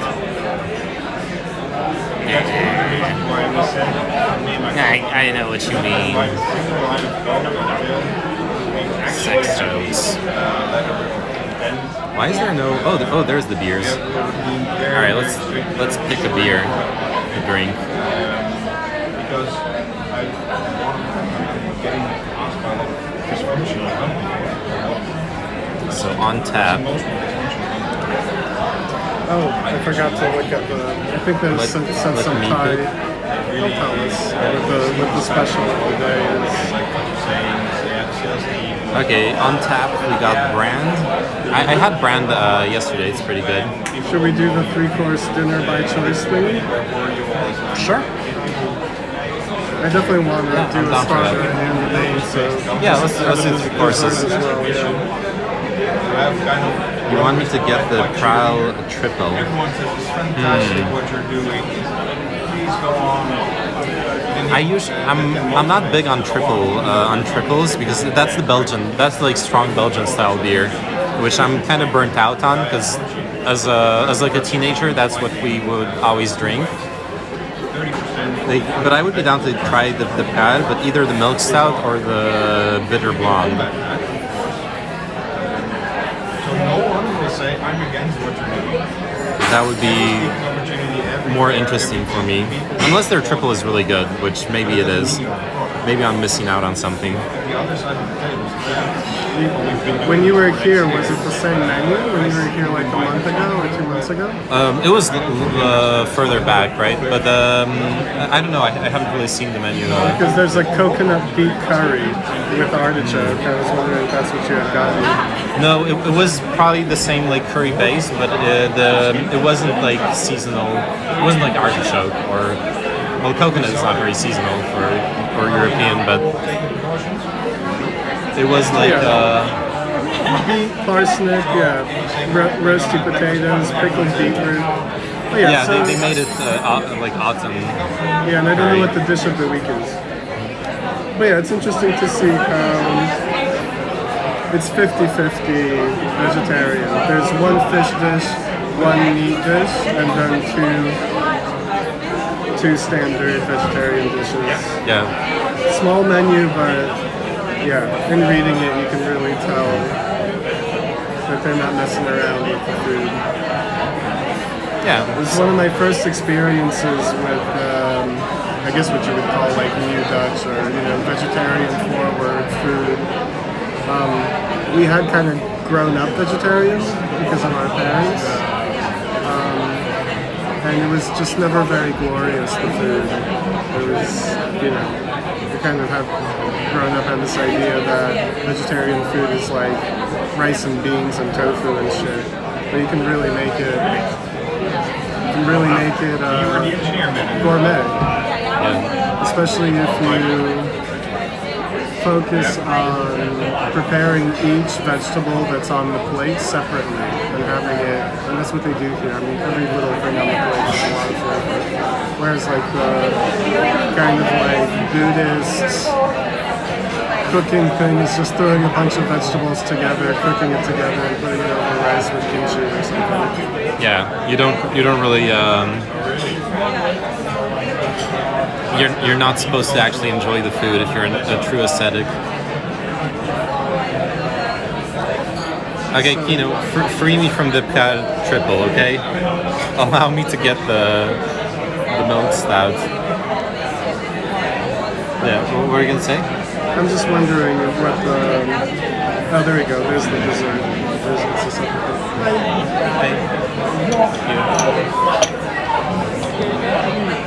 Okay. Sure. I'll have the triple. The private triple. There it is. I haven't checked that yet, so Okay, sorry. I'll take a look. Thank you. It's okay.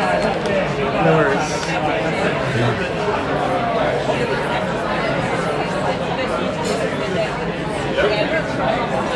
You got the Paul Lauder? No, got the Nice. Whenever they can. You'll see. You got the triple instead of the milk stout Yeah. for the stream? For For Kino. Kino? Yes. And right after I got the message that I'm allowed to get the milk stout. But it's fine. There is this. I was telling Nick about this Belgian abbey that's supposedly like the best Belgian beer in the world, West-Vetteren. But it is really good. It's like the best rendition of the Belgian beer style, the triple and all that stuff. But the Dutch have what's honestly much more accessible. They produce a lot more. They export a lot more, and it's almost just as good. And it's the Molen. The Dutch have this abbey that makes amazing like Belgian style beer. So I'm sure it's going to be really good. Regardless. All right, In general, I would say Holland is another one of those places that has good taste. Yeah. I really like the culinary experience that I get. Maybe it's not traditional Dutch food, meat and potatoes, but I really like the vegetable forward and kind of super fresh. Damn. It's Okay. beautiful food. I'll show the menu for those who aren't like Kino. Yeah, because the menu is beautiful. Yeah. Very small, but beautiful. And like every single, like I'm just reading the starters right now, and every single one, I'm like, oh yeah, I want that, and then I read the next one, I'm like, oh, I want that too. Yeah, I would definitely. For me, it's either the grilled radicchio or the celeriac. Yeah. But if these companies are in the mindset of we're so busy building our fireworks, and we'll do that later on. But there's, if you like poached egg, With moral, it's very, very close to the dish that we had at J&J. Yes, it is. Poached Yeah. egg with The mushrooms. Yeah, with seasonal mushrooms. It looks fantastic if you like egg. Yeah, it probably is. But yeah, I also really like the grilled radicchio, poached pear, or the celiac. I guess more the celiac or the poached egg. Well, whichever one you get, I'll get the other one. Yeah. If you're gonna get one of those two. Yeah, so we can taste both. Yeah. And then the mains, we got coconut beet curry with artichoke, parsnip, coriander, vegetable tagine. Ooh. Yeah, it looks very seasonal with couscous and harissa, yuca. I have some dukkha at home. And then the like more traditional Dutch, like fish with Dutch shrimp, sauerkraut, boiled potatoes, fried leek. Yeah, I might go with the wild boar stew. And then wild boar stew with gingerbread. It looks amazing. Yeah. Like full on October, November. You know, ideally hunting season. I imagine they do that here too. In Switzerland, you know, the hunting season's really short. So there's this moment where suddenly you have like the game at every restaurant. And it's just like super fresh. That's kind of where you want to go to get some venison. But yeah, the skin baked redfish looks amazing too. Yeah. Yeah, I think I'll probably get the fish just because we're by the sea and all that stuff. Yeah. But the tagine, I fucking love. I really love tagine. Yeah. So let's do the 3-course dinner by choice. I love that that we can choose anything. And it makes, basically you're getting the dessert for free, price-wise. Yeah. 35 for 3 courses is nice. Yeah, for this quality, it's great.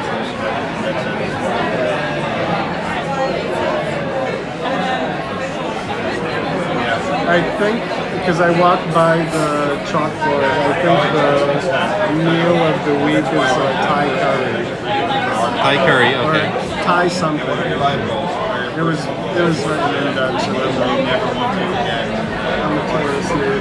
But so this is definitely one of those places where very few tourists actually make it to. You know, Yeah.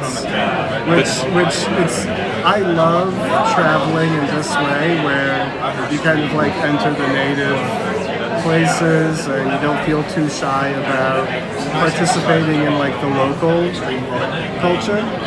But there are moments where I do feel a bit out of place when it's like, oh, sorry, I don't speak Dutch and I'm actually just a tourist. But it's nice to not shy away from that, to not be too shy and not experience something more authentic, more current. Like this is current Amsterdam rather than like some tourist trap. But I think also the reason people don't do it isn't just shyness. It's just hard to find it if you don't live here. I imagine a lot of people who even live in Amsterdam or nearby commute to work. They don't know this place exists unless someone, like a friend at work or whatever, is like, hey, let's go out to eat at this place. Right. Yeah, I think I'll get the celeriac. Celeriac, cool. Yeah, and the fish. And then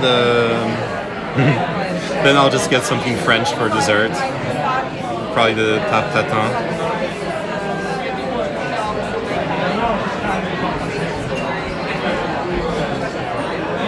Yeah, so if you get the fish, then it would be white wine, and I'm getting the boar, so it would be red wine. If you were to get a bottle of wine. Oh yeah. They have decent wine here. I'm thinking to go white as well. Oh, okay. Because I really like red wine. I don't mind if it's not paired with what I'm eating. You guys are so dapper pairing wines. Yes. Yeah, I worked in food service for like 15 years. It's fun. You're talking to the one person who's like really a foodie. Like Nick really is a foodie. He likes. I worked in the industry for 15 years, so from the very start, like as a waiter and like under a sommelier, so like a wine waiter, but not a sommelier. No certification like that. But so if you work in the industry, you end up really enjoying being served as well, since you spend so much of your life serving people. And that's kind of how it started for me. But also, if you work in a fine dining restaurant, you're being taught all of this stuff all the time. Yeah. And it develops your palate for it. And it's not like there is a lot of snobbery in the like fine dining world, but a lot of it just also doesn't come from nowhere. It does elevate the meal to pair the wine correctly. And Yeah, like with the fish, drinking red wine, it actually tastes the fish. yeah, Whereas like a Sauvignon Blanc, that's very citrus and light. It works well with fish, so one won't mask the flavor of the other. yeah, Whereas with, like, if I get the boar to a red wine, the boar will overpower the white wine. Yes. And I won't be able to taste the white wine. That's why the pairing makes sense. Of course, there's snobbery to it. I hope I'm not being snobbish. no, Just explaining the basics of why white wine goes with fish and red wine works better with red meat. yeah. I mean, boar is technically white meat. I guess Well, it's a pig. yeah. It's a wild pig. So if it's pork, then it's the other white meat, I guess. Yeah, it's just funny to say that because it literally is red when you, or like brown. It just looks like beef in the way it gets cooked and Yeah, but it's a pig. miniaturized. Yeah, Pig adjacent. yeah. But yeah, so like Nick's got the restaurant service industry experience and all that, and I'm just French, dude. I live in the land. We invented pretentiousness, okay? It's infected me. I could be a professional. I believe I'm still very professional, but I do try to enable the language, which enables you to understand. But yeah, I mean, if you want to go red,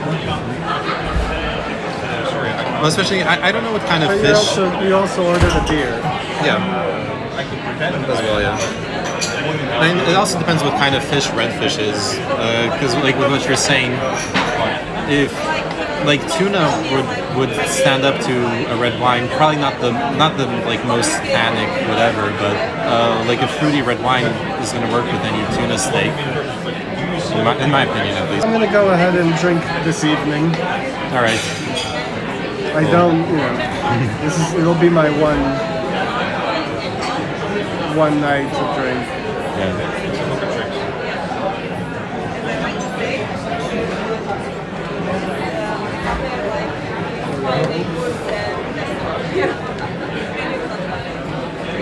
I'm sure I'm a good mix, to be honest.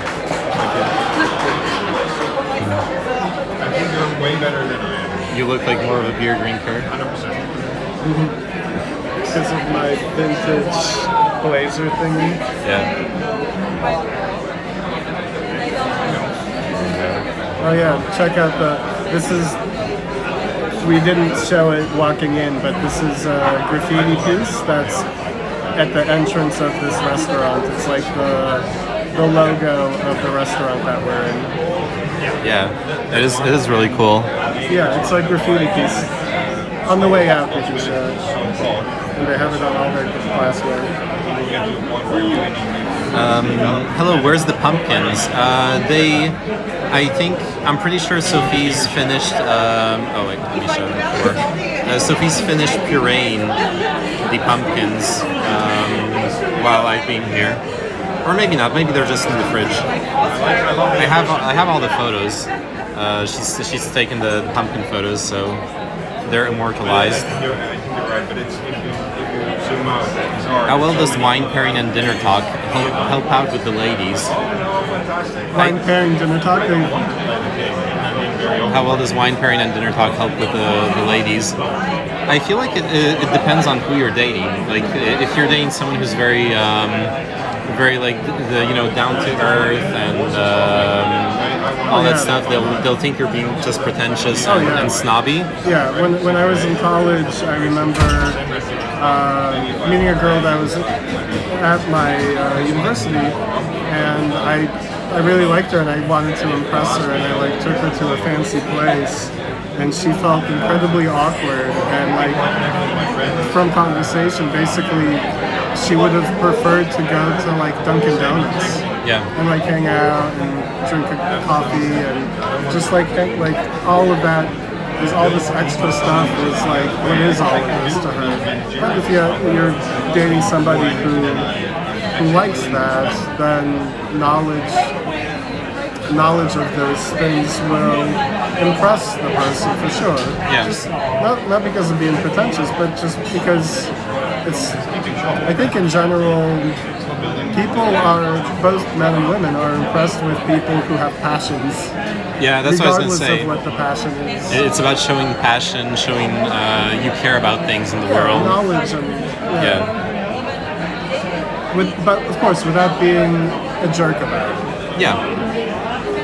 Where like at some point, if you're gonna show it in a passionate way and be like not gonna be awkward about it, you could honestly go on a first date with someone and start talking about like Warhammer figurines and painting them. And obviously, if you start going deep, like explaining the lore of this book or that, and they're not really into fantasy, sci-fi stuff, then you're going to be overbearing. But if you're just, you're like laughing at it. But really, if you're like, I really like painting figurines, and you like show off photos of the stuff you paint. No one who's actually like healthy in their approach to life is going to be like, oh, you're a nerd, is going to like put you down. They're going to be like, wow, cool, you put in time and work and effort into creating something in this world. Like people who actually live life respect that, even if it's like niche. As long as it's like not too niche, obviously. The number one way to allow it with a lady, and I only say because I'm a man, but or with a partner or a potential partner is being disinterested. Like literally, I don't know. Yeah. Just kind of being somebody who isn't passionate about much of anything. Yep. Which I think everybody is. It becomes a thing where I'm ready to order. You're ready to order? Yep. Okay. All right. We'll have the 3-course menu. I'll have the Noorselderij and the gebakken roodbaars.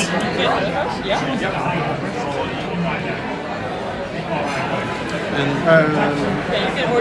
The dessert later. oh yeah. I'll have the radicchio and the wild boar stew. And could I have a glass of Clorine Sauvignon to start? The glass? You have it?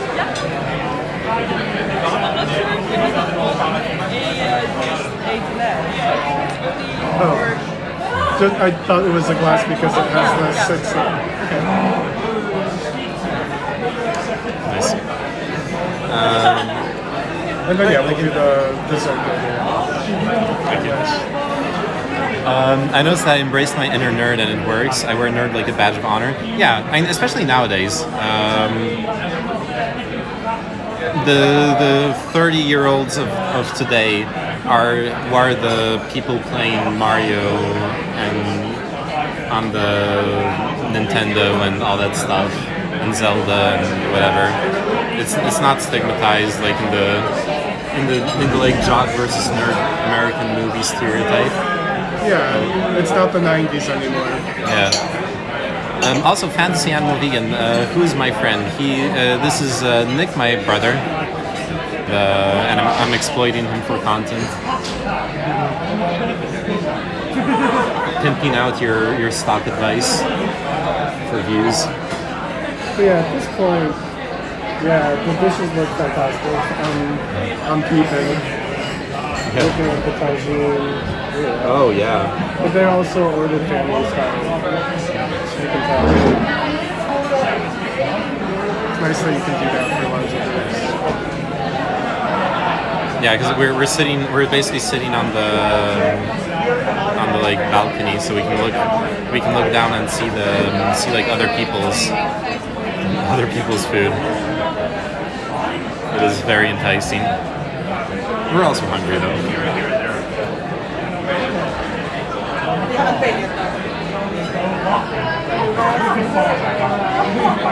But yeah, I would say this the fear with going very knowledgeable about like wine pairings and all that stuff on a date is also if the other person is the least bit insecure about that or the situation.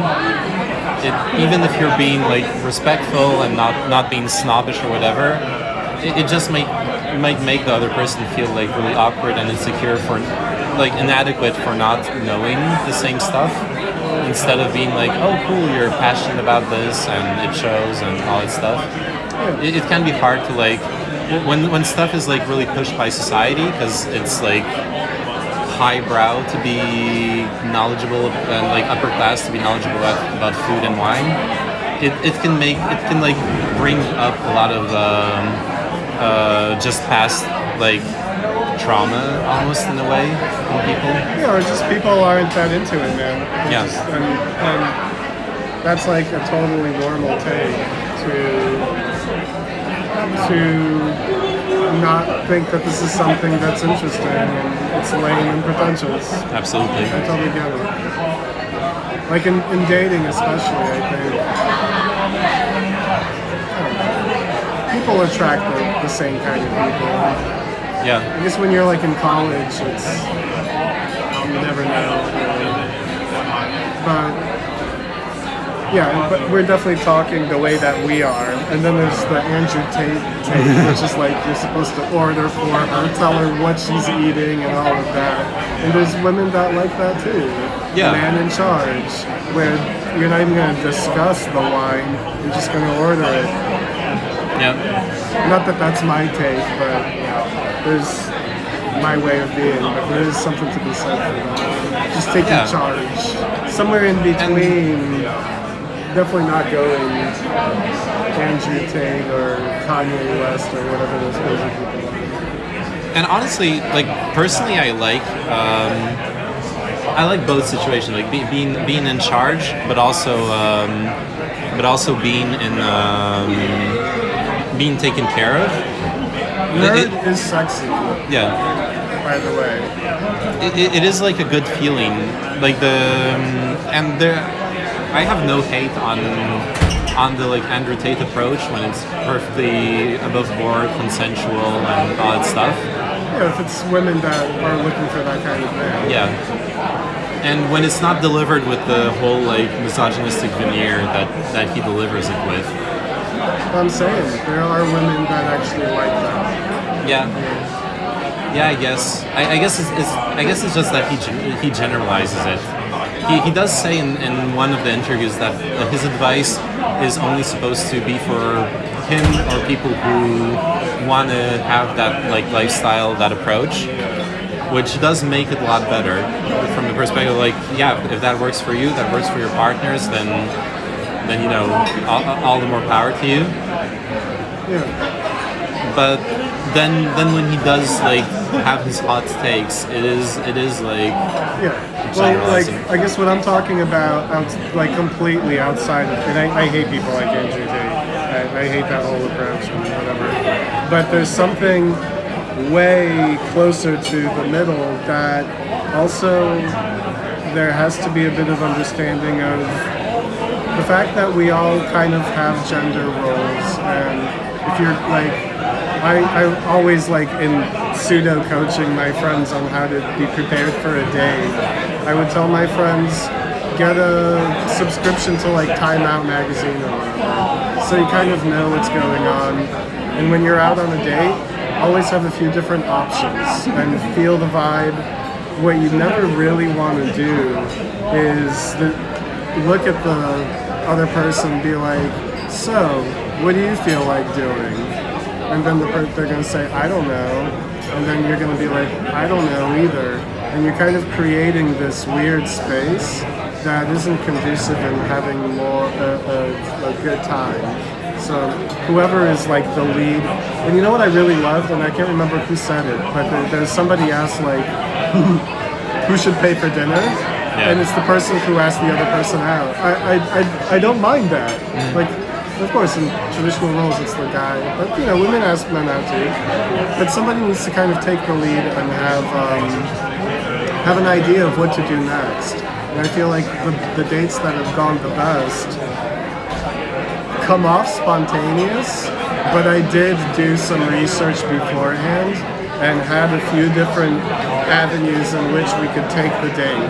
Some kind of gallery opening, or a movie that's playing, or a show, or if it feels more like an intimate bar situation.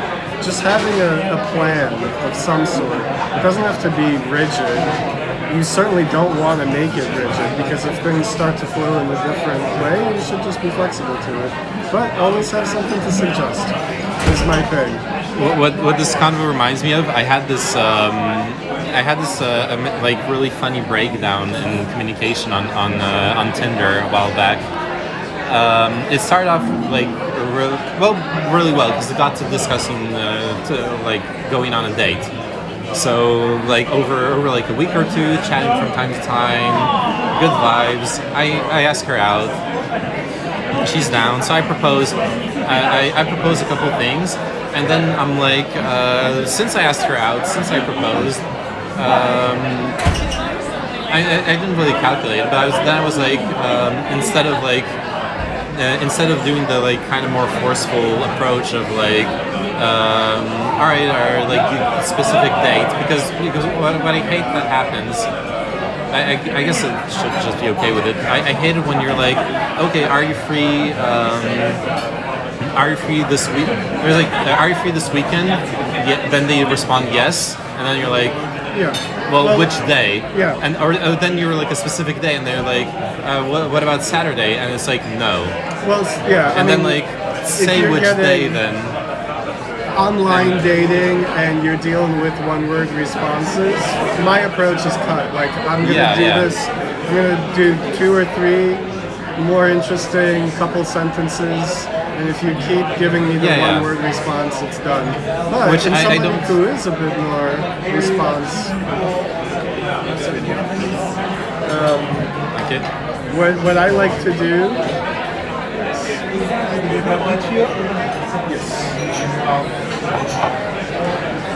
And the Celeria. I'll be back. Thank you, Rich. Thank you. What I like to do is to just kind of Check this out. to kind of cut through. I say something like, "Hey, how about coffee on Saturday evening?" Yeah. And oftentimes, what that will stimulate with somebody that you actually do want to go on a date with, what that will often stimulate is the other person responding saying,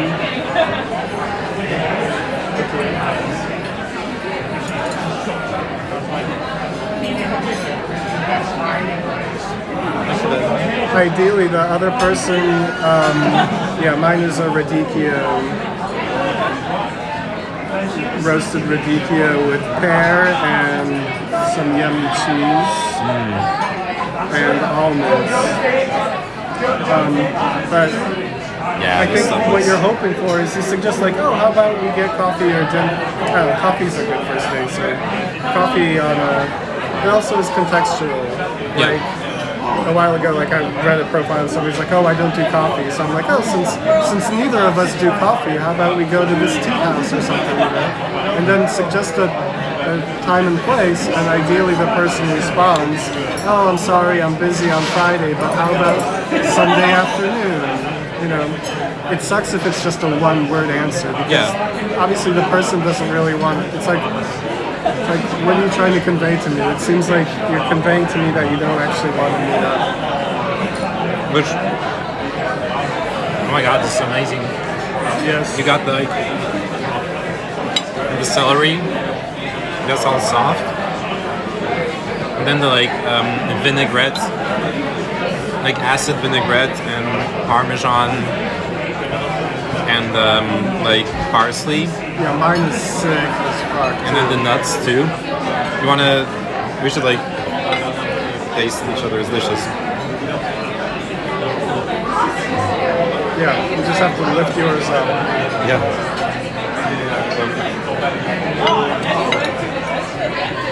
because you gotta taste the cheese, and then there's the balsamic pear. Yeah. And this is the celeriac here. Yeah. Yep. Yeah, a bit of the cheese. This is like very French. Cheese and poached pear. Yeah, and grilled radicchio. Yeah.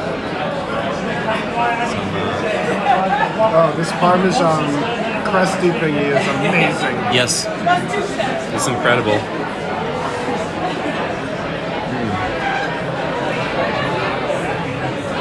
Oh wow. That cheese, it's amazing because it's a regular cheese, but it tastes like croissant. Yeah. Like it has the perfect croissant texture. Yeah, it's incredible. And it's Yerba cheese. I wonder if it's a goat cheese. I was wondering if it was going to be like too sweet because of the not. pear and stuff, but it's actually like savory. Yeah, really savory. Even the pear is quite pickled. Yeah. I think that's what it is. The pear is pickled. So it has a very acidic approach to it. Yeah. So going back to the Yeah, I just wanted to add Okay. one thing in what I was saying with dating. The flexibility thing is that it's like really good to have options and suggestions if the date is going well. But if the person you're on a date with is like stimulated and wants to show you something, completely be cool with dropping whatever your idea was and just go with what they're suggesting. I think one of the big mistakes is holding on to some plan that you had and kind of like cock-blocking a spontaneous experience. yeah. Because it happens, you know, like say the girl that you're on a date with is really enjoying your company and it's like, oh yeah, there's this party that some of my friends are at, it's like, you know, at this rooftop or something, blah blah, you know, I'm just like spitballing a New York situation. You should be like, oh, that sounds amazing, yeah, let's go and do that. Even if you had some idea of like, oh, I'm gonna show her this thing or that thing to impress her, like totally, one of the worst things you can do is not allow the person you're on a date with to take the lead if they want to. If they want to, totally go with it. Because that's a really positive thing. If they want to share something of theirs with you. I think it's always good to have some kind of plan in order for those awkward moments where nobody's really sure what to do next, to have a solution for that.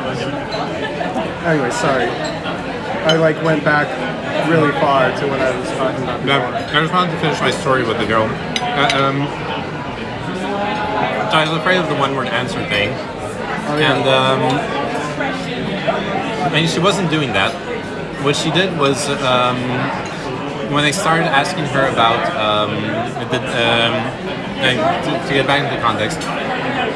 So I asked her out. I proposed a thing to do, but like in general, I think I invited her to like dinner or something. This is my favorite French wine, like the type. It's totally perfect for this course too. Yeah. Sorry, I'm sorry. And I invite her to like dinner or some coffee, whatever. It's something basic, or maybe we found like a common interest. I don't remember. But you had like conversation. And yes, and then she starts like going aggro on me for from this like she starts going on this like feminist rant about how men expect her to do all the work in setting up the date of like the organization, and I'm like, whoa. I'm like asking you. I would call that feminist. I would call that more traditionalist. No, she was complaining that she had to do the work. Well, that's right. Oh. What I'm saying is she would prefer the traditional gender role of the guy taking more of the lead. Well, she was seeing it. I'm saying feminist because she used the word, this like a word that comes from feminist theory of.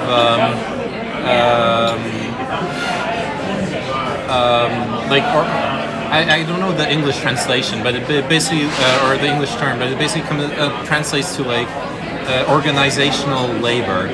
So it's usually used to describe the labor of say the housewife doing like secretary work and like sure the dad's taking the kids to school, but it's the wife who organized the schedule for the dad.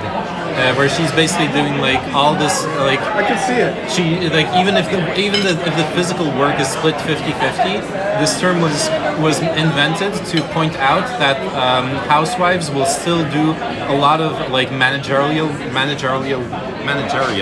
work on top of the physical work past the like 50-50 point in the traditional marriage.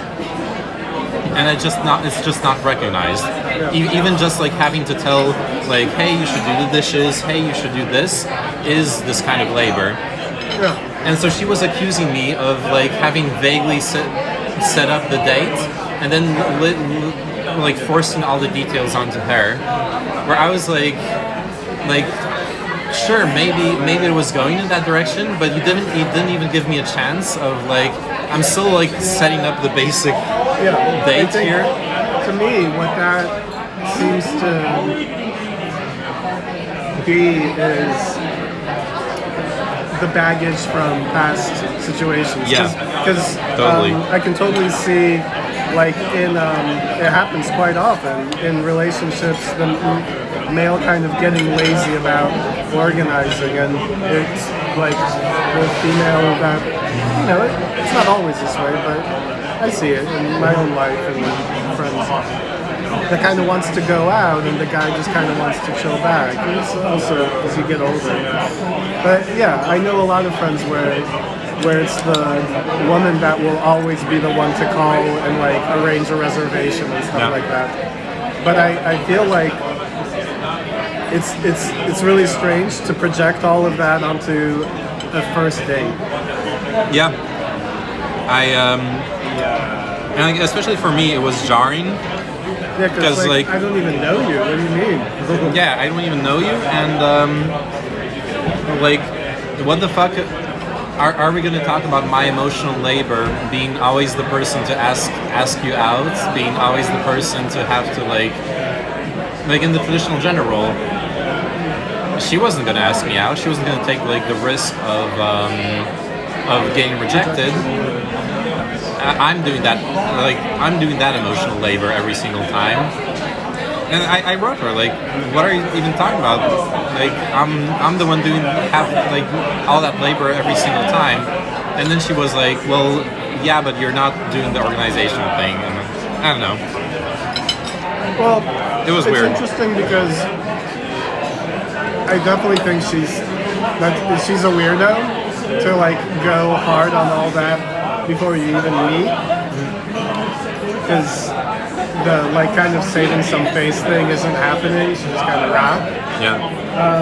But it does kind of back what I was saying, where I feel, regardless of like feminism and all of that, which I'm all for feminism, and I love when the woman takes the lead and wants to show me something or teaches me something, or just teaches me something that's like, check out this place, and I'm like, whoa, this is so cool, because it's what I want to bring to a date, and I love when the other person does as well.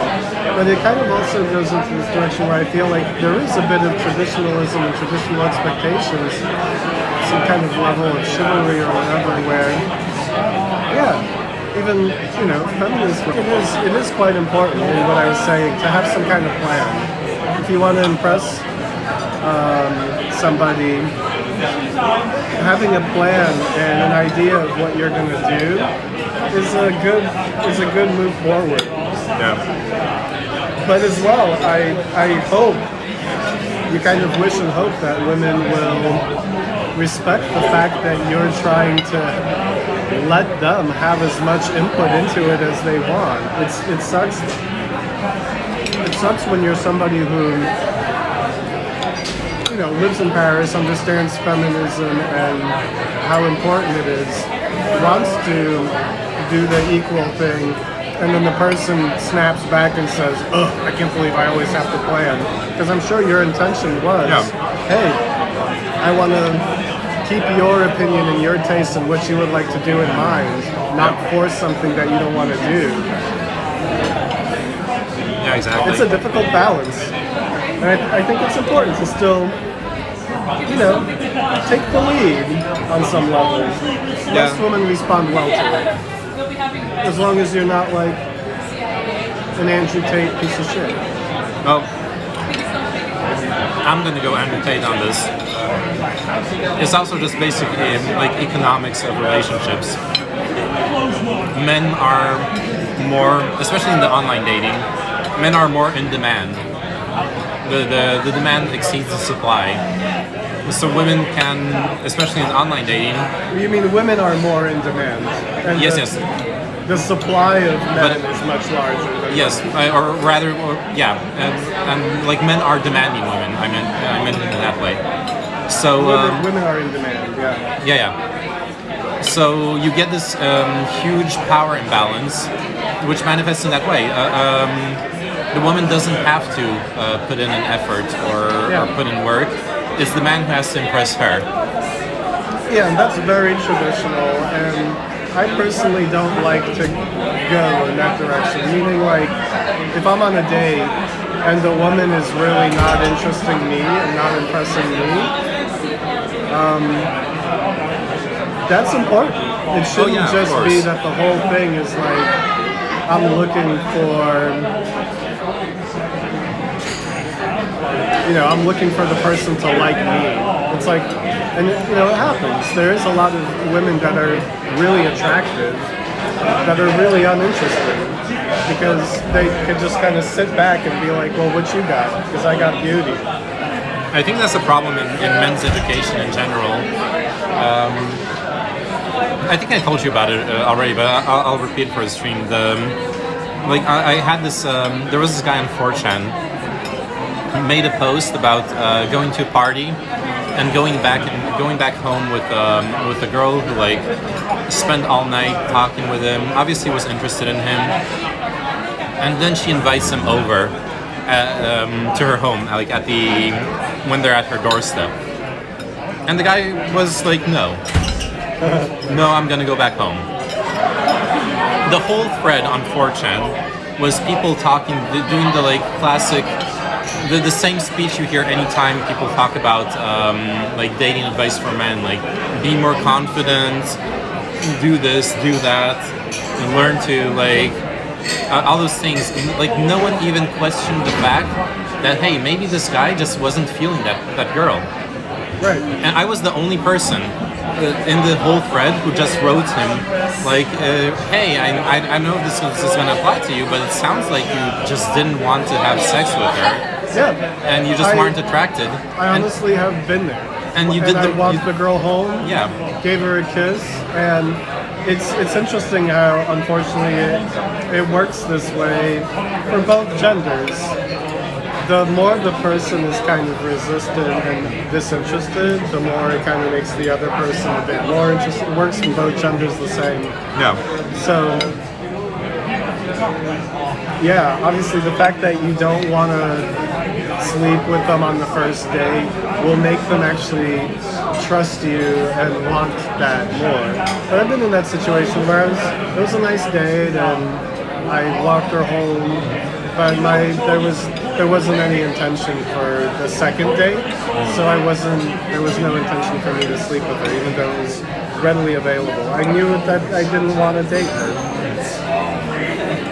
But yes, of course, I think there's a lot of men in the 4chan thread that think that basically anytime sex is available, you need to take it. Yeah, exactly. But those are also, I think, men who don't have many opportunities. So it's like, when you have the opportunity, you gotta do. Yeah, I mean, it is Or that they're for just sure. like people who want to have 1,000 partners. It's that for sure, but it's also, it is the male education, like the average societal male education is that you should jump on every opportunity. There's no such thing as not wanting to have sex. And it's like a common joke in comedies and in movies. Yeah. That's why I'm saying it's like kind of sad that males aren't educated to be like, to have standards basically. Yeah. Man, that dish was amazing. Yeah, both dishes were. Super good. Oh, Kino says, untrue, women are in demand. However, high-status men are in demand. Like 6 figures, tall, wealthy. Those are always in demand in the dating world, no matter what gender. Yeah. Yeah, and it depends on where you live too, because I noticed in New York City, there's a lot more, and I'm definitely talking 30 plus. You know, I'm in my early 40s, so dating pool is like 30, let's say 35 to 45, whatever. In New York City, there is a lot more successful, put together single women than there are men. It happens in this way where there's certain places that if you are a man who ticks off a certain amount of the boxes for a woman, you're going to have multiple choices rather than the other way around. But it depends on where you are. Like in a very modern city, I noticed that I truly, genuinely believe women, for the most part, have more ambition.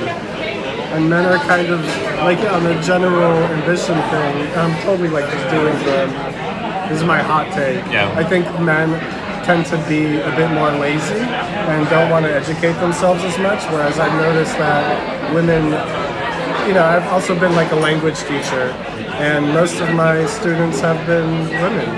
And I've had male students that were really difficult to teach. So I guess I'm biased in that way. But I feel like women are more ambitious and want to prove something. And in New York, you have a lot of these amazing people. Very much, yes. Excellent. Oh, I love to fork and knife. Yeah. But there's a lot of beautiful, ambitious, well-educated, successful single women who chose, instead of having a family early on, to go the career path. Yeah. And you find that there's a lot of that in, modern cities. And the men that kind of resemble a similar thing, the problem, unfortunately, is that they're just assholes. Oftentimes they're fuckboys. And so dope, legit women are kind of like, yeah, this guy is attractive and successful and has a nice personality, but unfortunately he knows he's got all that. Well, it happens in both genders that way. Yeah. Where people kind of think they're all that, and then they're just, you're unable to have a relationship with them. Because they're always looking for the next thing. What's up with the cam? Hey Dennis, the cam isn't my phone, it's on a gimbal. I don't know. I'm assuming he's just saying that because it's like different from the usual setup. We're in a restaurant right now in Plek, so we're basically having dinner. We've been visiting Amsterdam for the past couple hours and streaming it. That's the. Look up. Yep. Look it up. Look it up. Google it. Educate yourself. You know how to cook, big into family, domesticated, trying to go after the high potential women. He means the YouTube stream video is all green. Oh. Then I guess the YouTube stream video is dead. What can I say? I'm sorry then, in that case. It's glitchy. Oh, shit. I guess I could try restarting the stream. Can't see anything. Damn. On YouTube, yeah. Okay, that sucks. I could try restarting the stream, but I don't know if that'll fix it.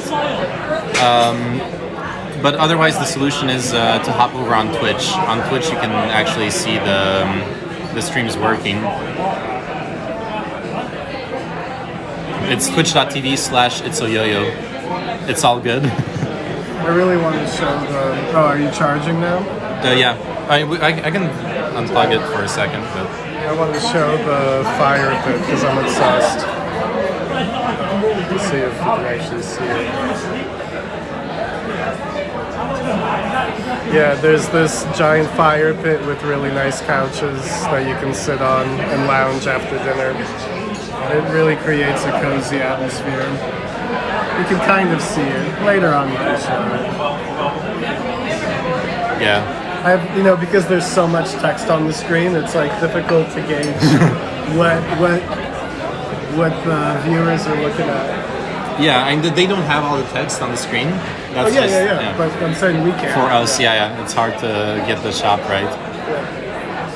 Going back to what you were saying, yeah, you've told me about the New York thing where it's all those successful women and not many men who have their shit together. And be it's a dateable. I feel like there's a lot of I don't know. I mean, in Europe as well, but I feel like European men do tend to like read books, for example. Yeah. Because literally, this is like I'm talking about something fairly basic. I feel like, I mean, obviously, I have really intelligent male friends, but I feel like a lot of just average Joes, they don't read. They're just not into reading. And we're talking about like successful, intelligent woman that reads and educates herself and is driven and cares about herself and cares about her mind. And I feel like there's more women like that than men out there in the world. I don't know for what reason, where the motivation comes from, but I'm basically, in general, more impressed with women than with men in our society. I think there's definitely that. Like a lot of men don't. It's a classic thing that you see in when like incel, the incel problem is discussed, or just like men struggling, more and more men being virgins for longer and stuff like that. A lot of people will respond to that by simply being men don't take care of themselves, which on a certain level is true, but also on a certain level it's also a bit callous, where I'm not saying you necessarily, but a lot of the people who will just default to men don't take care of themselves and that's why they can't get into relationships don't understand how harsh the modern dating dynamics are when it comes to the apps, all those things, and also how harsh it is to deal with the fear of rejection constantly and all those things. And I also want to add to that especially on the dating apps, there is this study that OkCupid ran a long time ago. They removed all of it. It's all archived by other people on the internet. Yeah, I've heard about this. Yeah, because basically it's become weaponized in incel forums and all that kind of stuff. But the fundamental truth of it is, one of them was the. Oh, we got somebody wants to say hi. Yes, live. we're on Twitch. Hey guys, on Twitch and YouTube. Hey. Are you like having conversations?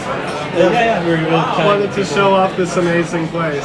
Yeah. As well. Yeah. Oh, have fun, guys. Thank you. Nice to meet you. Good evening. Nice.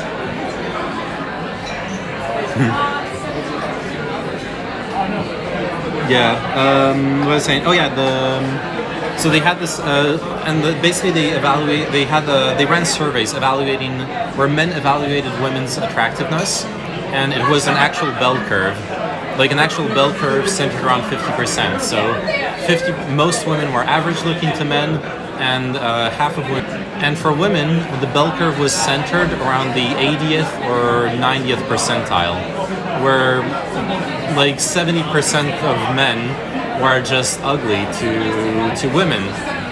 And at some point I think it also has to be discussed, is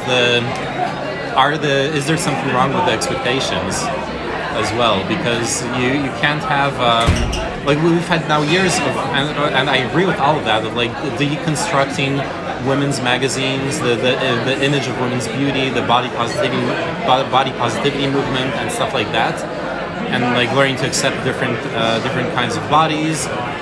But in the meantime, we have Marvel movies showing the god's tier male body and the perfect haircuts, perfect everything, and that being the male standard of beauty. I think it works for both genders. That it's not necessarily beauty as much as markers. So I've noticed, for example, I remember years and years ago cruising around in the car with my friend, and my friend who's, you know, to this day, I feel he's one of those very swayed by popular opinion thing. And we were cruising, and he saw a girl from the back, you know, in the right, like, low-rise jeans and blonde hair, and he was like, we were like teenagers, and he was like, yeah. Then in the front, it turned out to be like a 50-plus-year-old woman, which at that age, it was very much like, that's like older than my mom. Yeah. And it made me think about how there's these trigger things. That's like, oh, this blonde hair, oh, this like low-rise jean or whatever, that are programmed as beauty things. Yeah. And women are programmed this way with men as well. And it changes over time. That's why like this Giga Chat guy has a beard, when in reality, a beard masks your weak chin or just the fact that you're not that attractive, you know? But, and I'm not saying that's always the case, but I'm saying you don't actually see you don't see the person. It's just this trigger of the beard. You know, we're all getting kind of programmed perpetually of what beauty is. Yeah. And you don't actually have to be a very attractive guy. You have to figure out what the right triggers are. If that's the kind of woman that you're looking for, a woman that's going to be triggered by the visual and not value the text or whatever else you're writing there. I mean, and that, I get that. That's the visual medium of online dating, and if you're terminally online, that is like what you're dealing with. Yeah. But there's so many cases of, and I feel like, honestly, and I agree with what you're saying, and I don't disagree with that study, but I also believe there's this other take, which is that men are a lot more materialistic as far as looks go than women are. Traditionally, men are less impressed by intelligence and more look at their body, whereas there's, you know, fairly generally normally successful men are successful because they have a good personality, because they're witty and humorous, or intelligent. Yeah. And that those things are a turn on. But it's very difficult to translate that into the online space. That's what I was going to say. Like the way online dating is structured, it's well, because what you're saying is true, but like traditionally, yeah. But the way it's structured nowadays, even the more like personality-based websites, fucking OkCupid got bought out by Tinder, and they've Tinderified it. Yeah, it's Match.com. Because what I was going to add on the like looks side, there is also one of those like basic skill things where a lot of women put in a lot of time in learning how to take good photos of themselves, and men will like make fun of that, and then they'll be like, oh, why is no one liking my profile? When your photos are terrible, you don't know how to pose, you don't know people you're swiping on, they've got that down to like perfect science.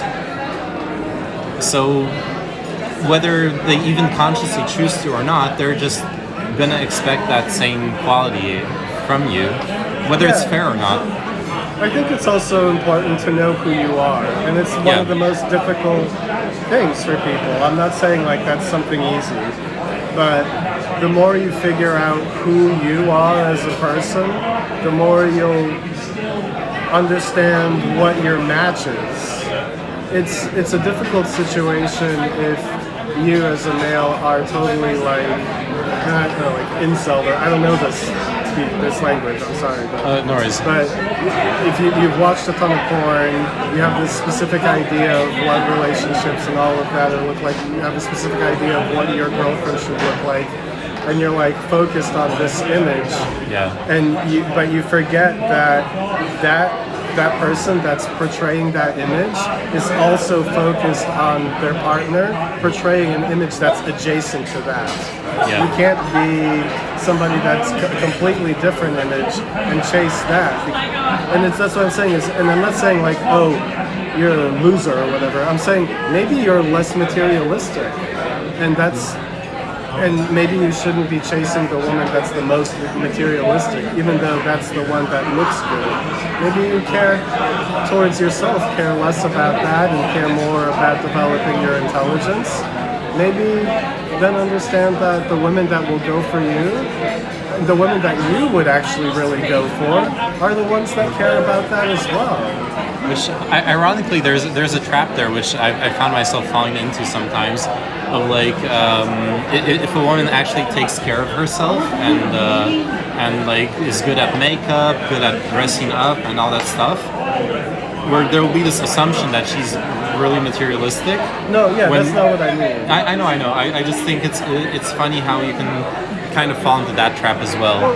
Yeah, most women actually do take, look, generally, the reason why I think that take is there, that men should take better care of themselves, because if we go on average and look at the way that women take care of themselves versus the way that men take care of themselves, pull all of them together, women take better care of themselves. Yeah, they just spend more time Society on it. has made it that way, that women feel very insecure about their natural self, whereas men get to just be their natural self. We don't wear makeup, we don't wear high heels, society hasn't pressured us into all of these things. We don't even shower. And very often you see that just on an average like Friday night out, the guy is just dressed in, jeans and a sweatshirt, and you can tell the girls.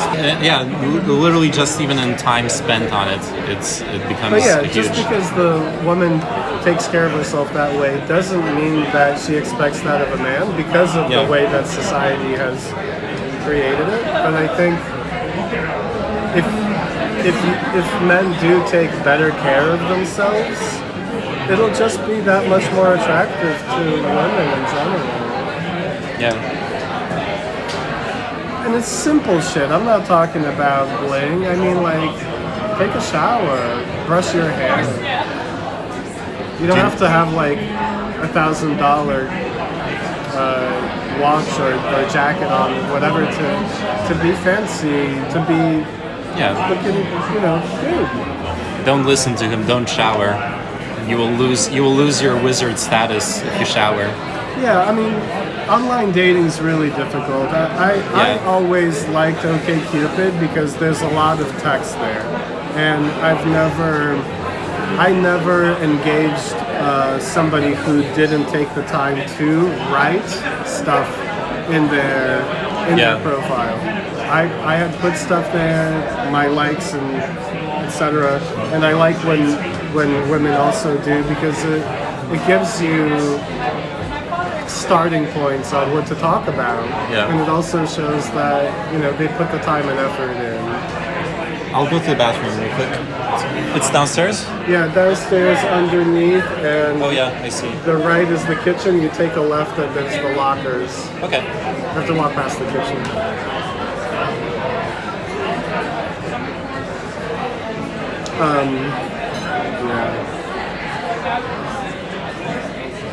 Yeah, meeting people in the real world, real life, obviously is much better. But then you're dealing with all of the anxiety of approaching and stuff like that.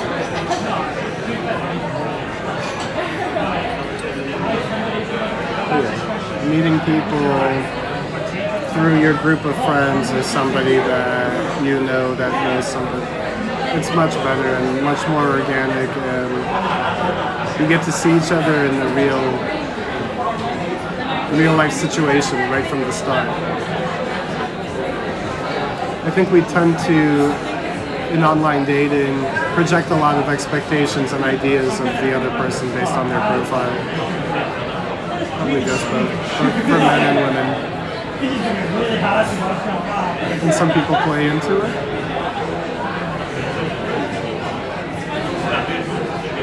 Like Andrew Tate with his like rented out Bugatti or whatever.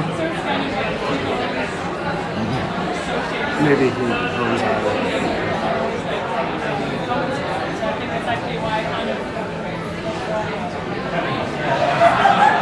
Yes, I agree. With not.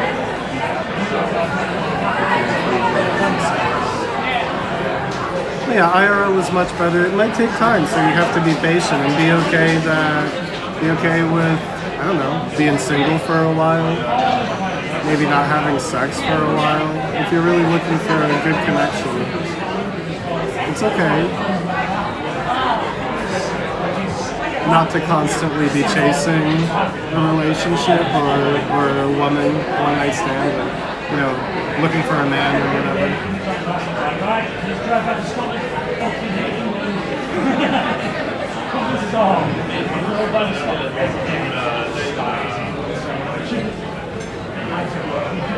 Not sure if there's anybody still here.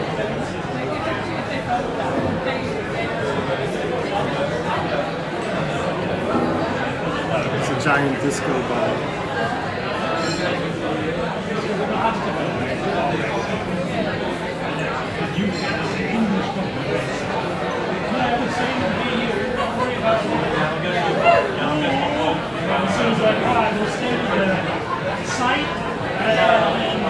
I kind of like this idea.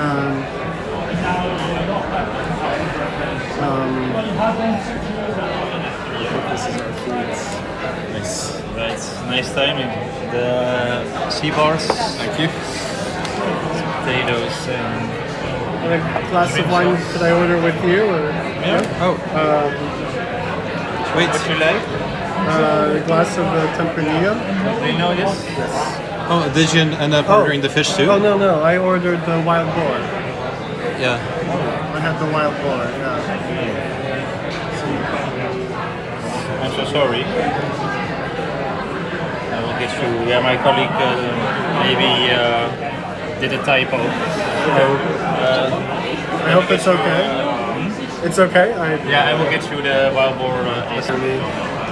Yeah, it is very fishy. Let me show it off.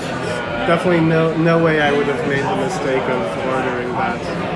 Yeah, maybe with like the noise around, there was like a misunderstanding. But yeah, I got I told her the wild boar. Yeah, What's I heard it amazing too. is we have instant replay. We could go Yes. back and be like, look, you said wild boar.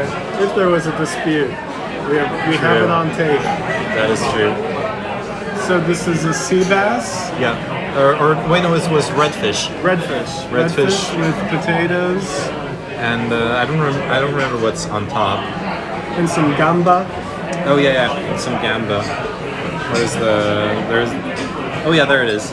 Like oh, it's the small ones. The small gamba. like shrimp. Nice. I'll wait for your. No, you shouldn't eat. If it's Yeah. gonna be. I guess it depends how fast I can fire it up. Because if it's Yeah, gonna no, run, just eat. yeah. All right. Eat your food. Yeah, I was thinking since we're talking about like women's the inequalities, the one huge inequality that we don't talk about is the toilets. The women have to wait in line just to pee, and we just have urinals. And then we have all the empty stalls that the women can use. But since there's very little unisex bathrooms. Just had to think about it because of the toilets here. I like walk in and I'm like, oh shit, there's a line. Oh no, it's for the women's toilets. While you're waiting, I'll give you this from us. Oh, thank you very much. In the meantime. Appreciate it. Oh, and could I have another? Triple as well? Yeah, please. Thank you. Nice. So you got the pairing for the starter and the pairing for the boar Yeah. now. Yes. Nice. They offered a I did the glass of wine. Yeah, I mean, I remember she repeated it to me too. Yeah. I said the wild boar stew, and she said, okay, wild boar stew. She repeated it to me. Yeah, that's true. Because I don't like to feel like if it was my mistake, you know, I wouldn't want it to be my mistake, and I forced the restaurant to basically double fire, you know, because they're not gonna serve that other dish. It's gonna be for the staff, because they brought the same dishes. Oh yeah. But yes, I had the Sauvignon Blanc with the radicchio, and ordered sauerkraut. Yeah. And ordered the tempranillo for the wild boar stew. Feels like it would work well. But yeah, what I wanted to say regarding the dating thing, and I haven't seen it work, but I like this idea for shyness. Like, you know, I want to admit, I actually have, back in the day in New York City, met and reconnected with a missed connection. I don't know if anybody knows, but there used to be this section in Craigslist.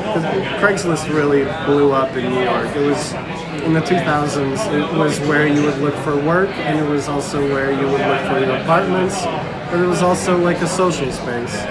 So there was a fairly developed missed connections thread in New York Craigslist. And I actually used it once, and the girl replied, and we went on a date. It was amazing. So there's a trial for an app that was kind of working off of that misconnections thing. Basically, that if you open up the app while you're around the city, everybody that is on the app as well pops up and has been around you. So, and I think it would, obviously I still think this type of app would work better if it's like female first initiation, because, you know, it's very difficult to picture a woman going on this app and then having basically every single guy that they come into contact with on their commute being like, hey, what's up, hollering at you. And it was stew with This is a wild boar stew with a celeriac puree, giant bay leaf, yeah, Nice. and little parsnip chips. Yeah, Yeah, that's amazing. but I like this idea. Oh, nice. Okay, so the gingerbread is in the stew. Oh, interesting. So it's like ginger wild boar.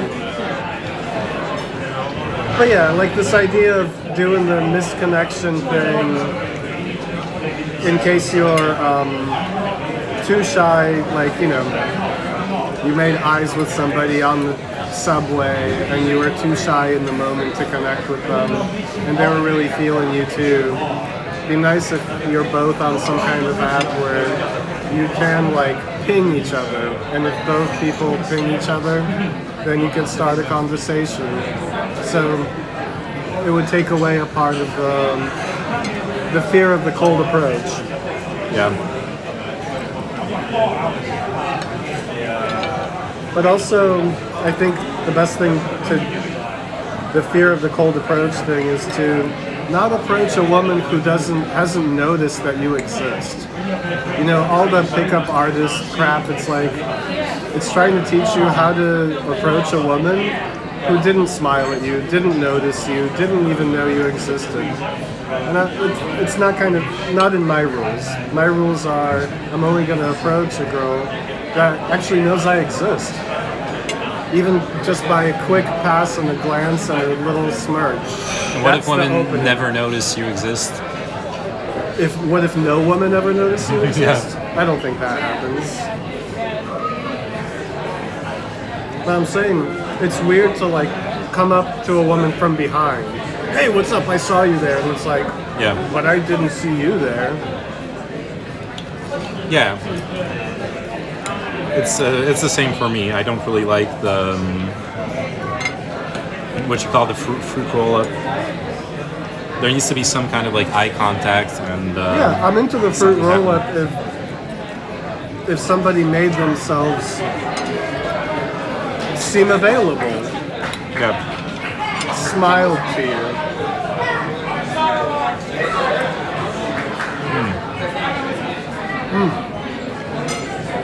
It's just delicious.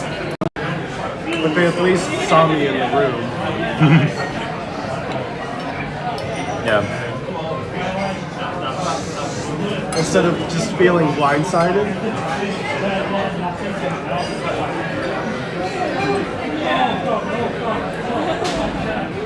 I'm not sure if there's anybody on. Yeah, I don't know either. That's the problem with not having the actual viewer count. But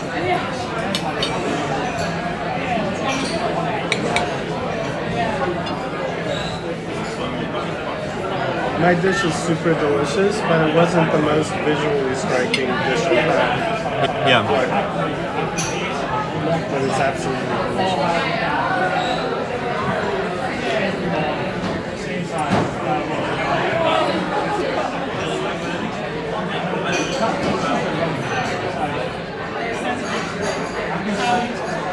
that venue looks lit. It indeed has lighting.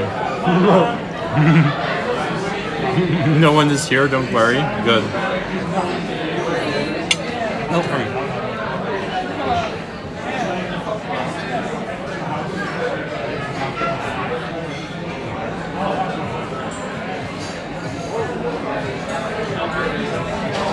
Yeah, thank you very much. If I'm on Twitch without being on the app, it doesn't show me the viewership either. Really? Like I'm on m.twitch.tv. Yeah. It's not showing me. Interesting. Aquino says we now have What if 4 we do viewers. What will happen? Streamception.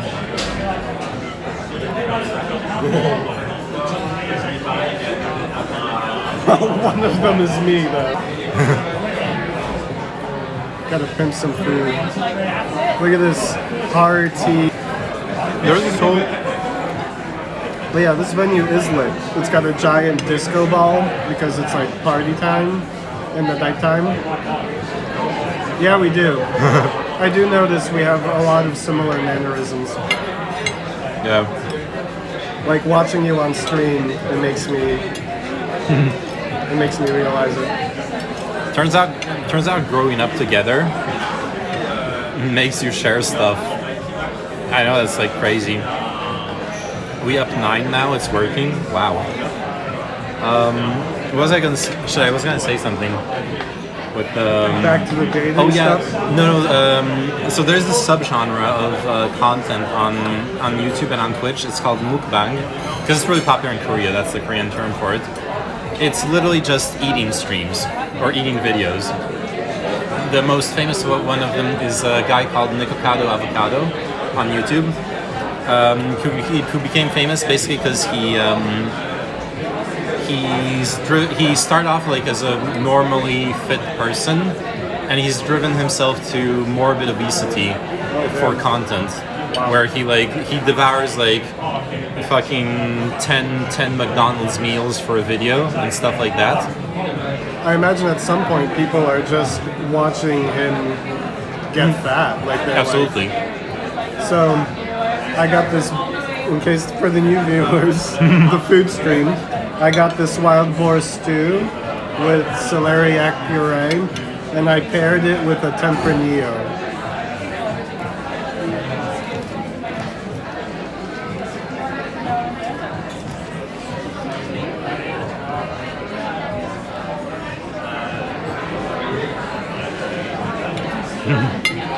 La Mancha. La Mancha. Vinedo, La Mancha, Cabernet Tempranillo, so some Spanish wine, but it's very tasty, and it's Tempranillo is not super dry. It doesn't have a lot of oak and tannins in it, so it's perfect for like a boar, because boar is still kind of considered a white meat, lighter than a steak. You want to try it? See? Sure. I would like to show off It's my. very light. Yeah. Like it's strong start, but really light finish. It has this lactic smell I really like in red wine. Yeah, it's creamy.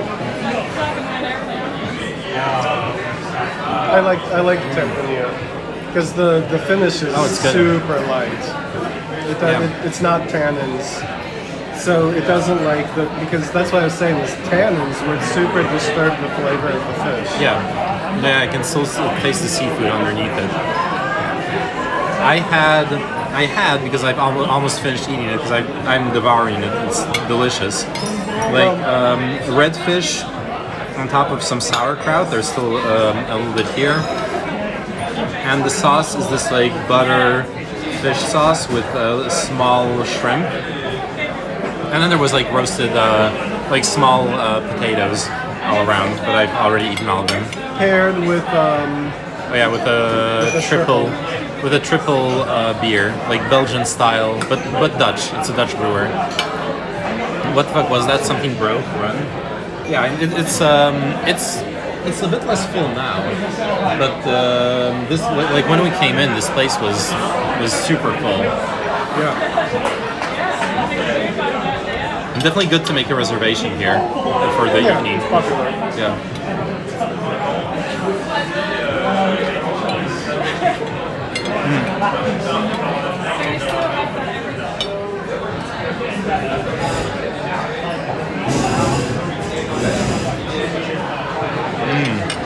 We had that problem with Sophia and Contrast. You want to take a Sure.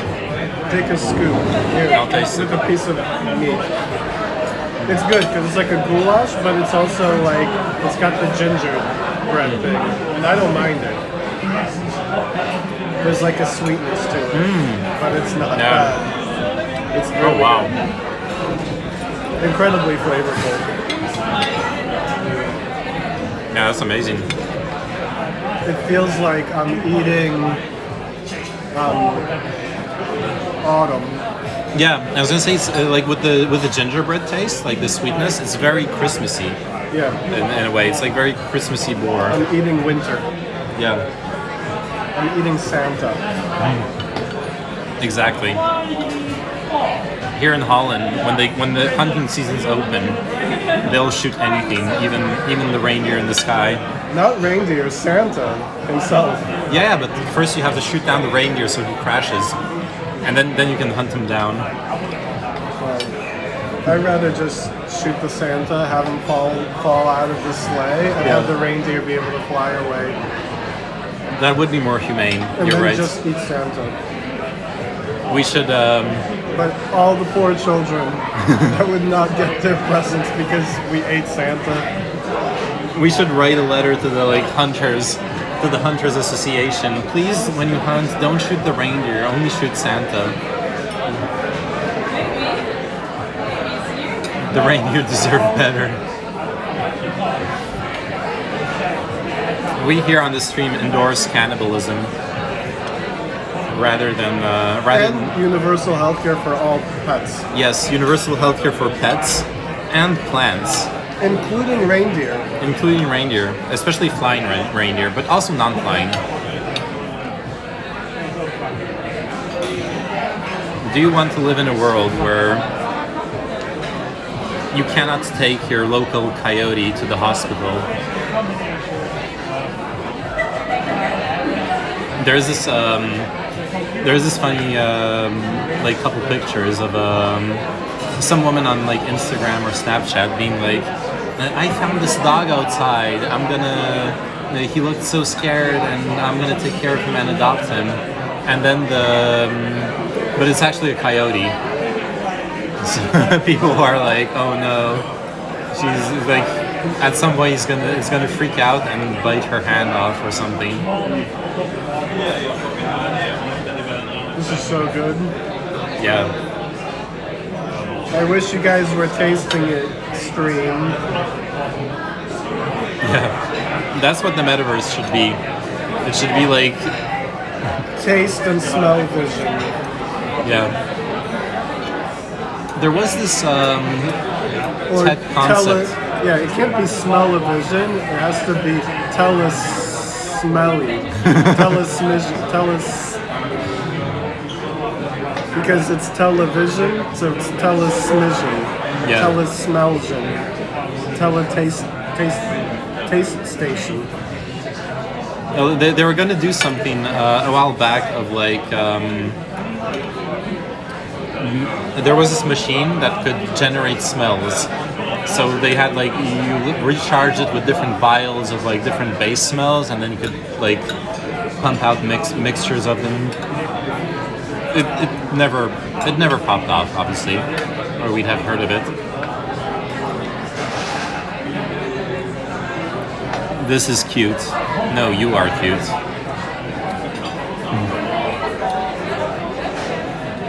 You are on a date with both of us. You get to choose.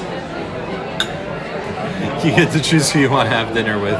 Actually, you don't, because I'm like controlling the camera. But you get to see who choose with their mouth closed. Yeah.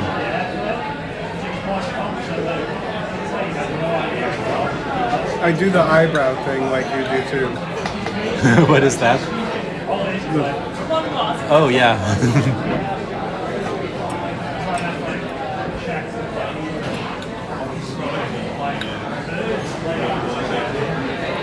Yeah, as a teenager, I used to like practice eyebrows, like practicing the move each eyebrow on its own.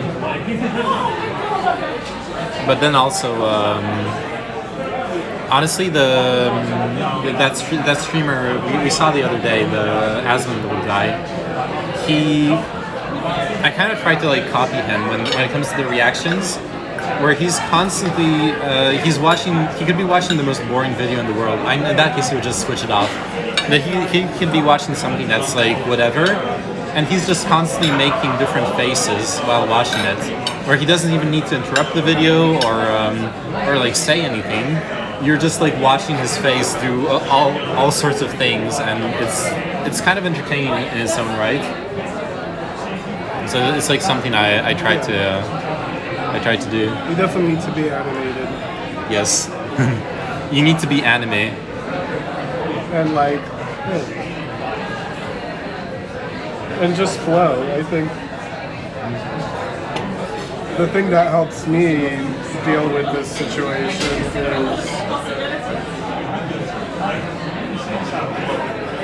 no fucks given. Yeah. But the reason why I don't think I would be a streamer is because post-stream, I would be like, oh no, what did I say? What did I do? I don't remember, Yeah. but it's there. I imagine it's got to be similar to like a musical performance. It's like once I'm done with playing a show, I don't want to listen to it again. Yeah. It's done. It happened. Yeah, that's something I've been As a thinking. streamer, you definitely Yeah. can't be going back and rewatching your own streams. Well, that's something I've actually been thinking about from the perspective of like improving yourself or myself, and trying to like learn to be more entertaining or what works, what doesn't work. I kind of should like actually rewatch streams the same way like a professional musician. They re-listen to their rehearsals and concerts, and then they're like, okay, this like at this moment, this bar we fucked up or whatever. Yeah. It's good to like record your rehearsals and stuff. Record your practice. Yeah. But then actually listen to it again. Yeah. But it's hard to do. It's hard to be like, okay, now I'm gonna listen to myself talk for 5 hours and like be like, okay, this works, this doesn't. Yeah.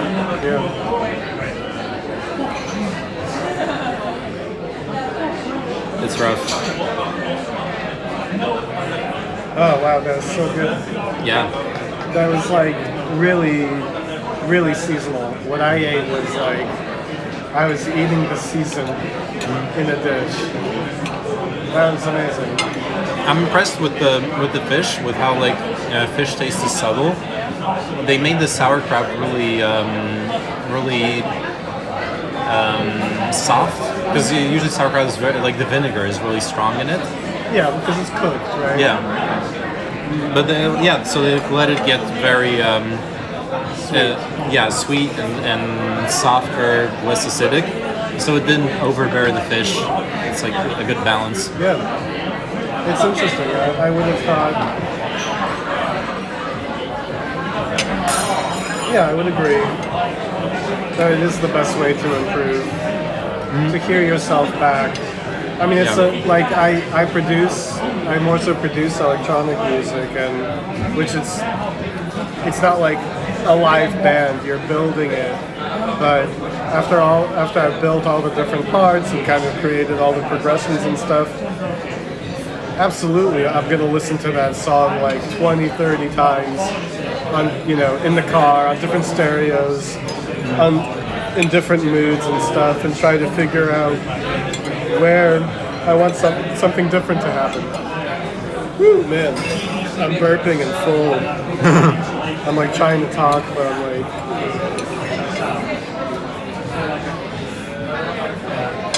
Yeah, you can't just like not critique your own content. Yeah, and especially with music, like, and then next day you want to redo it. Well, yeah, then you need to be able to like let go. Yeah. Especially especially with live music, you need to be able to like do the concert, and after the concert, just let go. Like not be like, oh, and it's really hard. Like especially if there was a lot of mistakes or like it was bad, be like, oh no, I fucking hated my performance, and be like really depressed. But also still be conscious of like, okay, I need to improve this. We need to rehearse more, or like focus on this in rehearsals, etc. Yeah, and like It's a good thing. Yeah. Like I've said before, also push yourself a little bit. Like I've said before with you in the music realm, like I've talked about that past projects where you like put all this energy and all this creativity into it, and then before just like pushing it out the door, like because I'm trying to find a balance. Obviously, not sit on it and perfect it always to no end, but give yourself a few days of space, come back to it, and put in the last 5 hours of just like tinkering, making little details. Like what I've said before, where I've like copied and pasted a hi-hat, and it just is monotonous throughout the whole song. Yeah. And it's only after taking a few days away from it, and the song is almost full, then I can be like, actually, you know what, I'm gonna add a little swing to the hi-hat here and there, and really make it that it has a flow. Yeah. But not like endlessly perfected. I just like this last little push.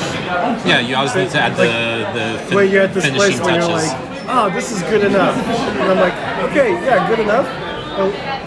5 more hours, and it'll be like, great. Trying to touch great.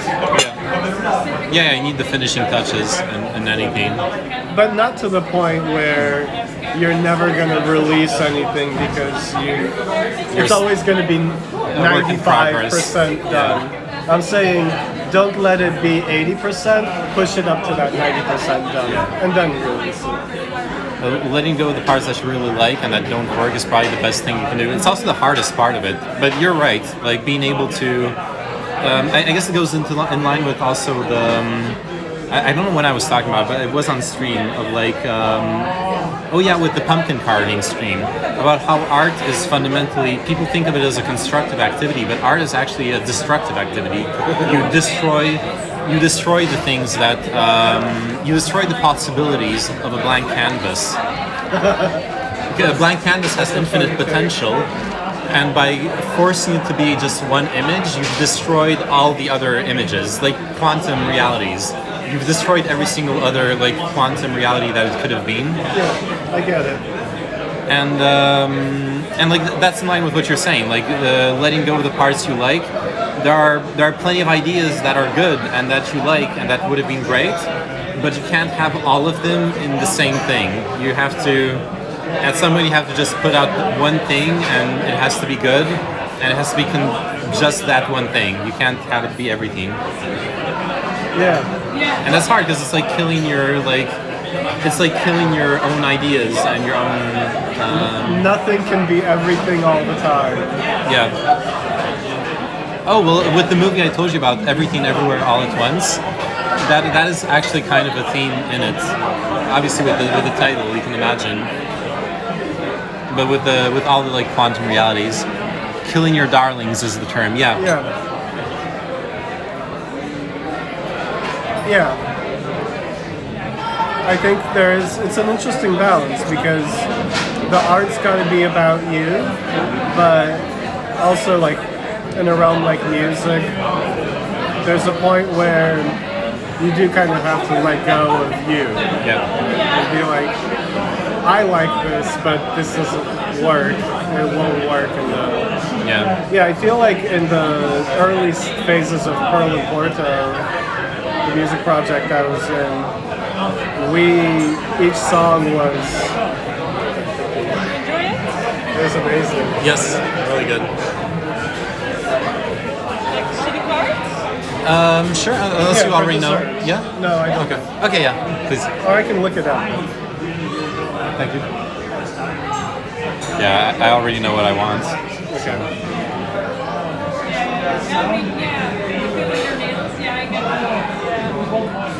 But yeah, in music, well, I've told you about it, and I've told Chad about it. But I'll do it again. There's a lot of repetition in streaming.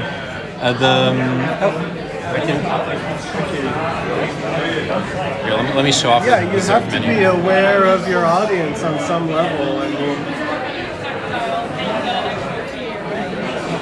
here we got the desserts. I should put it like this.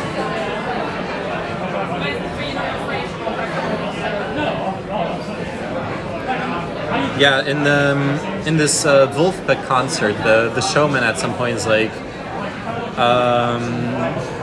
he's like, the concert, the music, it's 70% for you guys, the audience, and 30% for us. And yeah, if the balance is out of whack, it's just not going to be good. And I don't think every art form, every medium is as such. Yeah. But I think performative medium, performance-based, you do have to kind of take the audience into consideration. Yeah. There's nothing wrong with that. Yeah. You don't have to be like an artist purist. Like, I don't give a fuck about whether anybody likes it or not. Yeah. But that's a really tricky balance. It's a really interesting topic, actually. Yeah. Which is something like I was talking about it with Nice too, because the Devin Nash video. I've told you indirectly about Devin Nash. He's the guy who runs the like YouTuber, Twitch influencer agency thing. What are you gonna get? I'm gonna get the tarte tatin. Okay. The apple and cinnamon tart with ice cream. I want something with ice cream. Like I wish the brownie with walnuts also had ice cream. Oh yeah, and you're right, because usually brownies do come with ice cream. It's kind of weird that they don't do it. Yeah, I want to say because what he says is true. Where like, for example, if you look at the YouTube world, what's been successful was the people who've become those like professional YouTubers from the past 10 years. So many of them are just people who are super passionate about a very niche thing, and they made their passion into videos. And at no point, like especially early on, at no point were they in any realistic way thinking like, yeah, I'm gonna turn this into a business. But the passion like got through the camera and comes into the videos. And then people just like it, and that's when it becomes like, and they're like, oh shit, I'm getting like 200,000 views on every video. Right. Now what am I going to do with this now? And that's like a very, I totally agree with that. Like that there's like an organic thing, and even as a musician, it's like a balance of both things. I feel like it is important to take into consideration your audience on some level. But as well, you're not going to know which song is going to be a hit. Yeah. That's my whole approach with producing, especially when I was in that group. It was like, We just gotta keep putting them out. Oh, there's a kitty.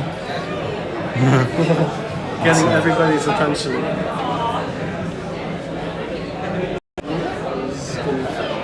Look at her.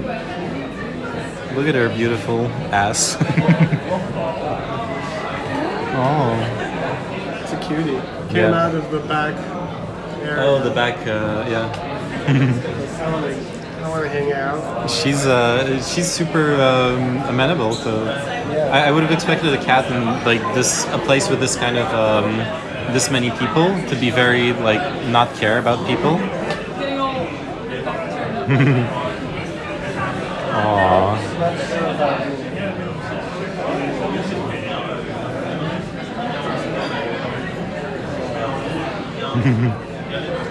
Oh yeah, she's loving it. Look at her face. I'd say in film it's even more for the audience. Yeah, I feel like also the more cooperative the work of art is,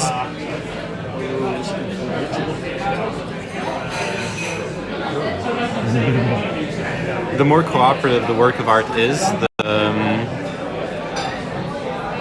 the more it has to kind of be about. I don't know. It's rough when. I don't know if this is actually true, but like the more cooperative it is, the less, the more it has to be about the audience, I guess, because you. It's not a single person's vision, right? I've had that in bands where like you got one person writing the songs and composing, and like the whole band is their vision. But then they expect the other musicians who are like just there for rehearsal and to learn the songs to be just as driven and passionate about the band. And like the classic thing for me, at least when I was like trying to be a professional musician, is then this guy's like booking free concerts for us, and I'm like, dude, this is rough for us. This is not our vision. This is not at least for me, it's not the music I'm like obsessed about. I appreciate that you really believe in it and all that stuff, and that you believe that just getting it in front of more people at any cost is going to make it work. But at some point, you got to respect that I'm not into that. And like especially with the movie, it's even more so. You got someone just working on the fucking lighting. And maybe they really do love the movie, but maybe they don't. And you got to still give them a salary. So the movie's still got to be successful. Yeah.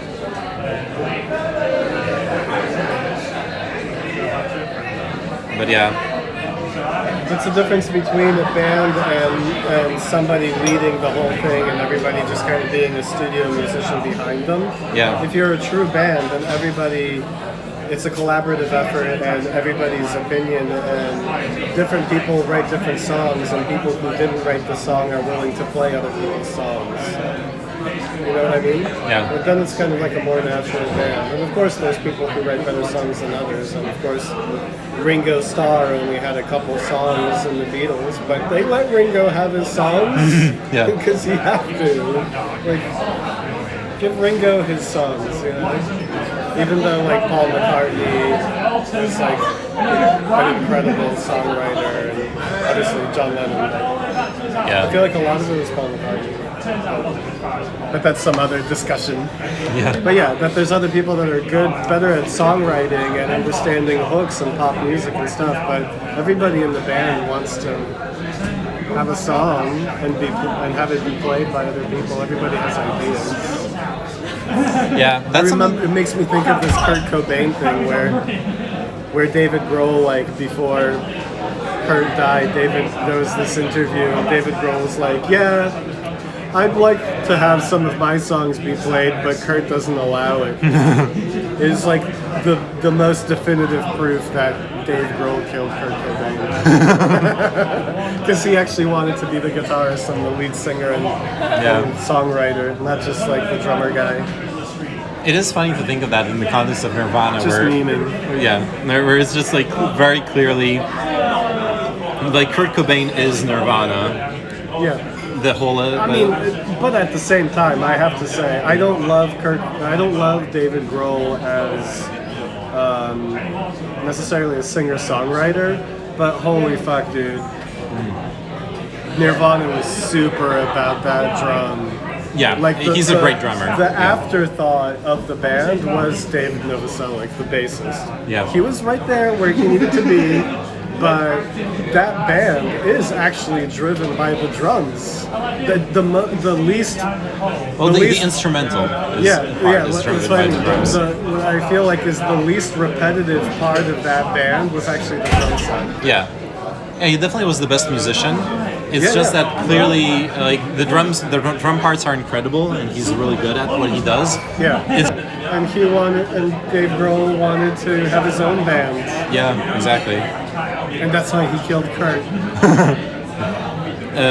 Why do people do lots of different hobbies but not seriously? For me, that's a waste of time. Isn't it better to do one or two things deeply? Jack of all trades versus the master of one. Yeah, that's a tough discussion. I think it's it really is a trade-off, and it's like, man, it also depends on like what you want to accomplish, because you can say like you specialize into some things on a decent level, like you were a mediocre musician, a mediocre artist, a mediocre this, a mediocre that, but like plenty of different things, and then you start becoming really good at one thing.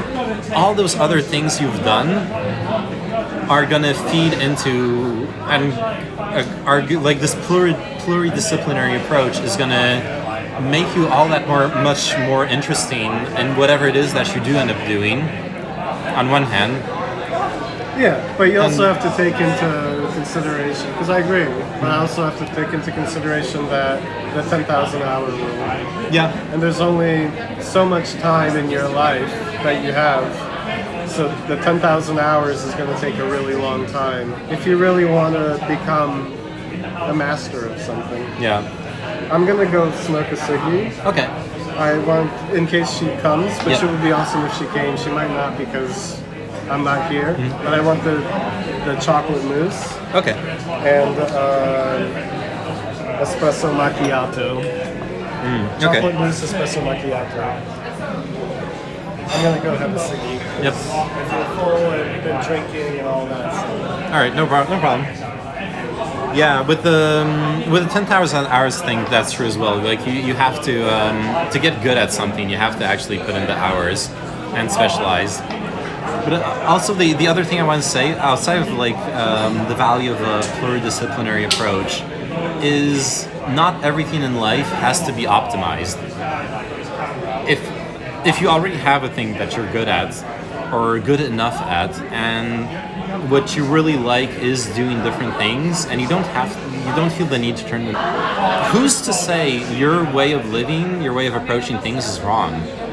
Fucking do it. Learn 10 different instruments and then abandon them and go painting. Who cares? Who's to say your way of life is wrong? As long as you find satisfaction in it, there's no right or wrong. Now, if you actually do want to make a career out of something, if you do want to get other people's recognition in a field, you are going to have to at least dedicate like the main portion of your time to it. And you can still do other things on the side, but you're going to have to specialize for sure. It's just about like, is the efficiency actually the goal? It should. I don't think efficiency should necessarily be the goal of your entire life, unless you once again like decide to make it that. That shouldn't be the default goal.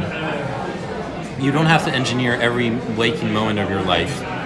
You should engineer like what you specialize in, your career or whatever, and like at least put in some level of effort on that aspect. But don't do everything, unless you're just passionate about that approach.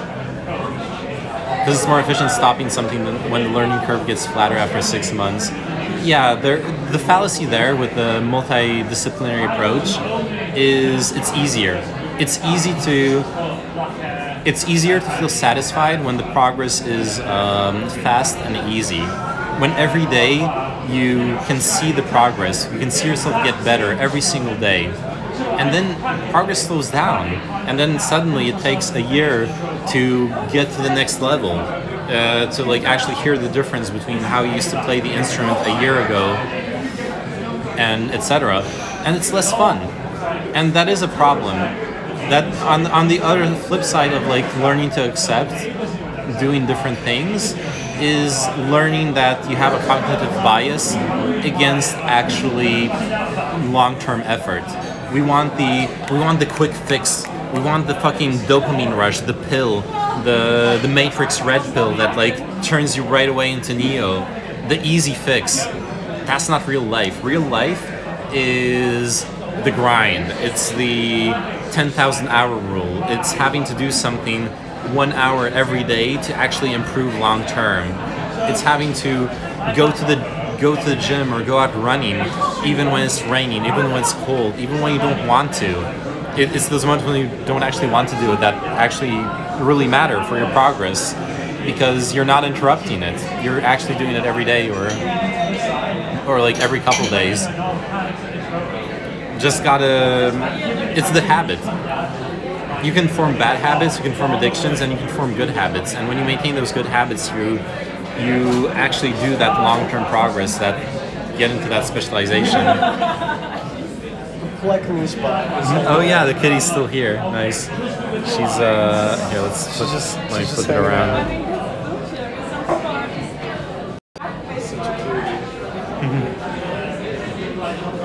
There she is. That's awesome. My argument is that stuff is pointless. I mean, then it goes back to what is the point of life? I don't think the point of life, personally, and like once again, I know people who do that, and if that's where you find satisfaction, then that's great. Personally, I only want to. Oh yeah. Hey, I'll have the tarte tatin. And I have the chocolate mousse and espresso macchiato. And yeah, just the tarte tatin. Thank you. I need a coffee because I am such a lightweight that 2 glasses of wine and I'm like, woo. It's weird. No, that's normal because you don't I drink. just don't drink alcohol at Yeah. all. So like 2 glasses of wine and I'm like, Yeah. Life is you get to do shit and then you die. This is fate. agreed. Yes. Nihilism. But oh yeah, the peasant like. Not nihilism. Because, Yeah, I know. because I'm it's joking. Not because it's not in the sense that the stuff you do is pointless. Yeah. More existentialism. Thank you. Because I believe in the stuff that we do. Yeah. But yes, then we just die. Yep. Back up on the phone. So if the comment is up, then it's lost. So I look it up. But yeah, what I was gonna say is you don't have. Personally, I only want a part of my life to be optimized. I do want to optimize it. I don't want to. I do want to be efficient. I do want to be smart about what I spend my time on and all that stuff, but only in a specific part of my life. So like, I want to be more efficient when it comes to streaming, when it comes to the whole like content creation stuff. I want to be, a bit more pragmatic with all that stuff. But I don't want to. I don't want to do that for every waking moment. I want to find a balance in that. Yeah, when I do sales afternoon projections where the parents say their kids can't do our coding lessons because they play too many sports / musical instruments, my argument is that stuff is pointless. That's rough. Because like, fuck man, I'll be honest, you shouldn't be forcing. Like it's serious, like utilitarianism. Right? Yeah. Like you shouldn't do anything that doesn't have a utility. Like a good career outcome or whatever. Yeah. It's rough because on one hand, it's true that you do have to, like, kids don't have the knowledge and the responsibility to make the right decisions for their future. So, like, I do think that society, like modern, well-meaning, middle-class society, has gone too far in the like follow your dreams meme, where like at some point parents should be like, no, you should do this. You should do this, and if you don't like it as an adult, you'll just choose to not follow through with it, and that's fine. But you should do this because if you do want that, you'll be happy you've done it as a kid. It's like worth it, even if you later on you decide you hate it. I think that it's okay to have that take, like when maybe with like a bit of coding, maybe not like forcing the kid to do 10 years of coding since they're 8 or whatever, but like at least a couple years to have like a basic knowledge, sure. Yeah, and I agree with that, but at the same time, I wouldn't agree that it's pointless to do those other things. It Yeah. might not lead to a career, but it will. It will lead to be a healthier open human up being. your mind. Yeah. On some level. You'll be a healthier. Just like being able to speak multiple languages actually develops more neural connections. If you think about music or some kind of art practice, craft being a language of its own, you're also building new neural connections. But I do also agree that it's rough for every 10-year-old to think that they're going to be a rock star. Yeah, there is something wrong in that, absolutely. But I also want to add something that's a bit forgotten in this discussion of like, should you optimize, like specialize in all aspects of your life? You like peasant, like you're forgetting the reality that people gloss over is that so many of the like geniuses and talented people we admire in everyday life, they are polymaths. They get famous for this one thing that they've done well and that they like specialize in, and it can be a business, it can be like paintings or whatever. But then if you read their biography, if you interest yourself in their life, you realize they're also like a musician, and they're not just a musician. They play like 2 or 3 different instruments pretty damn well, and they like fucking like Ryan Gosling has his own rock band. Even though he's a world famous actor and obviously a really good actor. There's like business people who like even outside of like just doing art or just doing business or whatever, those people are efficient in the way they organize their life and really driven, and that translates into every single thing they do on a certain level, where they will be driven in their hobbies as well, and especially in music, but I think this applies to everything, much more than spending like 12 hours a day on it. What all my music teachers told me in music school is rather than spending 12 hours a day on it, spend the amount of time on your music practice that will make you consistent. If it's just 1 hour a day, that's better than doing 12 hours on the weekend and then being burnt out for the rest of the week. Yeah, it's definitely, obviously if you were to be able to do 12 hours a day consistently, then you're going to be better than doing 1 hour a day consistently. Yeah. But yeah, the more important thing is consistency rather than just doing the like binge and purge approach. Yeah, and like what I'm saying is with someone like taking Ryan Gosling, obviously he took like acting classes or like works on the acting, works in front of a mirror, all those things. Do you not feel like you are like healthier physically because of the sports you were doing? Like a kind of like, better conditioning and discipline. Like a lot of things. Even with fucking music, music taught me how to learn, taught me how to work. With the consistency thing, with the understanding. Like I get Peasant Likes take, because it makes me kind of think of, where like a lot of people will never like use trigonometry. Yeah. So why are we like learning trigonometry in school? I get that, like, with sports, extracurricular activities. Yeah. I think in general the idea is to have young people find different things they're passionate about. So then they can choose which one they're gonna Yeah. go deep on. Yeah. Yeah. But also with the trigonometry thing, because I don't know if you were there, but a couple of weeks back I debated someone in chat about the school thing because they were kind of doing the like Andrew Tate a school. It's more like a sneaker thing I don't actually. read Like the the Andrew sneaker. Tate, I don't know how Yeah. to read thing. Or more like the Sneeko thing of like school is useless. You should learn to hustle instead of learning trigonometry. And I was like, no, like what you learn in school, of course, like a lot of it isn't practical and you have a lot to learn afterwards as an adult. And probably there should be like some level of practical lessons in school as well of shit to help you be an adult. But what they like all the trigonometry shit, it forms like discipline and mental gymnastics that are useful in other fields, even if you don't notice it. Yeah, I think sports, especially some kind of group activity, beyond that, it also teaches you how to work with others. True. And when I think of somebody like Sneeko, all I see is an isolated narcissist.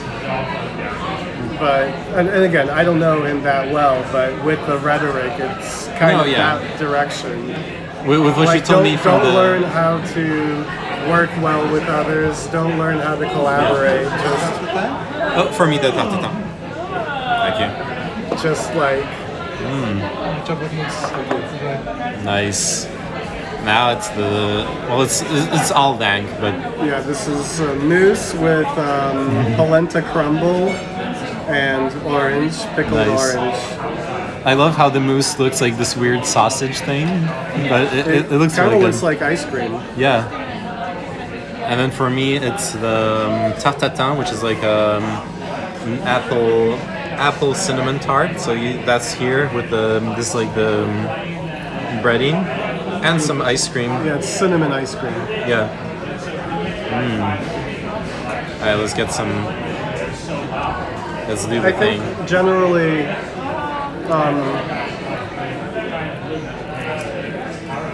team sports, and maybe I'm biased because I also like sports, but team sports teaches you that you have to depend on others and you have to contribute your part, and you're just a part of a greater whole. Yeah. And in order to win, you kind of have to learn how to collaborate that way. There are things, but I get, the utilitarian approach that Peasant Lake is talking about. I get that as well, because wouldn't it be great if we all were hooked up with tools that will lead us to the greatest, quickest success in life? I have to say though, also with the So good. it's so good, yeah. And there's like mint and on mine. Oh my god! But then also there's like it's detail, but it's got to be pointed out with the utilitarian approach. Because like what you're saying, Peasant Lake, with like coding, absolutely. Like right now, software is the best basic working job you can have in most of the world. But I'm seeing the same tendency that the older generation had with, say, becoming a doctor or a lawyer, especially a lawyer, because that's a bit easier on the study side. Where it's hard, but I mean in the sense that a doctor is really fucking hard. It's easier than becoming a doctor. Because right now in law, and it's not just because of the saturation, it's also because technology replaced a lot of entry-level law firm jobs. But anyways, you've got a whole generation of kids who followed the parents' recommendation. You gotta be a doctor or a lawyer. Those are the best jobs you can get, and you'll be set for life. But if there's too many of them, even the most prestigious job, even the most prestigious work, is going to be saturated. It's going to ruin the job market, and you're going to have to let yourself be exploited for 20 years before getting to a real position, and then it's like any other job at that point, really. And I see that happening with software too, potentially at some point. We aren't there yet, tech grows like fucking exponentially. So we don't even see the moment where that will start happening, because you just still constantly need more developers everywhere. Yeah. But it will happen at some point. With everyone wanting to be a developer, there will be a point where there's too many developers. Yeah.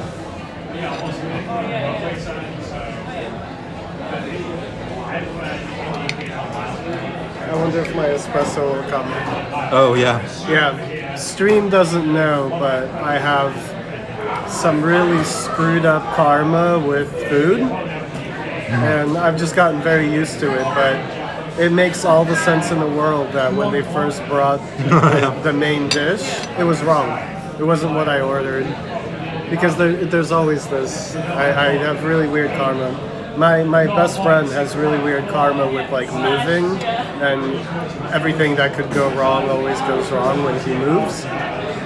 While I have this food thing, and my friend said like, man, you know, this is as a joke, and not necessarily either people that believe in reincarnation, but he said, man, you must have starved some people out in the past life, and now you're paying back for it, and your food's always messed up. Whereas his thing's always with moving, so like, man, you must have not let people like migrate through your land, and now your karma's all messed up. Yeah. Here's my espresso. Espresso macchiato. Yes, thank you. You're streaming. Yeah, on Twitch. Yeah, we're streaming on Twitch and YouTube.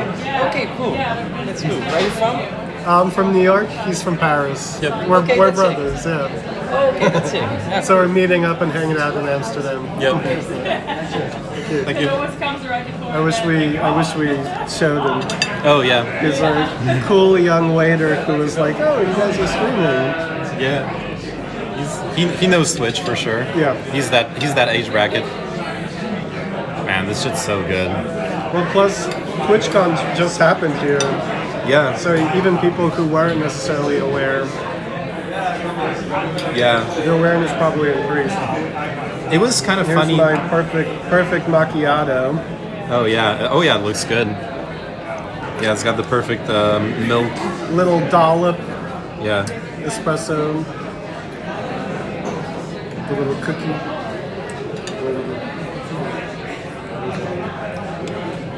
Sorry, I don't know how to work the dongle. I always go in the wrong direction first. Me too, honestly. You should have handed out a card or something. Yeah. Pump up those viewer numbers from 10 to 11. But yeah, I get the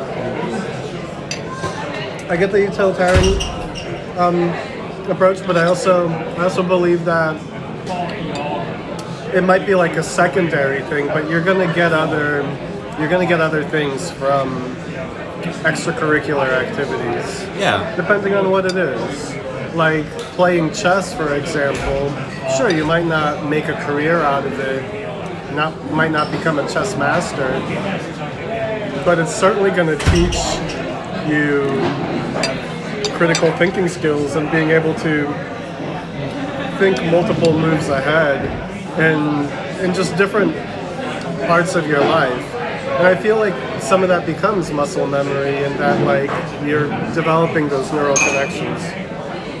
But on the other side, of course, with sports, especially like in the US with like American football, sure, you're playing a team game and you're learning how to collaborate and stuff, but you're also like risking long-term brain damage. Yeah. And I don't know if that's a good trade-off. Yeah, when the sport like leaves, when it like fucks you up for life, that's a whole other thing. Yeah, I mean, it's an interesting discussion. You know how Junior Seau killed himself? Who? Junior Seau.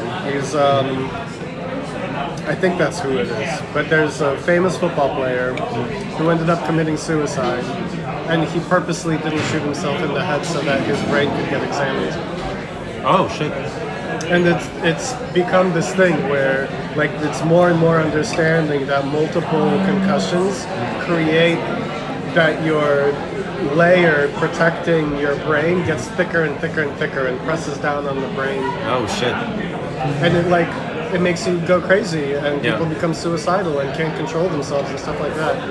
There's a name for it that now they're finally starting to realize it. Even with soccer, European football. Yeah, They're absolutely. talking about how all the header shots, like you're just concussing yourself every single time. Yeah.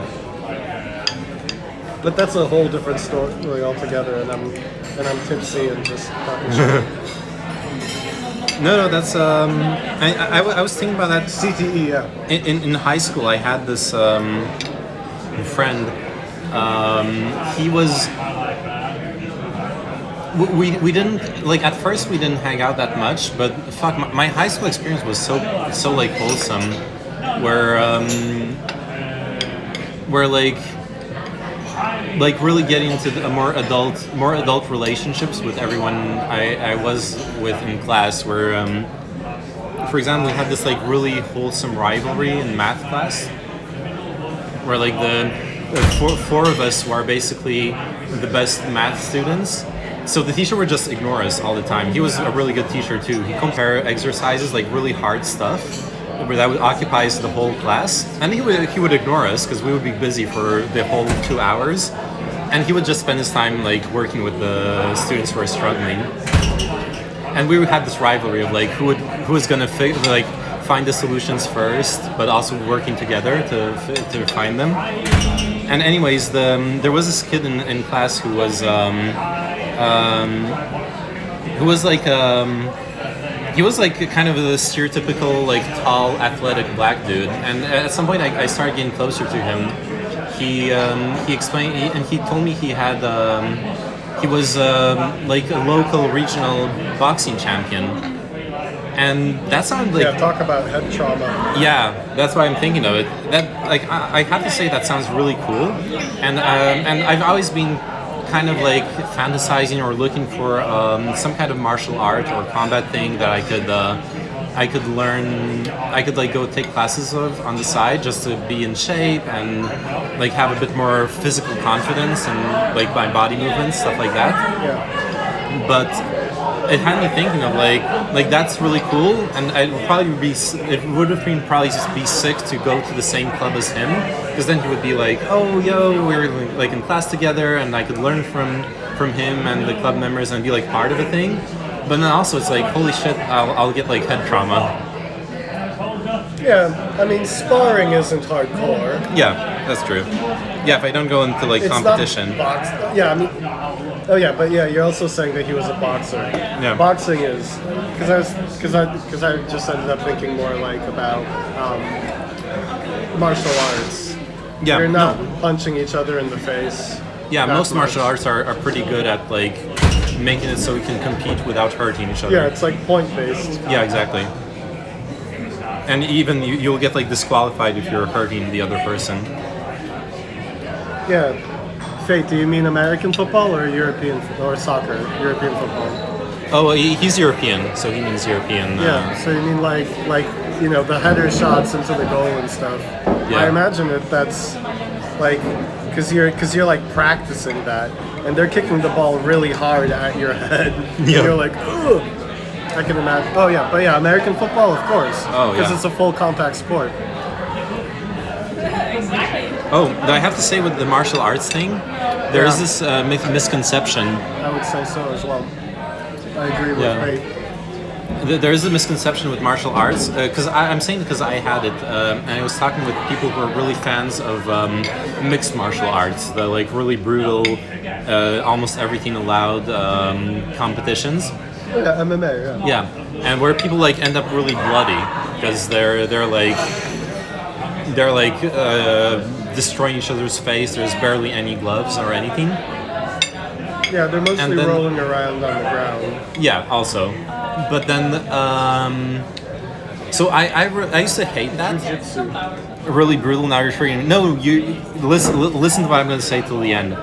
Because I'm gonna. So I had this take that's it's like very normie take on mixed martial arts. It's really brutal. If I was gonna do that, I'd rather do. I would prefer to watch boxing because there's no blood. And then I started reading, because like people who are fans of it told me that I'm just completely wrong. Even though there's more blood in the MMA, the boxing is much worse for the athletes and like Yeah, it destroys I their agree. lives. Because it's much more consistent head trauma and for a much longer amount of time. And the way the gloves and the like style of competing is the punch, even if you're like, even just like strikers in MMA, the punches are still gonna, because they're gonna break skin before they're gonna really cause a severe concussion because there's no gloves. Like the judge is gonna stop the fight when blood gets in the eyes and the guy can't see anymore, which it means it's way earlier compared to a boxing match where like the guy would have had several concussions already before the fight gets stopped. Yeah. Yeah, I think I had that combo with you as well. And yeah, you guys convinced me. Like, I looked it up, I listened to you, and yeah, MMA is better actually for the athletes. Yeah, because it's true that in boxing, the glove will prevent from more facial damage, but each time it's that concussive jarring, and it's about your brain shaking in your skull. So every punch is making that ba-dang, ba-dang, ba-dang. Yeah, which is way worse actually.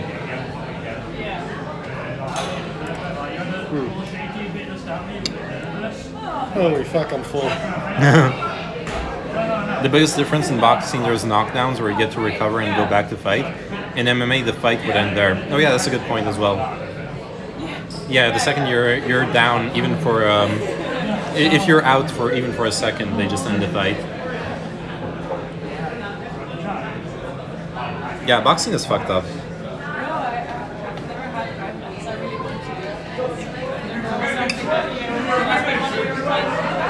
We lost peasant-like.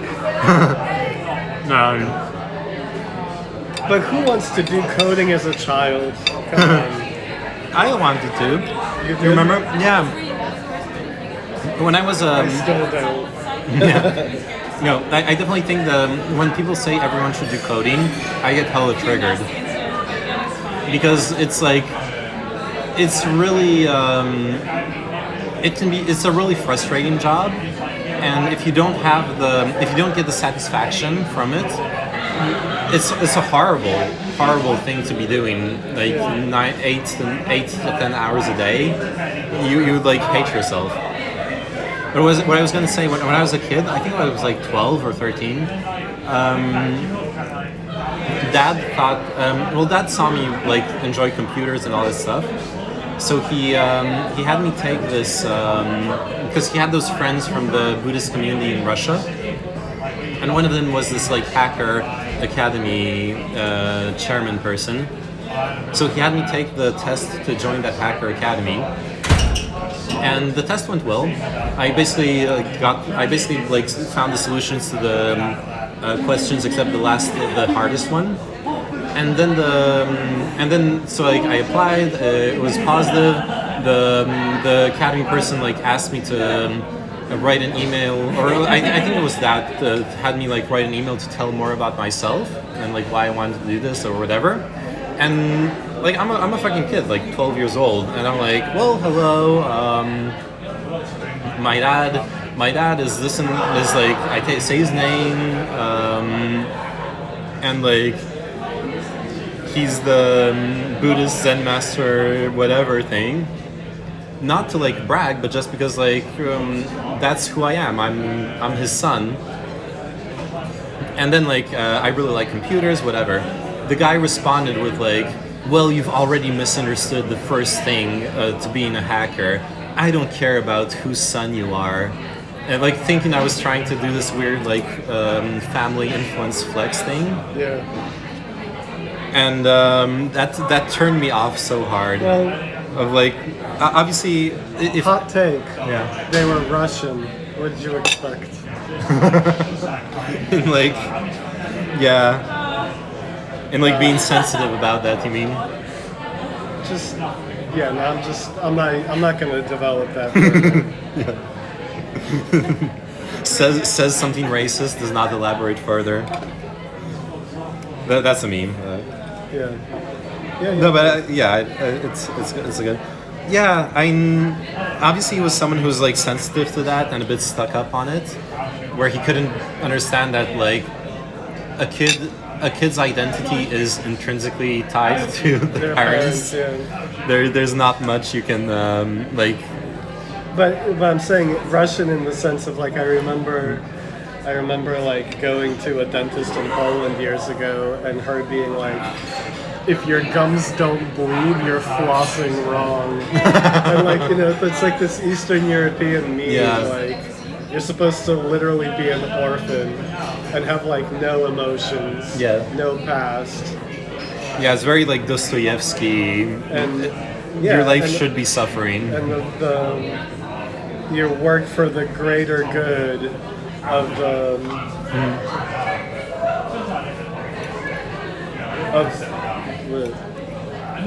you know, you have to be a good citizen. It's like very communist as well. How old was I? I just was like wouldn't 12. expect a Russian person of any kind to do any kind of coddling. In fact, they're just going to be an asshole the other way. Yeah. That was my racist meme. I mean, I'm Polish. I don't like Russian people. I'm sorry. You know, it's a thing. It's just a thing. It is true. At least now I'm like justified in it suddenly this war. year. Yeah. Yeah, and I understand you're like it's tongue in cheek, Yeah. but I I'm am making not a fun big of myself yeah. as well. I am not a big fan of the like open Russophobia with the war and stuff, where people are like canceling Dostoevsky or whatever, and it's like, what are you doing? But also with the guy, like I know if I had written back and been like, oh sorry, either like I didn't mean that, or like I see the error of my ways or something, it probably would have been fine. I could like fit the mold and entered that thing, and it would have been great. It probably would have been an amazing experience, being like this nerdy kid to join like a Russian hacker school. That's like back then that was the dank for like computer science, hacking, all that stuff. But being the like shy, insecure, like wanting to please kind of person that, especially as a kid, I was, that just like I wasn't able to take that and be like, okay, I'm gonna still like pursue this. Yeah. It just completely shut me down. Yeah, the right thing to be, which a 10-year-old can't do as while they're 10, is say, dude, I'm 10 years old. What did you expect from me? I'm 10 years old, man. Yeah.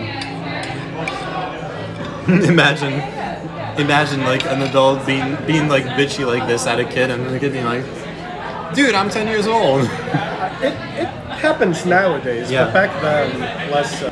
And I've laughed at it, where like in the video game world, where like an adult being like, what are you, 12? And the person's like, no, I'm actually 13. And then it's like, oh snap, you know? Yeah. Like you are also just hanging out with kids, so stop. Yeah. Yeah, and the video game world is crazy. You are, like, you can't do the ages thing, because if you're older, you're the one who's aged out more than anything. Yeah. Or just like, yeah. Like you can't mock a 12-year-old for, you know, being in the playing Catan with you. Yeah. No, there's the there is the fuck. Which game was it in?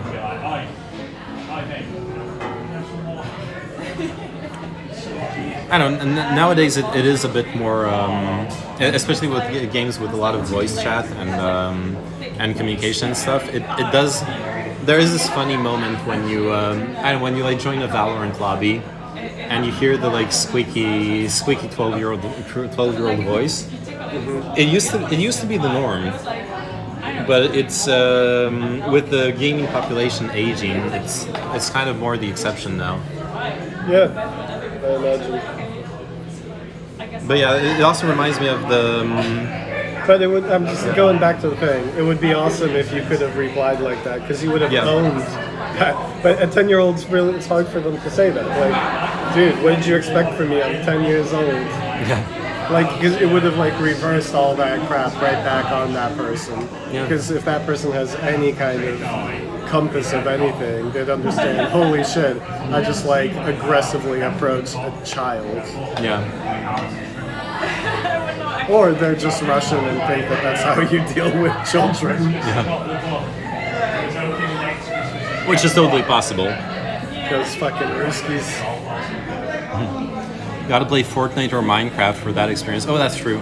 That's true. In fact, every time I watch a streamer play Fortnite, they are playing with like a 12-year-old, and then you get that weird like disconnect of like a 25-year-old with a 12-year-old chatting about like random life things.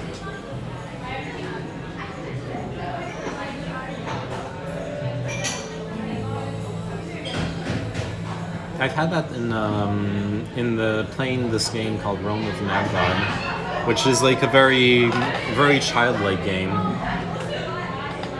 When it was mostly my friend who was doing real money trading in the game, so like selling game items and stuff for real money, because he was like really good at the game. And there was this very weird moment where I realized most of the kids like buying stuff from him were like 10 to 16-year-old, and were basically like swiping their parents' credit card, and the money was going straight to my friend. And at that point, I never like told him, or well, we did have that conversation of like, dude, this is a bit weird, but I wasn't gonna like sermonize him. But basically, there at that point, you do have to wonder like, this is kind of exploitative. Yeah. And then the next level, which was really funny, his best client for in-game items claimed to be, obviously it's the internet, so you don't know what's the truth, but they claimed to be a caretaker for a group of like 20 autistic kids who loved the game, but who are like actually, I shouldn't say actually, but like really far on the autistic spectrum, where they were just really bad at the game. They like kept dying and losing their items. So, according to this person, every parent set aside like 10, 20 bucks a week for the kids to be able to like get the end game items again and be able to keep playing like at the like highest like the end game dungeons or whatever. And she was just charged with as the caretaker. She was just charged with buying the items for the kids. Which is actually like then on another level, allowing a bunch of autistic kids who are struggling with the game to like still enjoy it. Yeah.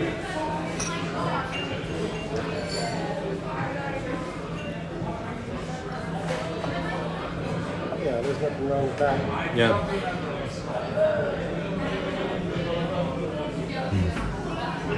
And I honestly do believe that story, because that person was buying huge amounts of items, and it really was weekly, like way more than any single person would care about,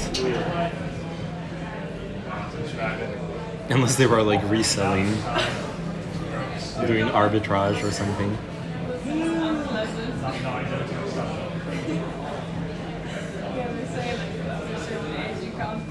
But yeah, it was weird a couple of years ago when there was still this very strong stigma as an adult for playing video games, and like every time you would hear kids playing, you would just get reminded, oh shit, what I'm like supposed to be an adult, but I'm still playing those video games. But I feel like nowadays it's just completely like accepted. Yeah.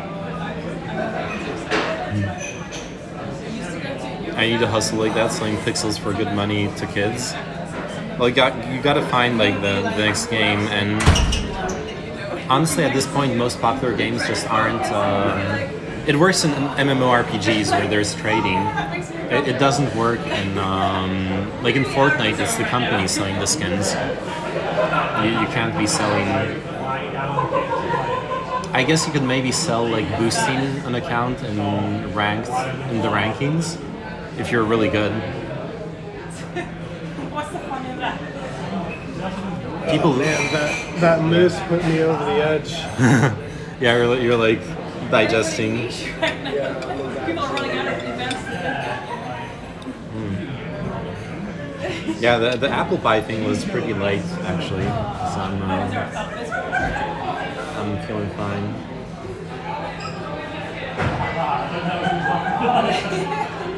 But yeah, and the economic model nowadays, fucking Blizzard did with World of Warcraft too. The way they killed real money trading was by becoming the company that sold the real money. I mean, sold the fake money for the real money. And that's the business model everyone uses now. You don't allow the gamers to actually sell the stuff from the game. You as the developer sell it. Yeah, that era has passed for sure.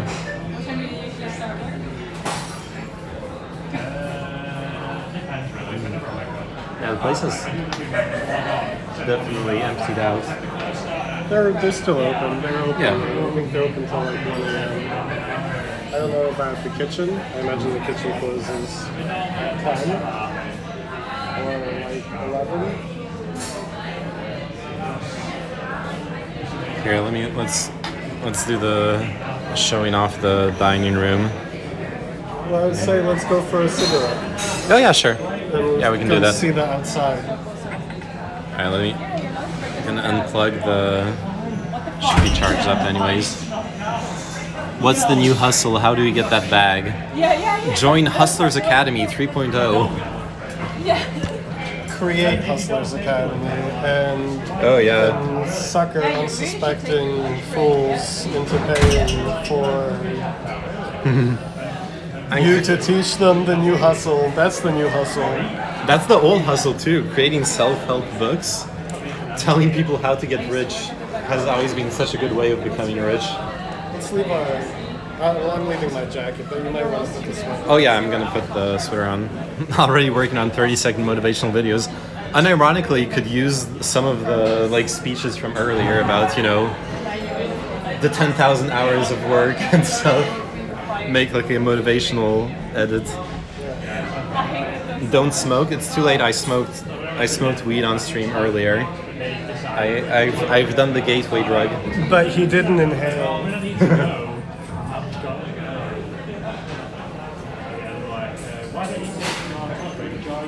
Smoked out of Bill Clinton's saxophone.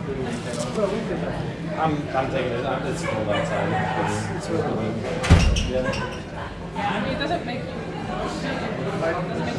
My jacket being Oh yeah, that we're not leaving. Yeah.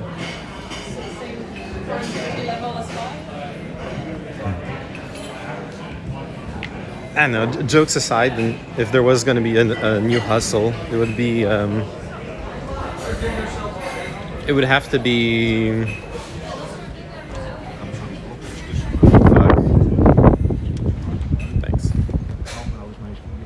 Yeah, you should Oh, yeah, point it's it the dark other outside. direction. Yeah, let's show the shoreline. But also when you're inside the restaurant to show the restaurant.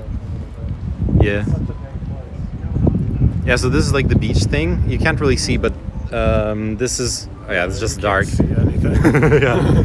I'll just show the like shoreline.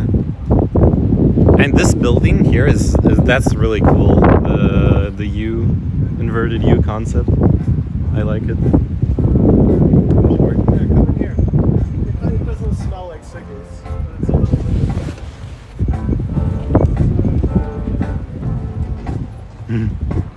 This is like the smoking area. Oh yeah. Oh, this is cozy.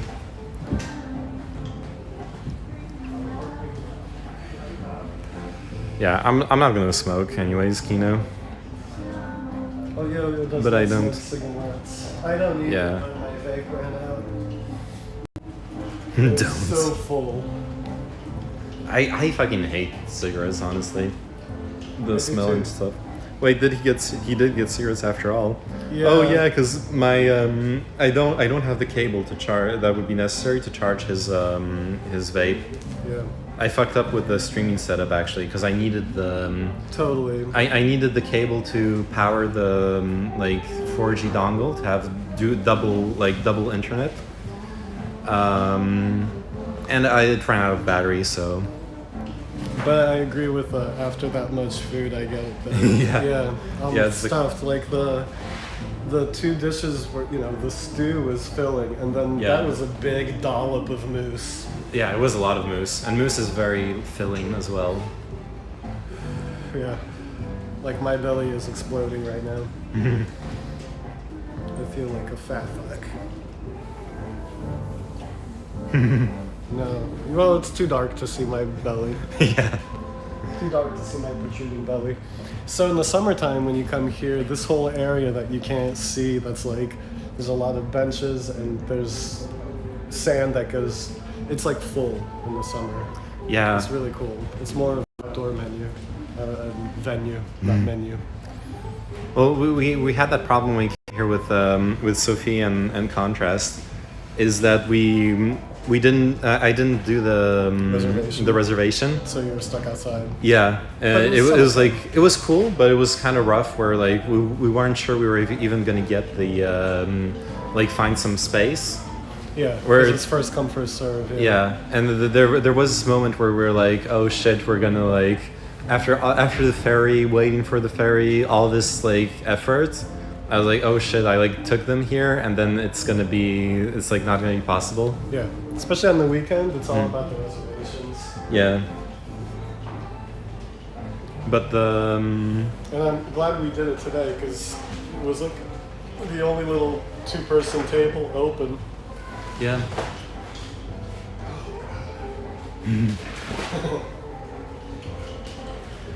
Nothing. Had a culinary feast today. Yeah.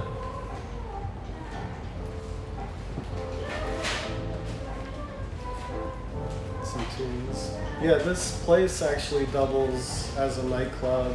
I think they do like yoga and and kirtan and stuff. Kirtan, yeah. Well, what is kirtan actually? I saw you, well, you were talking about it, but I don't actually know what it is.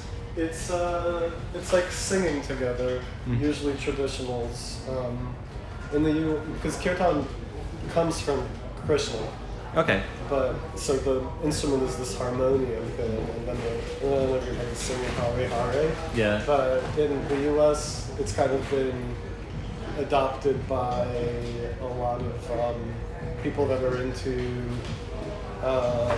ayahuasca, like the psychedelic medicines. So in kirtan, you'll not just sing like say Hindu songs or Christian songs, but also some kind of traditionals from South America and stuff like that. Yeah. It's a spiritual practice of singing together. Cool. Also, Niz, I can read YouTube chat. I got because I'm using the Streamlabs app, so I got the multi-stream chat thing working. It can be a bit glitchy sometimes, but hide, yeah. So yeah, it's a spiritual practice of singing. So it's chanting. That's the Yes. best way. It's just chanting.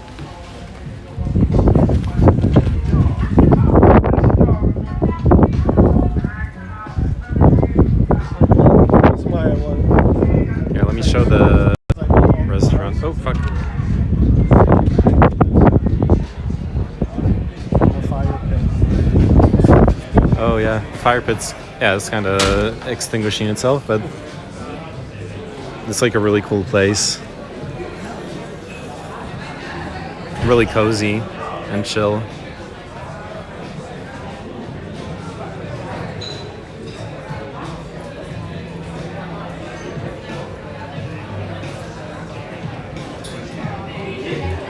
I like that we're up here too. And more cozy couches to like get drinks at.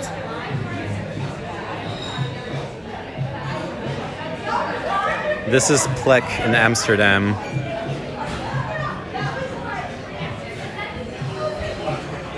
I'm not going to finish my wine. I've moved on to the coffee and dessert. Yeah. thing. I like that we're up here too. And more cozy couches to like get drinks at. This is Plek in Amsterdam. I'm not going to finish my wine. I've moved on to the coffee and dessert. thing. Yeah. It's good because if I drank just a little bit more, I'm such a lightweight that if I drank 2 full glasses of wine, it'd be a little too much for me. Yeah, I was thought like there's just one guy, but no. Yeah, it's... Oh, the kitty's gone. Yeah, she was waiting for the door to be opened back up so she can go back. That makes sense. I think it was a girl. Yeah, she was a girl. If they're if they got the tricolor thing, it's girls. Like kind of like hyper confident and ish aloof type. All right, there we go. It's nice that you can just come here. Yeah, because there's the couches up here. Yep. You can just come here. Like you can come here to eat. They can also just come here to like lounge on a comfy couch and have a drink and relax. Yeah, it's a great place to take someone on a date in Amsterdam.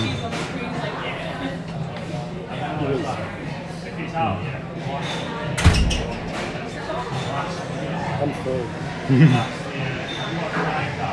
Yeah, if you don't want, I can. Yeah, have it.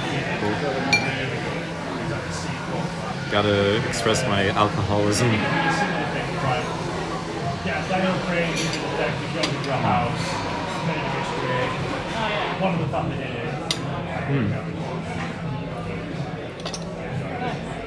It's a bit more tannic now that it's like opened up. Yeah.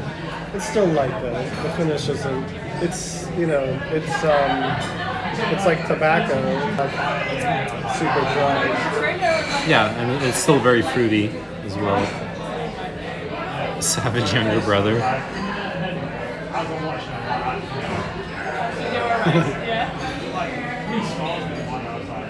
Yeah, I was doubtful about that one because It's good though. Which wine was it? Tempranillo. Tempranillo. That's Italian.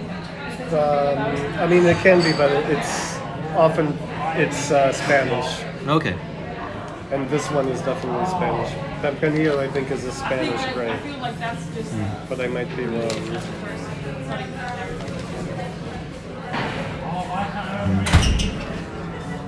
The wine snob stream.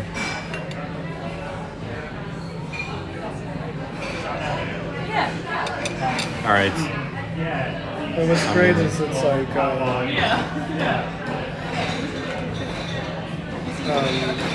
this isn't like a pretentious restaurant, you know. Yeah. It's like high quality and respects ingredients and all of that, but without needing for it to be this stuffy experience for like older people. Nobody's coming to crumb the table, basically. Or doing like water changes for every course. Yeah. One of the first fine dining restaurants I worked in was in New Orleans. It's called Palace Cafe. It's Brennan's side restaurant from Commander's Palace. And I started off as a back waiter, and my job was basically, besides clearing tables, was also bringing a new round of water for every course. It's a crazy situation. Like, you get a fresh glass of water for every single appetizer. So it would always suck if you have a table of 6 people because you're holding a tray with 6 full glasses of water, and you have to take one off and put one back on and figure out the balance. Yeah. While you're putting the full ones and putting empty ones. It was a disaster. Luckily, I just wanted to learn about wine, so like I was coming in outside of work to do the wine classes, so I could become just the guy that pours the wine. Because basically, the restaurant I worked in, 3 waiters at each table. There's the food waiter, the wine waiter, and then the back waiter. Super pretentious. Yeah. That's like the highest tier of service, right? It doesn't get more than that. Yeah, it's three waiters per table. I guess the one higher level, it'd still be like at least 3 waiters per table, but the higher level would be French service, which is the waiter creates a lot of plates a lot of the food in front of you instead of bringing it out of the kitchen. That's like that idea of French service. So like if it's like a prime rib or something, you're actually cutting it at the table, or we did that with bananas Foster. I don't know if you know that dish. It's like this dish where we would do it in front of the table, where like you're sautéing bananas with sugar and caramelizing them, and then you throw alcohol on it so it does this giant flame. Yeah. And it was totally French service. So yeah, it's very close, right up there at that demanding level.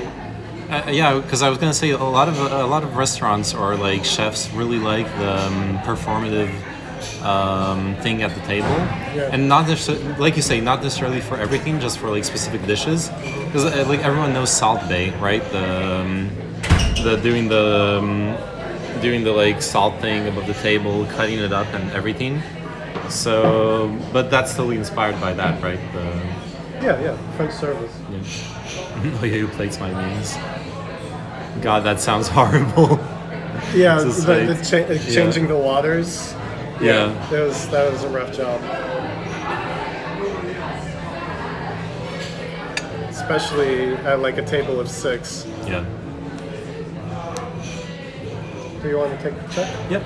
So, can we have the check, please? Yeah, of course. Thank you. That's what she was kind of cruising by for that. Oh yeah, I didn't notice. Because the section is empty here. Oh no, she still had. Oh yeah, she was gonna clean up the table. Yeah. I don't tip unless the waiter refills my water. Don't hate me. You're American. You should always leave at least some tip. Yeah. That's fucked up. Kino's American. I don't remember where he lives, but Yeah, waiters only make like $2.50 an hour. yeah. I mean, I think it's changed now more recently, but up until recent time. Thank you. I'll pay by card. Yeah, you got it? Yeah, I got it. Okay. Oh wait, my wallet's in here.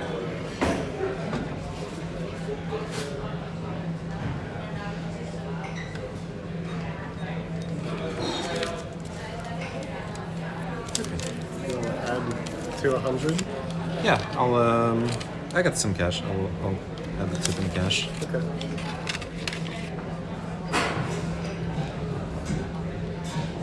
Yeah, I don't know. I mean, I know that in some cities, like in New York now, all waiters also just get a regular wage. And in Europe as well.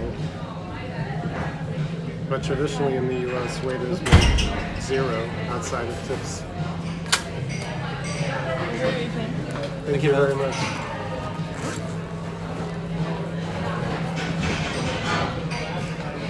Yeah. Yeah, we were talking about. I think earlier when you went to when you went out to smoke the first time, we were talking about the tipping culture thing. How I don't know how it is actually in the Netherlands, but in France with the service being included in the meals and everything. It sucks when French people are in the US where they're like, why should I be tipping and all that stuff, but it is like I do think it's a better approach to like have everyone be on like a decent salary, and then the tip is just the extra. You're still getting paid for your service. You're not like dependent on someone's goodwill.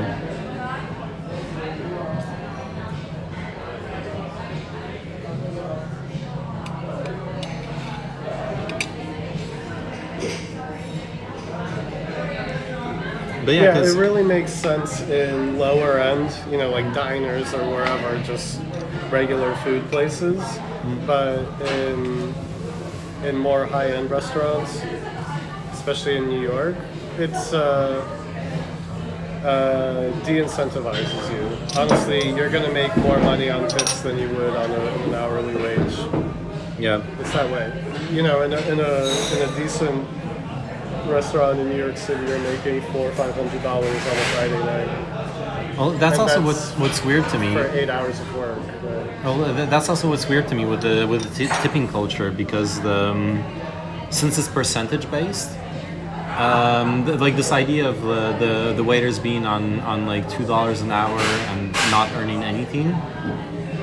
It makes it makes totally sense to that you have to tip for like like you're saying a diner or anything. It would be crazy, but then it's it is in like a classy place, a high dining place. Are they still paid $2 an hour? Yeah. Really? It's just that very often the gratuity is added automatically. And I mean, when I worked fine dining in New York, that's what it was. If a bill goes over a certain amount, or if the party is 6 or more people, 18% automatically added. And you tell them.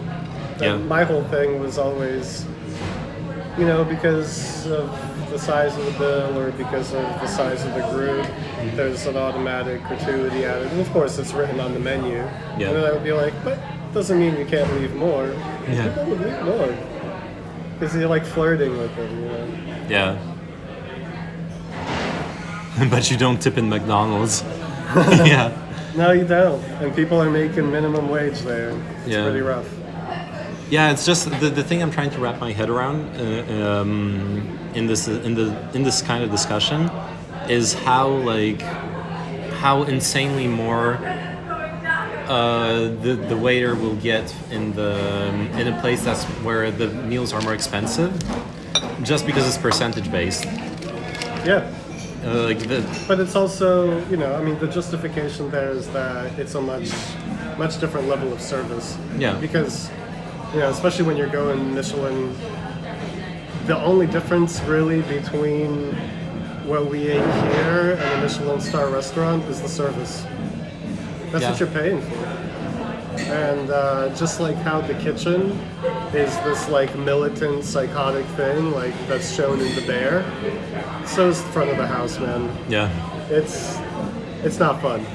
And I think in a lot of fine dining restaurants that are also fast-paced and everything, you're kind of in this situation where almost every night you're about to quit your job. And then you receive your tips and you're like, oh, okay. Yeah. They made it all worth it. And then you end up coming back the next day. But it's rare to find somebody that just loves to do this, that high level of pressure and that sense of urgency that you need to create for something so trivial as plating, bringing plates to a table. I get this like the irony of, but you're feeding the hungry, but you're really not. It's a sense of urgency that's false, and it's sometimes really taxing to create that sense of urgency under the guise of just somebody's pretentious expectations. So I want to get paid. If that's what I'm doing, I'm kissing ass, taking it up the butt from like pretentious people who think I'm their slave. Like, yeah, pay me. Yeah, I've had that in the not like a personal experience, but the thing that evokes in me is the Hell's Kitchen. How especially in the earlier seasons, I think he stopped working with Gordon Ramsay. There was this really like high. The maitre d'. Yeah, and like super, like you could tell he's like super into fine dining. Really, really. He was like the Gordon Ramsay of front of the house. Exactly, and he exactly gave off that vibe of being really strict and really demanding, and also in his own way the top of his field. Mm-hmm. And just like to someone who doesn't care about that stuff, really pretentious in a bad way. Yeah, and that's like the type of restaurant I worked in, where like mise en place and everything, it just all needed to be perfect. Like, there's an idea of like, the half an inch off the edge of the table, everything, and it's just everything needs to. You have to understand a lot of it's dumb stuff, but if you do it wrong, you're gonna get reamed out. Like people take this shit so seriously. So it's actually a high pressure environment. Yeah. After work in fine dining, if I was to go back to food service, I honestly would rather work at like a TGI Fridays or an Applebee's, where it's just turn and burn slang, ha ha ha, oh yeah, did you check the game, blah blah blah. Not a quiet house with no music, older people, $1,000 bottles of wine, and if you just pour the wine wrong and a red drop falls on that white tablecloth, it's like a major faux pas, and you're like stressed out about it. Obviously, after a while of working in a restaurant like that, you give less fucks, but it's a tough environment to enter. Yeah.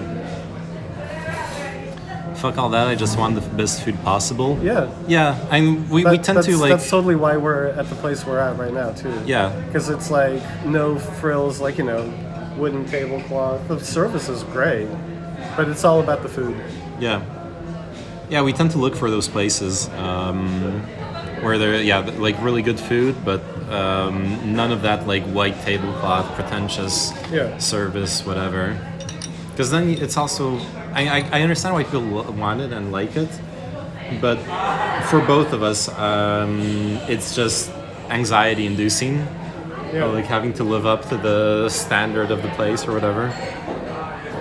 Well, that's the irony of these like Michelin star pretentious restaurants is oftentimes the people that work there will make you feel like crap about like not knowing stuff, which is a really strange thing. It's like I remember back in the day just being like, I don't want to go to a restaurant where the staff is so pretentious that they make me feel like shit about it's like, you are just serving me food. I am still the customer. But yeah, well, most of that is for older people or for just like really the strange fancy people world. Yeah. The people who don't say thank you to their waitstaff. Yeah. Just there's actually a lot of people. It's a dating world question. Do you thank your waiter? It's true. It's a show of your personality. I'm gonna go to the bathroom again.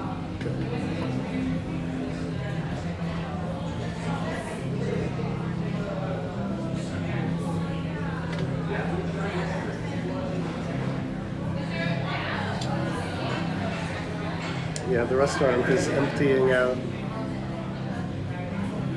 The last ferry back from this area, I still have a couple hours, but it's at like 1 in the morning. After that, you're stuck here forever.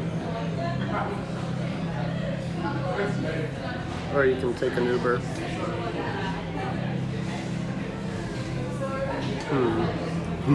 I don't know. I really like where we are right now, actually. It's one of my favorite places, Plek. I do have my favorites, like in New York, I really, but it's like nothing special, I had like my sushi spot in Brooklyn that I really loved and got to know the owners, and the quality was always top notch. I kind of look for value, like, it's like this restaurant's really nice. 3-course meal for €30. I you saw the food was really tasty. So like a balance of value where it doesn't have to be the best food in the world, but if the price is right, you're getting the most value out of it. So yeah, I like Plek. Recently in Paris, Oyoyo and Sophie took me to a really amazing restaurant that's like a taster's menu. It's like a blind menu. It's really nice. One of the better meals I've ever had.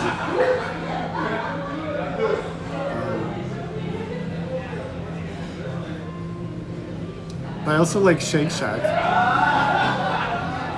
I don't know whoever's in the US. Shake Shack's really good.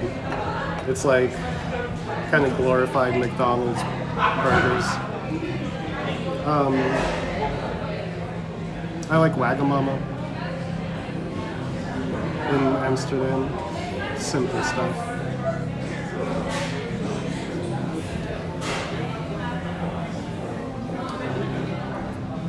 I don't know if I have a favorite restaurant. I was thinking like this one is one of the better restaurants, one of my favorites in the world. Asking favorite restaurant. I have a couple in Brooklyn, you know, that like over the years I just go to consistently over and over again. And when I'm away from the US, I crave it.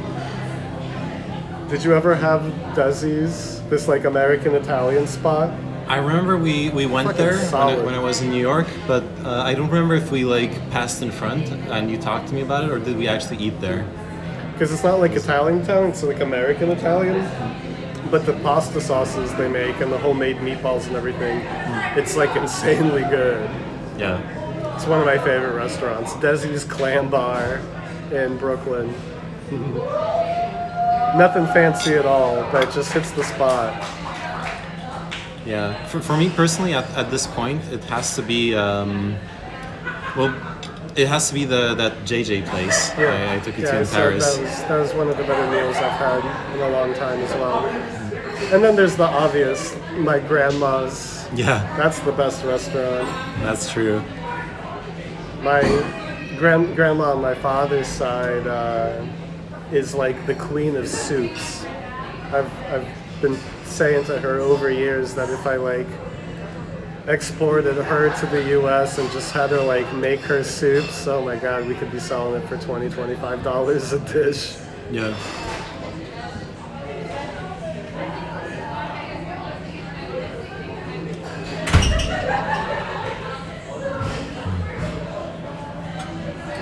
Yeah, Yeah, it depends where. if in you the ever, world. if you ever go to Paris, go check out the. You'll have to do like a reservation, but for like 50 something, let's say like $60, which is a lot for a dinner, but it's not that much for the level of gastronomy it is. Like the. Go to JJ. That's a big if. Go to JJ Beaumarchais, and they'll do like they do like a mystery menu. You just tell them what you can't eat or don't want to eat, and they'll like adapt the day's menu to your needs.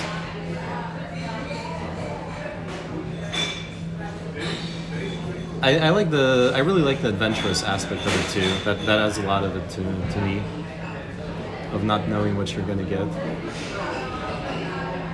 Which I could see for other people being the worst part of it actually. So definitely like depends on what you want. But yeah. Let me check when the ferry is. So Oh we yeah, can time it. we should not miss the last ferry. Oh no, we still have another hour or two. Okay. Because it only runs every half hour, I just want to. Right. Would be funny to give them a super long list that only leaves ingredients for one dish. I mean, they will be creative with it if you have a very restricted diet.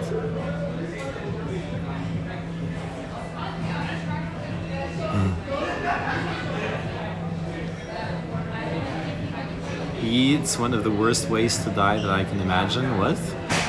What are you talking about, Kino? It's not showing the ferry. Oh, there's no ferry schedule? No, Oh, it's there. I'm just saying Google isn't showing it. Oh, yeah. But I'll just look it up. NDSM ferry schedule. He's replying to our DMs in SGG. Okay.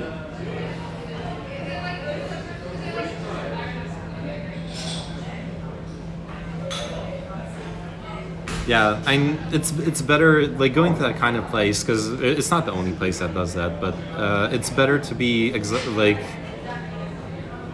pretty exhaustive with if you have a long list of things you don't like, than ending up with a dish where you're like, oh no, it's got that thing I don't like, but I forgot about it.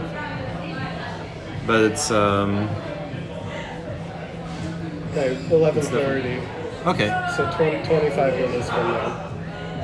Okay.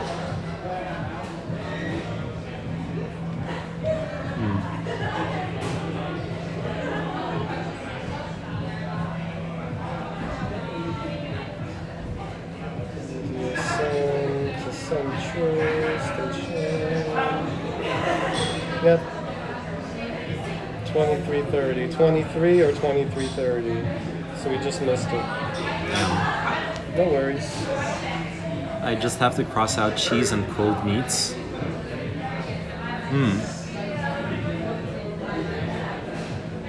Then it would.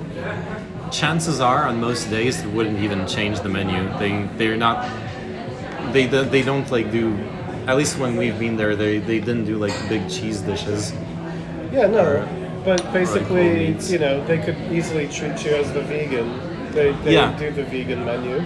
Yeah, that's like easy solution. They obviously prepare like a meat eater menu and then a vegan menu. So it's Yeah. the second you start crossing out meats, they can just go vegan. Yeah, if you don't want cheese and egg. Yeah. But if you're okay with egg, then you can be like vegan with eggs, I guess. Yeah. Because I say I'm a vegan that eats meat. Because what I don't like, for the most part, is dairy.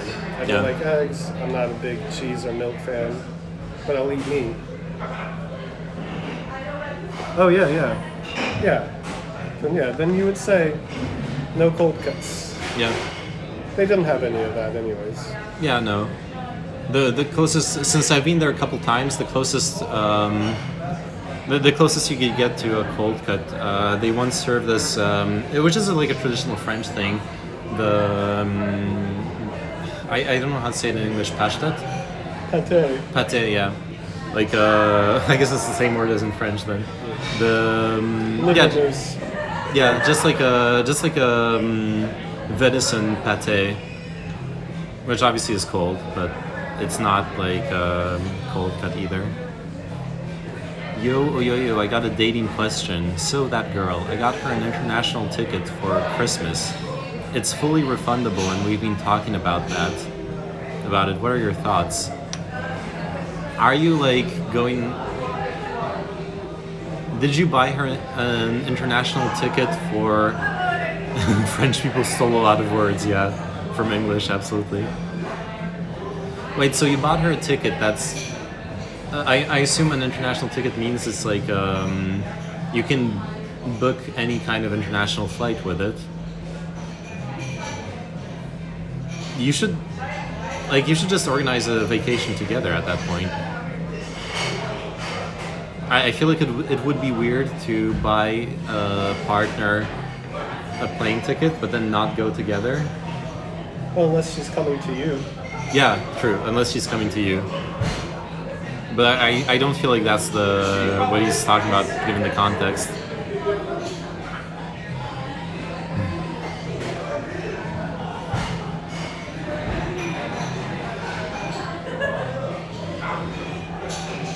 Yeah, just go together somewhere and enjoy it. Yeah, my family is going and we already have everything planned out. I mentioned it to her and the price was cheap, so I just got it. Flying them in like the Sultan of Brunei. Yeah. Yeah, and if you're comfortable enough to at this point to like share a family vacation with the person, because that is like a really strong level of like intimacy and commitment compared to casual dating, to like meet the family and be on vacation with them. But if you're at that point in the relationship, Yeah. it's literally been 2 months. And for some people that would be a bit too fast, but for other people that's fine. I don't think there's a strict rule. It's refundable, so she can back out. Yeah, that's good. Then there's less pressure as well. I got a bit traumatized with Louise, my ex from quite a while back. When she ended up breaking up with me a week or 2 weeks before we were supposed to go. I'd organized like a vacation in Milan for us. And pay for it and everything? Yeah, and she refunded her plane ticket, but it's still like she like paid me back for her plane ticket, and I was like, I could go there still, but I know it was like a terrible moment because It was the weekend. Saturday, I had to put down the Mishpat, the cat, because she was sick, and then the next day I was getting dumped. So I was just, I couldn't deal with like going on the vacation by myself. Yeah, to a country that you don't speak the language and everything. Yeah, And, with no one. yeah. And then like being there. No cozy comfies there. Yeah, and then being there and just like dwelling on how it should have been this like special moment with this other person that I miss. Yeah. Sorry that brought up bad memories. No, it's fine. I've made peace with it.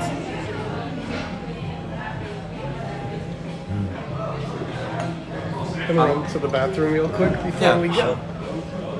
Yeah, I'm not evoking it in like PTSD mode of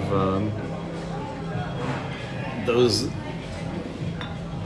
reliving the past trauma.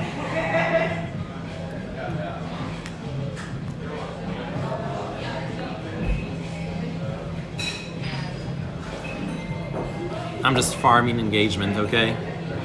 For my 2 viewers, Fate and Kino. And Nies was, but as I said in the message earlier.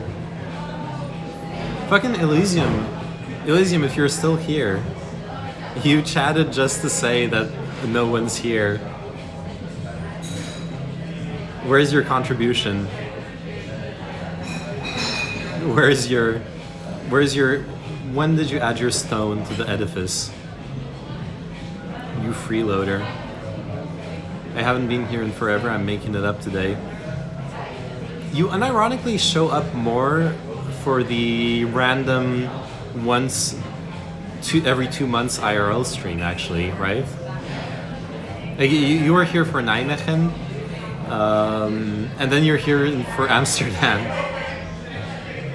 My thing is just like when I'm going to have this opportunity again, why not bring her along? YOLO, live more. I barely have time off between school and work, and she's not doing anything for Christmas. Life is way too short, man.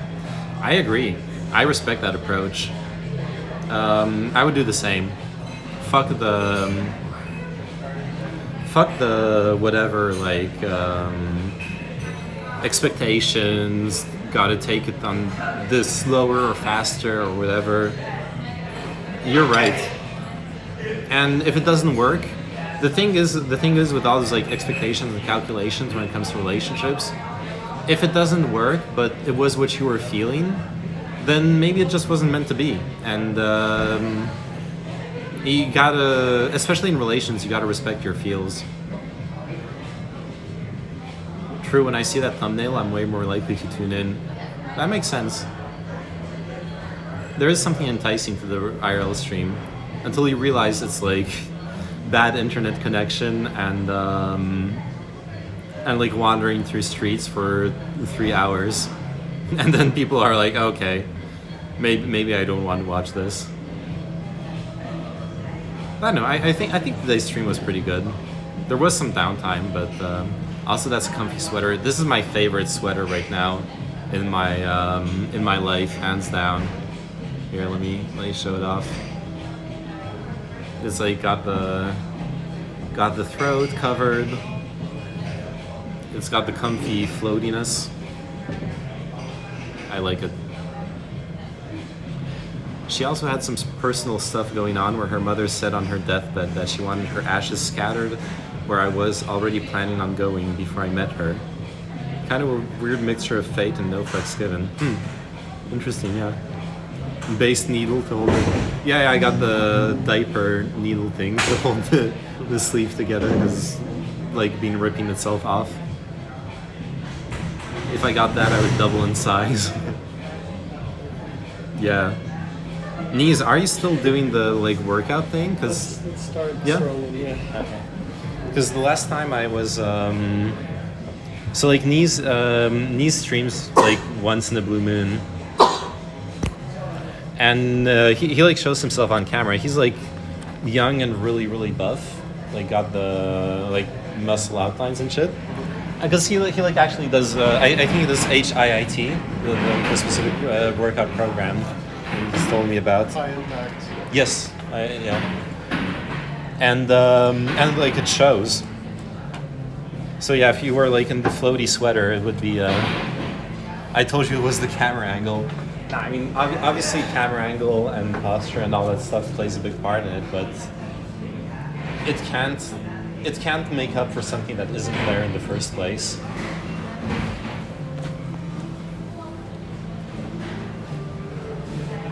Yeah, I don't think I have a favorite restaurant. No, I think this is one of my favorite places in the whole world. Yeah. I think what I like about places like this is that it's a cultural center in a way too. Like that's what I really loved about Trow, the old club in the newspaper printing press factory thing. Is it was a brilliant nightclub, but it also was a really high level restaurant. And this is also that. It's like a cultural space. There's yoga. I was looking at the agenda. They have kirtan one night, and then they have breathing and ice bath another night. Yeah. Or lay down concerts and stuff. So it's obvious that they're like into the like self-work, spiritual, pseudo-spiritual thing in this place as well. Yeah. Creating some kind of community. And I like those spaces. That took out the camera. Like what when Trout closed, what the school was trying to do in Amsterdam. It's a theater, it's a cinema, it's a nightclub, it's a gym, it's a restaurant, it's a cafe. Lay down concerts. Yeah. Yeah, lay down concert, just like chill out. Well, we stumbled on that in the music night in Paris. Oh yeah, We just didn't stream it, but it was like at 4 a.m. Yeah, it would have been sick to stream it actually. We showed up at the Paris the biggest like Paris conservatory classic concert hall setup, and we got there super late. Like we only got to see the last 5 minutes of it, but it was this super conceptual thing. The whole space was open for everyone. People were totally just like partied out and those like going to sleep in the middle of the concert hall. And Glamo globality, it's there. It's just not lit. Yeah, they won't see anything. And we were like, yeah, actually, let me just film the front because there's more light. At least you're seeing something. If I flip it around, yeah, there we go. And we and basically the musicians were like wandering around the concert hall, coming in from random angles. There were instruments laid all over the place, where like in the middle of the seats there would be a random xylophone. And people were laying all over the place. Yeah. And at some point we heard snoring. Yes, there was snoring. Somebody totally fell asleep. And they would just and the music itself was this awesome, like, very free concept of, or like very conceptual. Like there wasn't a specific, at least when we were there wasn't a specific rhythm or structure. There was just this more like free-form ambience. Obviously, very conducive for people to sleep, but it was really fun. It was a nice end to the night.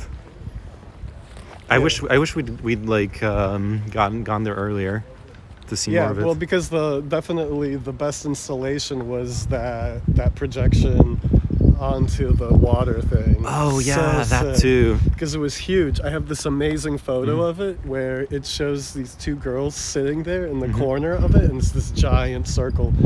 It they had this whole was like a projected like ring orb onto this like sprinkler thing, so it was like in the middle of the air projected onto mist. Yeah. And it looked totally like a fucking portal into another dimension. It was amazing. I have some cool videos of it and stuff, but can't really, no way of sharing it that way on Twitch. Yeah. But yeah, it was cool. It was like after, because we did the whole run, and then we went to Sophie's concert, and then at like 2:30 in the morning, we're like, fuck it, let's go to this other place and see what's still going on. And we caught the tail end of a concert and saw this amazing installation. And because it was like 4 a.m, there was only a few people there. Whereas like early, like you can imagine that installation would have been packed. Yeah. Yeah, it's a cool concept, projecting light and like just aiming a projector at instead of a canvas, aiming it at the like a sprayed water mist. Really gives it like a different effect and in texture. I'll send you a DM of my arms. Yes.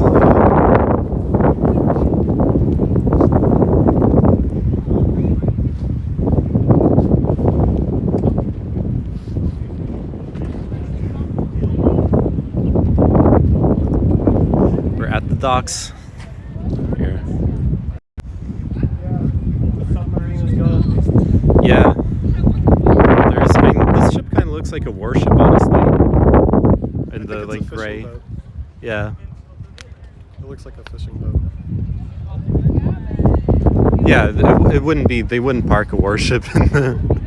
It's a really tiny warship. Yeah. Off to battle. Well, they do use like small ships. Yeah, yeah. And did you see the Tech jobs right here. Look. maybe reused? Oh yeah, it could be like a refurbished, like old small patrol ship, then turned into a fishing ship.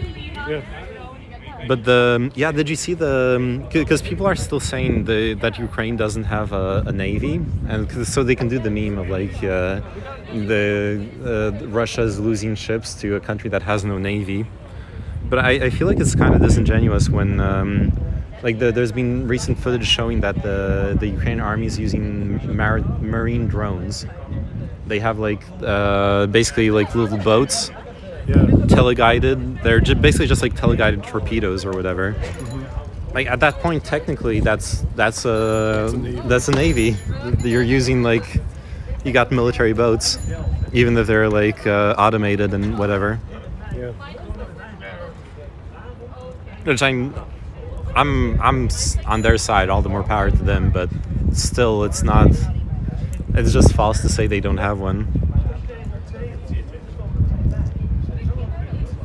So this right here, it's called Boatel. Oh yeah. It's a giant boat. Boatel. This big boat here. It's like a cruise boat that's been changed and turned into a hotel. I've stayed there. Yeah? Because on like off season you can get a room for €39. Damn, that's cheap, yeah. It's cheap. There's no TV or anything in the room. It's totally like shipping quarters, like Yeah. tiny room, no frills, nothing, but €40 a night's amazing. Because so what I've heard about cruise ships, and I imagine it applies to this ship as well, is that a lot of it's actually a really shitty place to have a hotel in because of the water. It will cause too much humidity, too much mildew, rotting of the paint and whatever. So it actually takes a lot of work to keep that safe. The wind is probably horrible on the mic. It'll take a lot of work to get to keep it in shape and clean. Yeah. So I'm wondering. If I remember correctly, it did smell a bit moldy. Yeah. So just no frills. You know, getting a private room for €40 is amazing because in Amsterdam you're going to be paying 30 for a bed in a 12 bed dormitory. Yeah. Yeah, it's still worth it. Worth it. Lay down concerts. Yeah. I like that concept. Out here, getting the ferries coming.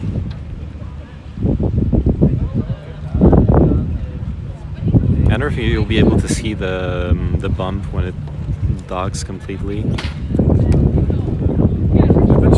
bet you it did, like when we were the last time, it did probably do the camera a little bit. 'Cause Yeah.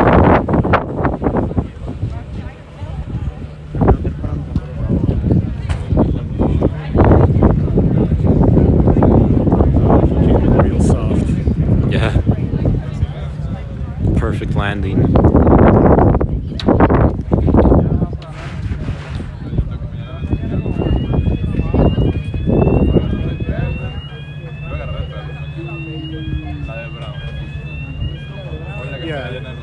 it's really amazing to take people up to NDSM during the day.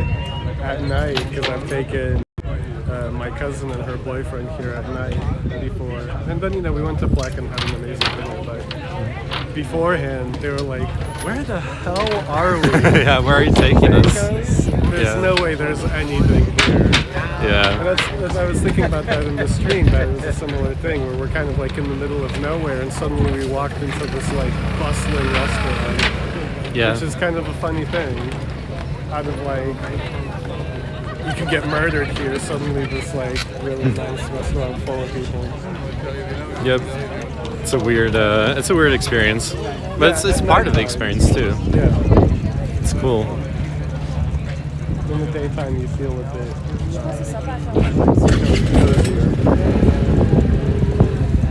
about it all. Yeah, for sure.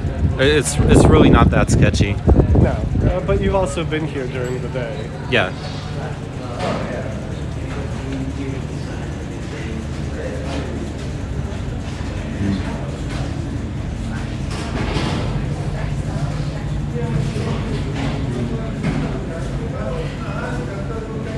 Do you mind if we go up to the front? I'm gonna get the approach on camera. I guess.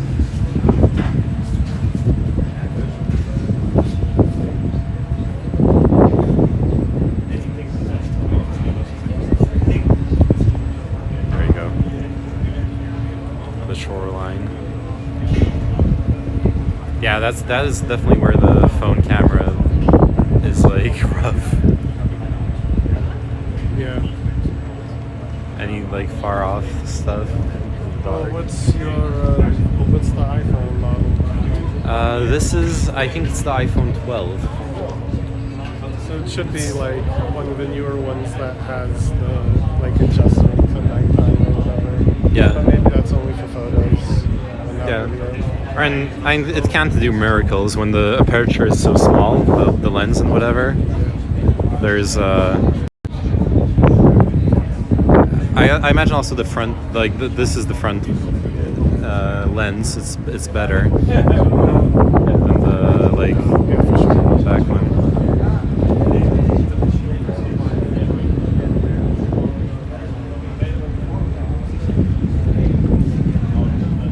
Yeah.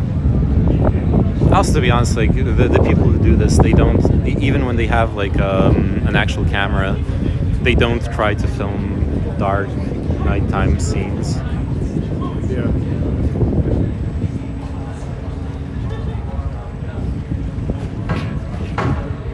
The classic IRL streaming camera is this small like Sony handheld, because you can just stick it on the end of a selfie stick or like attach it to your backpack or whatever.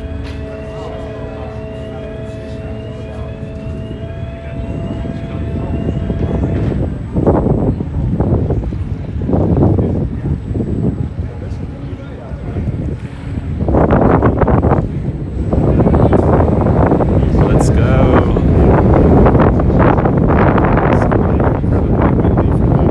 Oh yeah, the microphone is gonna just be wind. That is true. Yeah, there was this couple at TwitchCon that are talking about their experiences. They have their own boat and they stream from the boat and just travel around the world and then stream from those places. And they were like, yeah, they were talking about like having to figure out how to record audio. Honestly, the shit show. Like, just like really hard to do. Yeah, there's no way they can hear you. Yeah, let's go.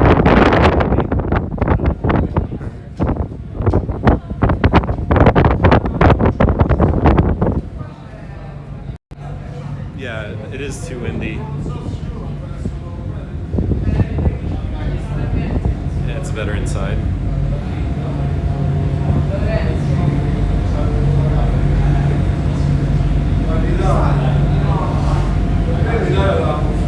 Yeah, I wonder how they do it on the boats. Like, do they have like the like individual label mics and then just like a lot of some like effects or whatever, noise reduction?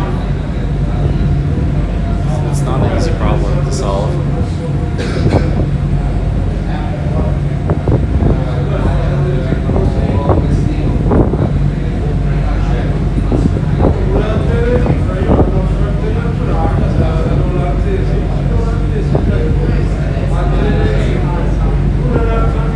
You're using the phone mic? Yeah, it's the phone one here. Is it still windy? But less so here. It's got to be much better though than outside. It's fine. No, it's fine now. Okay, yeah. Yeah, just using the phone mic. The label mic I have, it's good, but the problem is it requires, because it's an iPhone, it requires the having the dongle, and then the dongle adds weight to the gimbal, so it's like hard to keep it in balance.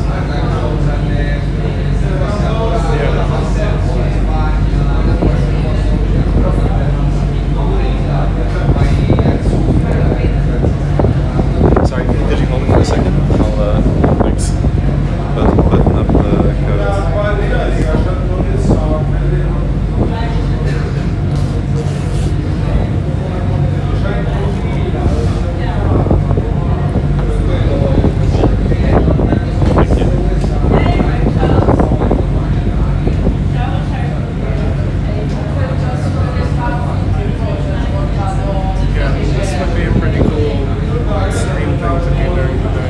Yep.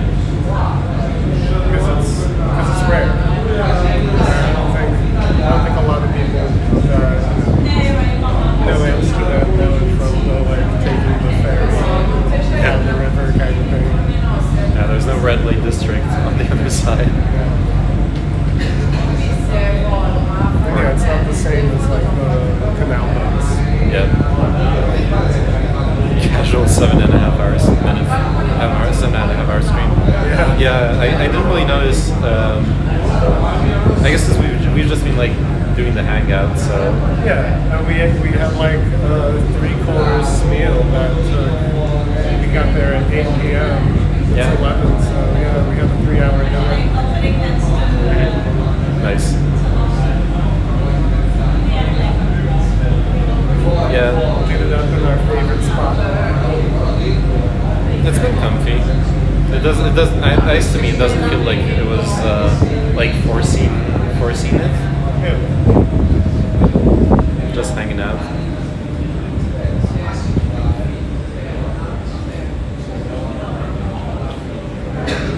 Oh yeah, definitely longer than I usually do those.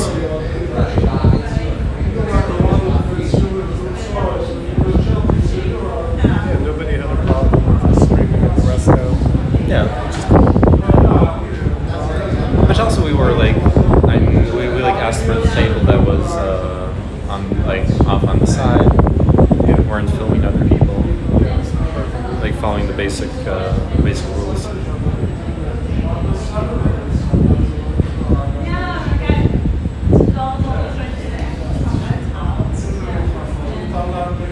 Yeah, I think the wind's a bit calmer. I don't know, it's still windy, but I can at least show the.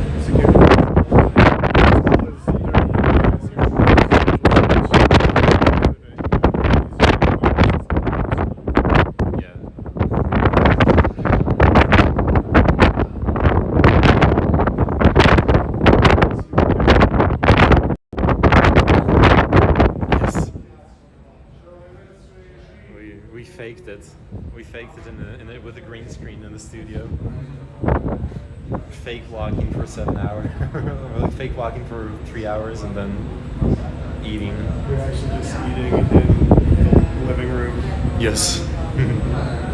Casually made some dank dishes with all your plating and arrangement. That was my home doing while the boys do. Yeah.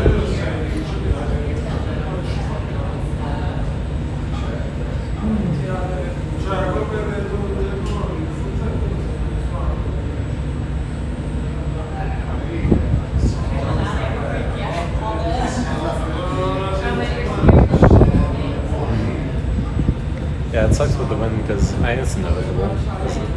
But it is a really cool view. Also, I don't really know if the camera here really captures it. I'll just.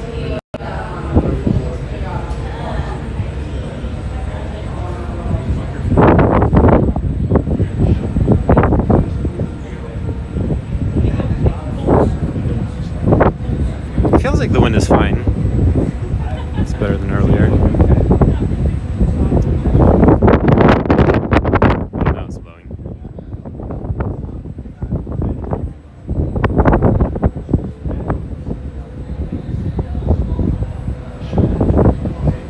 Well, yeah. It's there's actually quite a bit of wind.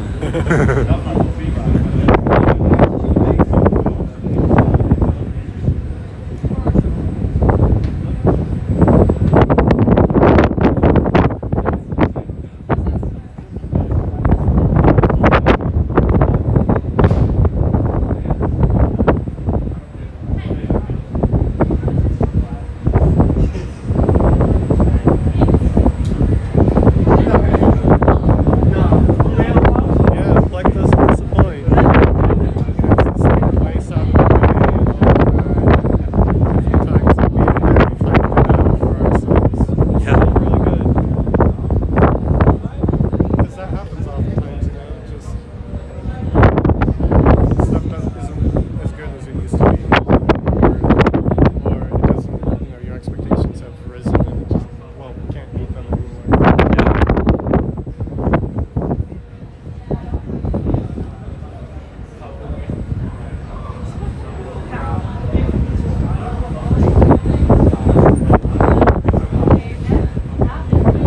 Yeah. Someday I should. I'm gonna have to like go up there for a stream and do the swing. Yeah.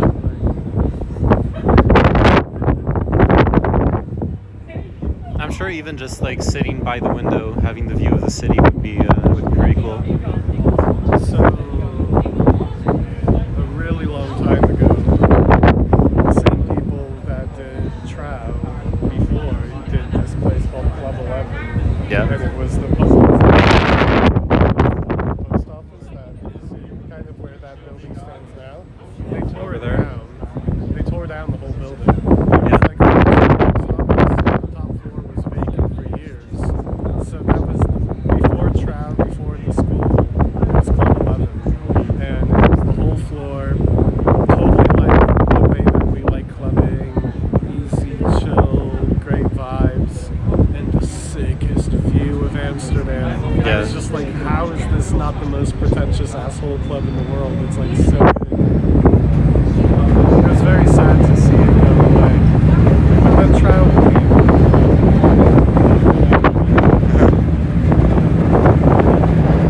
Damn, this is hella loud. Hey, Dead Soul, how are you doing?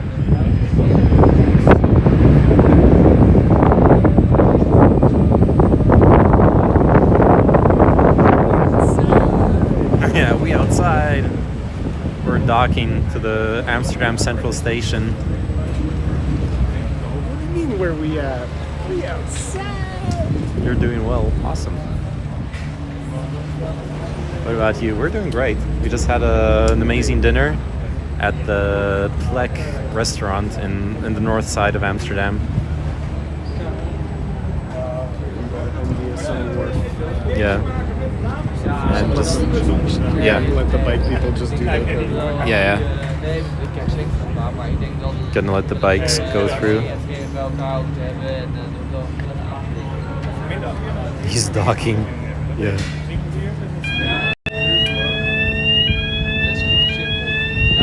Het zou goed kunnen, maar ik weet het ook niet. Ik ben natuurlijk wel benieuwd naar jullie mensen. That person won. They like went the bicycle before the thing went all the way down. Oh yeah. Super funny.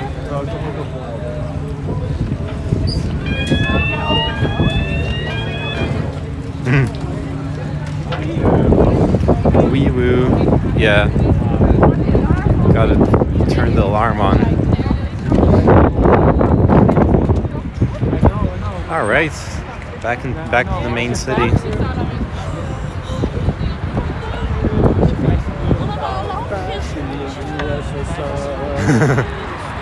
Yeah. All right, let's go through the inside of the station this time. Okay. See, because we tried the tunnel when on the way here, and the signal was bad inside. So let's see if this way is better. Plus, you get to see the inside of the train station. It's got toilets. Have you ever seen toilets before? Well, here you can see them. Come. It's got the late night Albert. Yeah, late night Albert Heijn. Right here. Got your emergency groceries. Get your snacks on.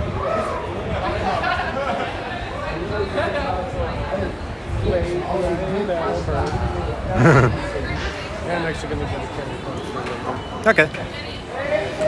All right, let's go. Let's see what's in the Albert Heijn. We got fruits. We got bottles of water.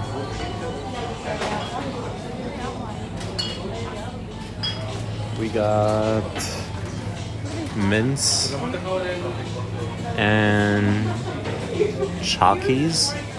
Wait, bananas are €1 per kilogram. I don't often buy bananas, so I'm not sure that if that's like a lot or not. Oh shit, chocolate tulips. They have such good smoothies, do they? Oh yeah, they do. That's the juices that I was talking about. Some of the smoothies. Oh yeah. They're not all just juice. Yeah, those smoothies are good. That's true. Yeah, like here.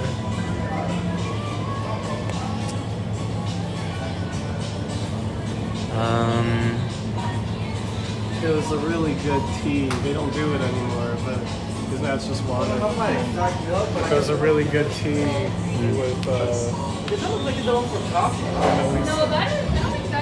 All right, you've convinced me. I'll try the. What is this?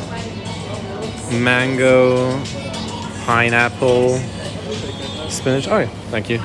Mango, pineapple, spinach, and why the green stuff? I like the green stuff. Spinach, avocado, mango. That's just good. Yuck. You're yuck.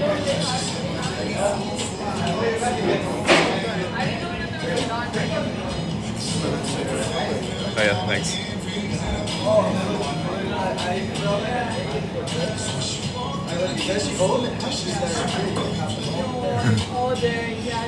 Totally your favorite song. Yes. And then the dishes for my kisses and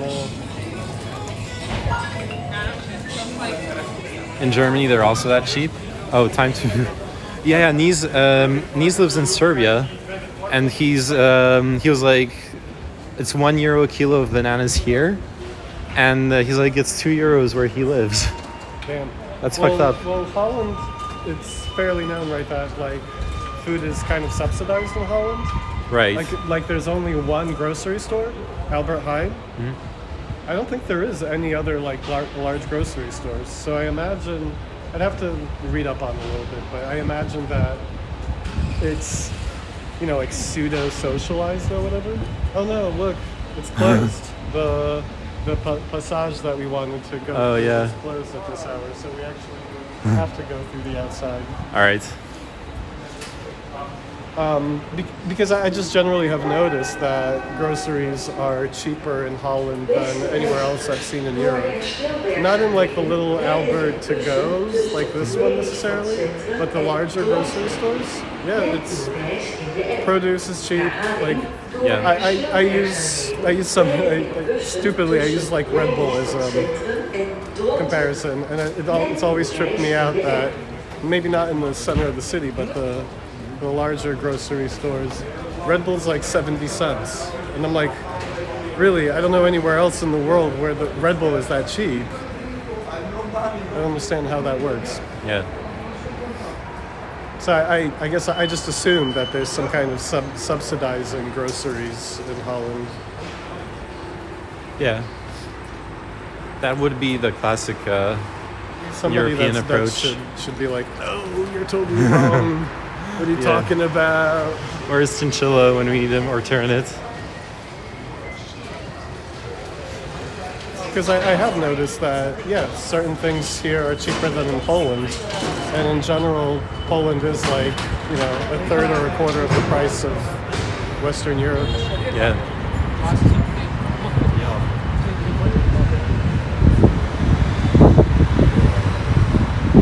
All right. Film the front of the passage. Yeah. Passage. Especially because there will be an interruption in the stream here. So stick around. There will be an end to the tunnel.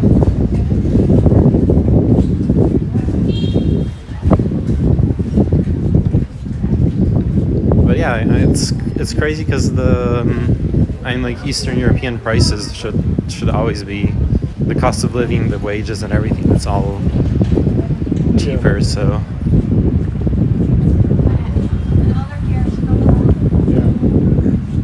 The Dutch close to the border still come to Germany to shop groceries. Really? During weekends, yeah. So groceries are cheaper in Germany? Yeah. I can see that. I mean, Germany has like really, Germany has like crazy cheap prices when it comes to certain things. Everything has gone to hell, yeah.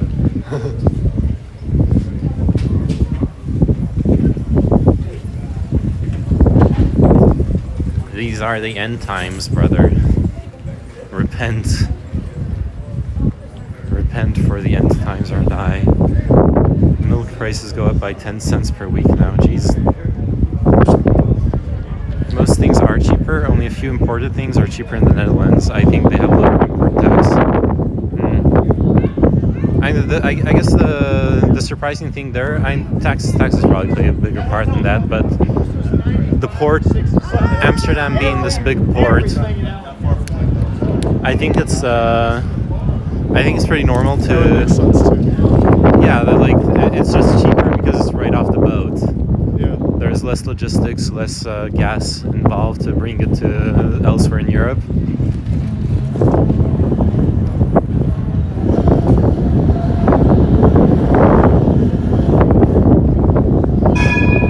But yeah, then stuff that is actually produced in Europe is not going to be cheaper here. That plus the colonial past, which Germany didn't really have. Yeah. Well, Germany colonized the rest of Europe. That was the colonial past.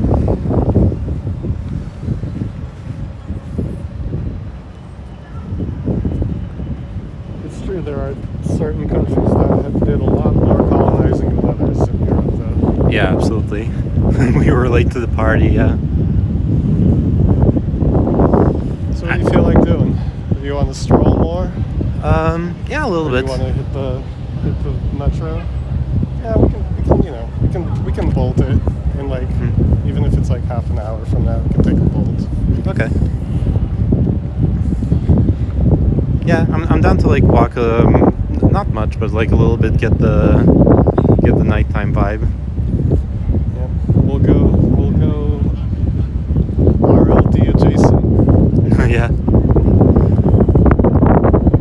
It's the only place that there is any kind of livelihood on Wednesday night, anyways. Unless yeah, we that's go true. down to Rembrandt, Yeah. or Lights.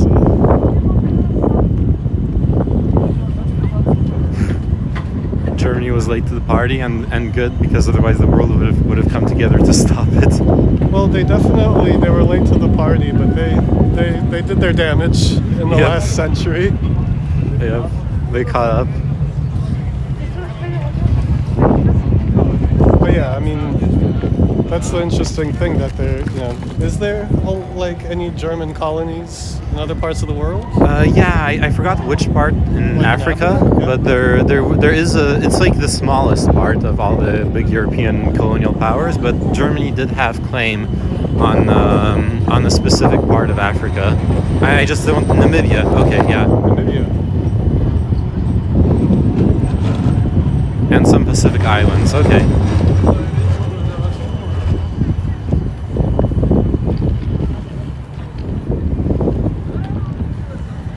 The islands we lost during World War I to Japan. Right, because Japan was actually on the side of on the anti-German side in World War I. Dolphin and where? Yeah. The reason dolphins is because of some propaganda that the U.S. did that was actually a dolphin in Japan. And that's why the Japanese are like, and they just like slay all the dolphins. So what they ended up doing in the episode, spoiler, they replaced it with chicken. They're like, Chicken bombed us!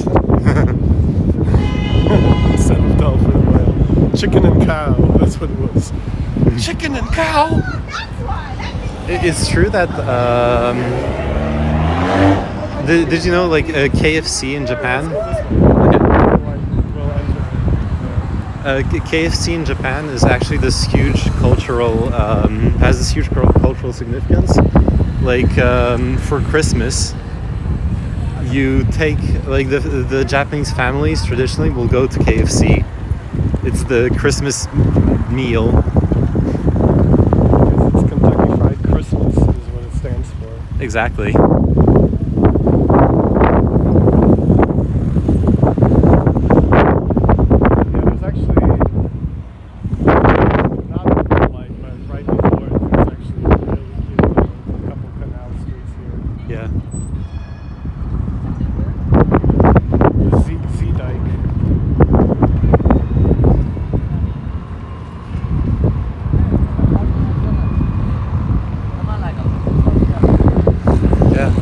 Beautiful city.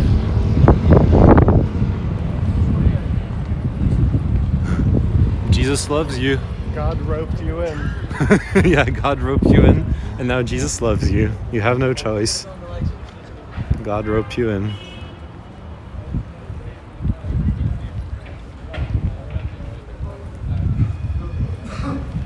So that's good. So now we're kind of like red light district adjacent. We're not going to go directly into it, but we're adjacent to it, so you're going to hear a little yeah. Somebody already trying to sell us illicit substances. Which I was expecting a lot of that from previous experiences. When I was here with Sophie, we actually didn't get much of it. It's like it's clearly cleaned up a lot since then as well. Yeah. Go get some totally real Coke. Yeah, it's gonna be hella stamped on too. Well, what's interesting is, the first night I was here, I was strolling around. Somebody that did the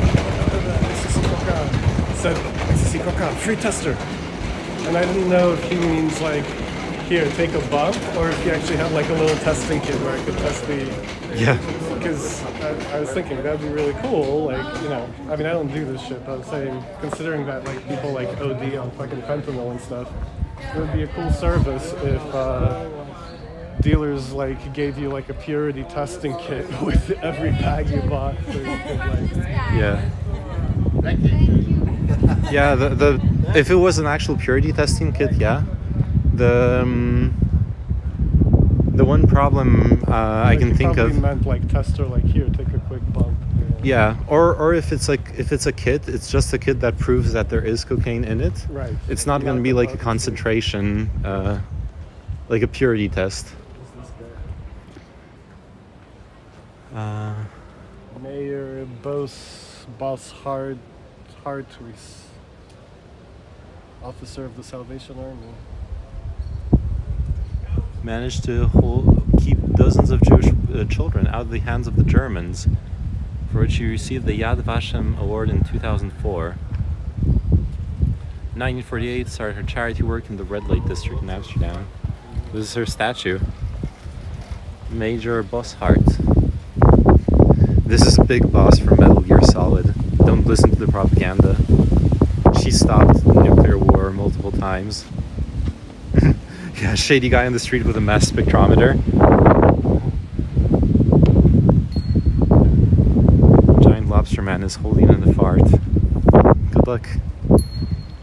So yeah, years ago, the red light district actually reached all the way to this street, Yeah, but it no longer does.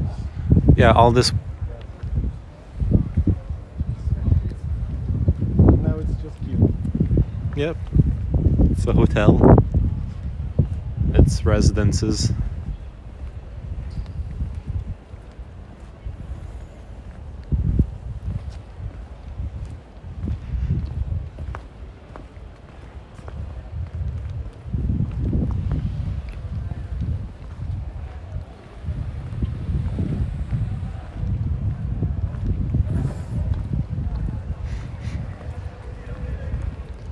Yeah, it is pretty crazy how it's shrunk.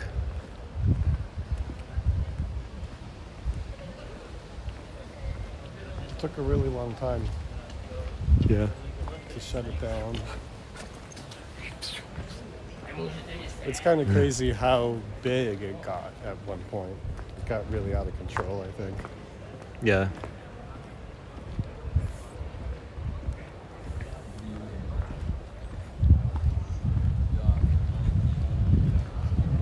I'll walk another block and then we'll turn right instead of left. Yeah, yeah, we can. We can't turn left here. Yep. Here would still be okay, but one street further. Yeah, you can see part of the remnants of the red light is, you can see by this church here. There's still a few windows. Yeah. And one block over from the street we're walking on is just all. Yeah, there still is a red light district. Yeah, and it's plenty big. That's what I'm saying. It's kind of crazy how out of control huge it got. Where it was like, it was hard to avoid it. You know. Yeah. Now you have to search for it.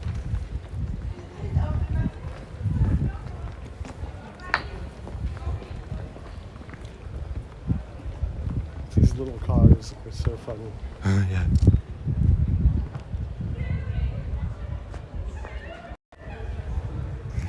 Yeah, there was one earlier that like let us pass by. Yeah. It's very, I mean, for like such a small city, it makes a lot of Yeah, sense. it's dope. They can park it that way in a parking spot. Yeah. It's like a glorified golf cart. Yeah, basically. It's perfect for what the city is. Also really easy to drive into the canal.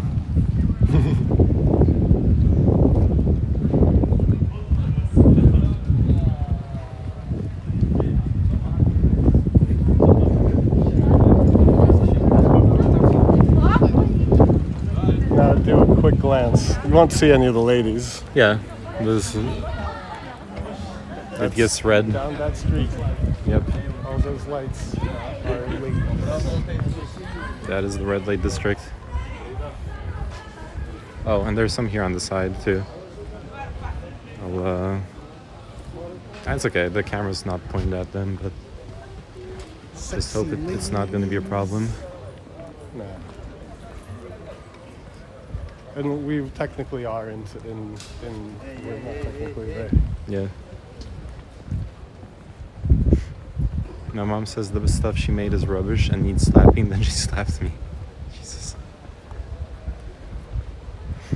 You wouldn't see anything behind those windows you won't see on Twitch either. That is true. Yeah. They wear about as much as the hot tub streamers do. They're Yep. not naked. Yeah, I mean, but the filming thing, obviously, you know, but the filming thing is about respecting their privacy and the fact that their work environment. They consent to being seen, but not to being filmed. So we shall respect that. But yeah, early 2000s, this whole street too. Yeah. Which is surprising because there's no sign of it anymore. Yeah, I remember because like this bulldog has been here for a long time. Yeah. And it was totally just surrounded by all the red light. Yeah. It would be good content getting chased down by a pimp though. Well, they'll just break your camera, Yeah. rough you up a little.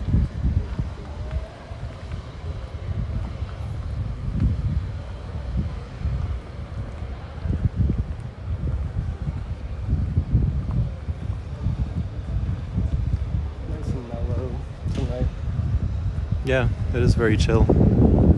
Obviously a weekday.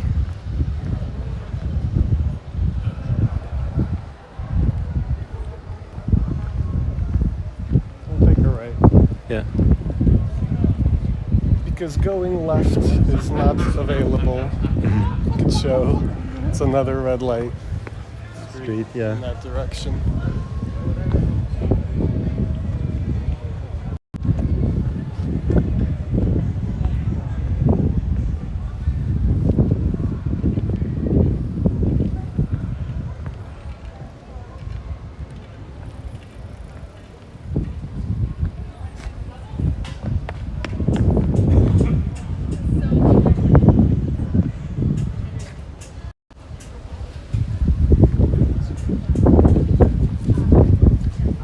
It's a dead street, but then we'll come out on that wacky street. Yeah, the main one. Yeah.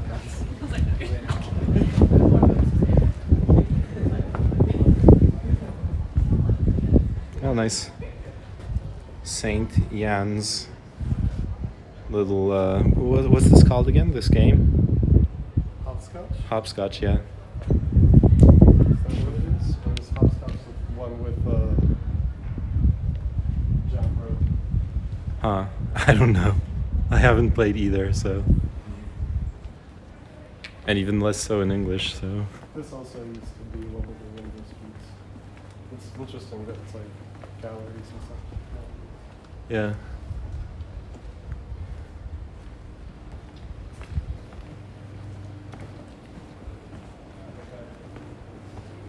Take a little picture of the Lambo.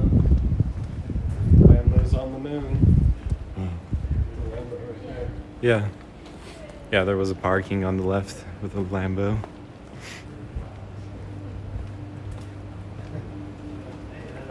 That's my stock advice. Lambo's on the moon. Yep. That's how you know SpaceX is gonna be the next big thing. Which other companies sent the cars to the moon?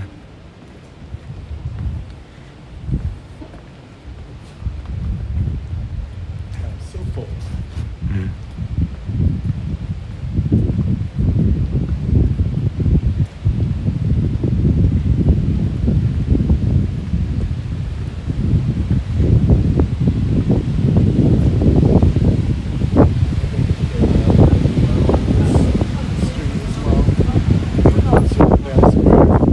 Yeah.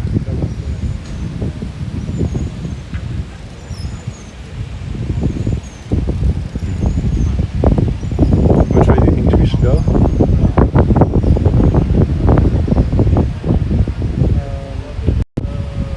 We can go down.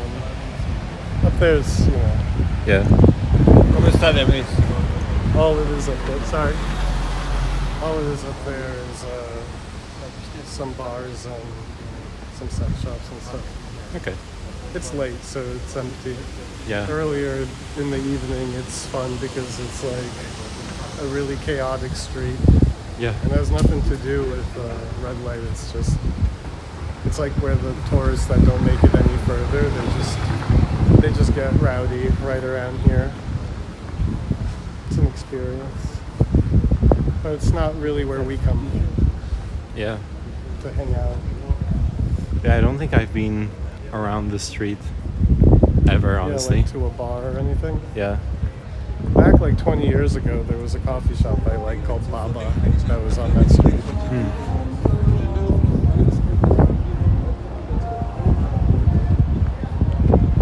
Yep, we're back on Dam Square.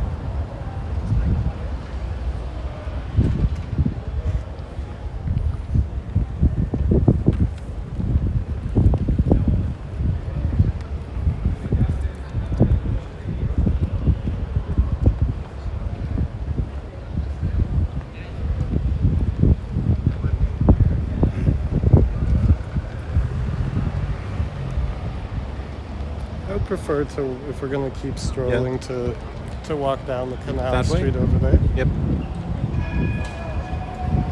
I didn't realize how far we were down.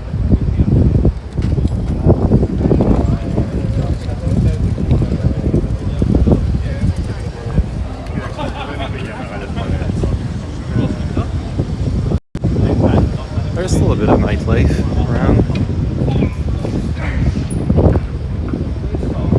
Some bars still open.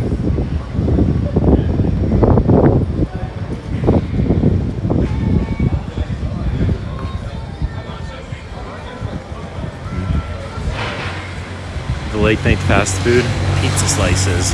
Yeah, and those pizza slices have been sitting there for like 3-4 days. Yeah.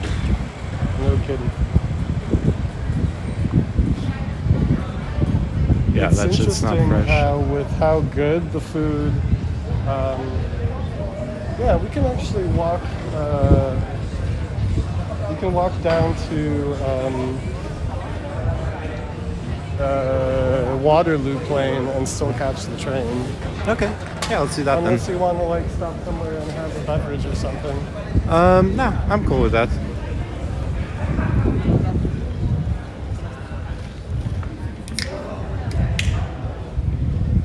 I like that we devoted our evening to Plek.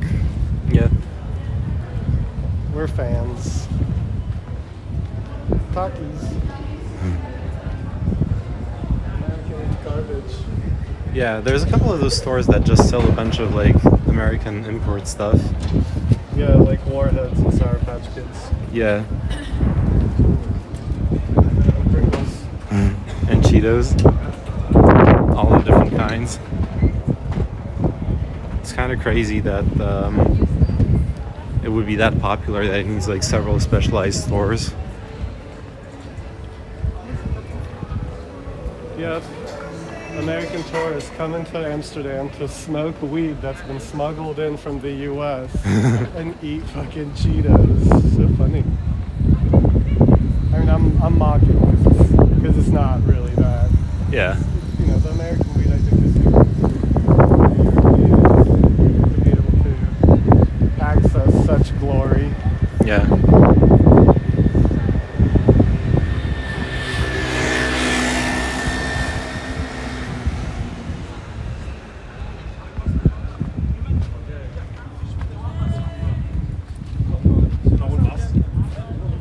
Another one of the truly old school coffee shops right here. Oh yeah, the greenhouse. Yeah, this used to be, I mean, it probably still is one of the better coffee shops around. Yeah, they were always known for their sativa. Yeah, and they're still like really well known as breeders, basically. Yeah. The strain hunters dudes, exactly. Yeah. They're the founders, if I recall correctly. Yeah, Greenhouse and Strain Hunters is the same thing now, yeah. Yeah, they have some nice bubble hash for like €22 a gram, which is really a fantastic price because Yeah. Barney's or some of the more hyped up places, they'll charge 60 for the same. Oh shit. Can we just walk in? Hotel. Wow. That's one fancy ex-hotel. Yeah. Right next to the greenhouse. Nice. Or maybe it isn't a hotel, but it strikes me as one. 60 for a gram. What in the fuck? Well, it's for concentrate, right? Yeah. Bubble hash. Like in the U.S., you'll pay a similar price for that. But it's well, actually for concentrates you will. Bubble hash is cheaper. But that's what I'm saying is like depending on where you go, you can get the same thing for 20-25 euro. Yeah. There's just the really hyped up coffee shops that are famous and they can just charge a premium. Yeah, I mean, Barney's has this. They have the huge clout from having won the Cannabis Cup a couple times. Yeah. They had they basically just had like the best strains for a while. Yeah, they were one of the first ones to present a really high quality bubble hash. There was Yeah. the Barney Rubble. Yeah. But yeah, they also won for a couple. Kali Mist was one of their strains that years back that was really brilliant.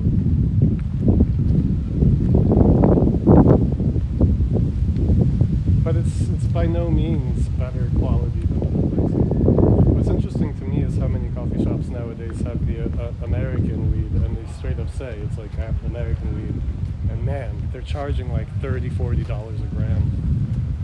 It's crazy. It's got to be hard to import it. When you can buy, like, you know, what we smoked was Amnesia. That was €10 a gram. Yeah. Why would you spend 40? Yeah. I mean, it's the thing we're Connoisseur thing, yeah. And the thing we were talking about with like microbrew beer, where Yeah. just like basic marketing, as long as you have something new that's priced more expensively, it's like fucking iPhones. Yeah. You're gonna put out an iPhone 14, 15, 16, 17, barely improving over the basic thing. People are still gonna buy the new thing instead of the good enough thing.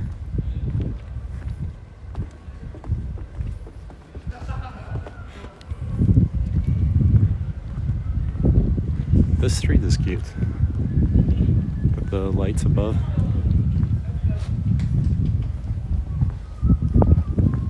Feels like a little garden.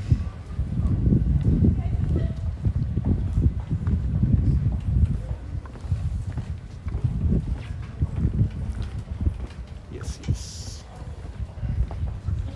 I like that there's like, you know, it's like a restaurant and there's these tables yeah, that fold nice. out and you fold back in. Yeah, that's cool. That's good for the people working there. It's way more convenient than dragging all the tables and all the chairs back in. Yeah. That's one of the things I used to get hired for at the restaurant for the. Oh yeah, this is it's a beer spot. Oh yeah. Beer Fabrique. That was one thing I remember that really struck me, and back in the day, I mean, I think the rest of the world has kind of caught up, but I remember, like, when I went to AID all those years ago, in fact, it's 20 years ago, I remember, like, you know, being at a party and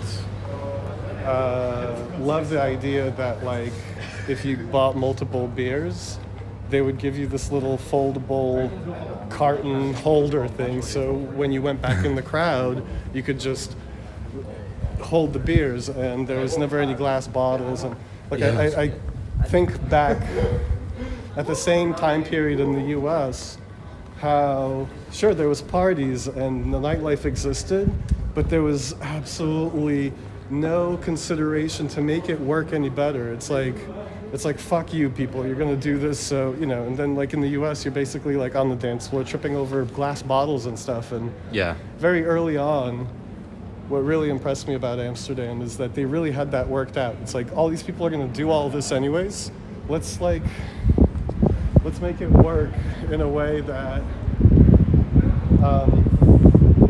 you know, people aren't gonna like injure themselves and stuff.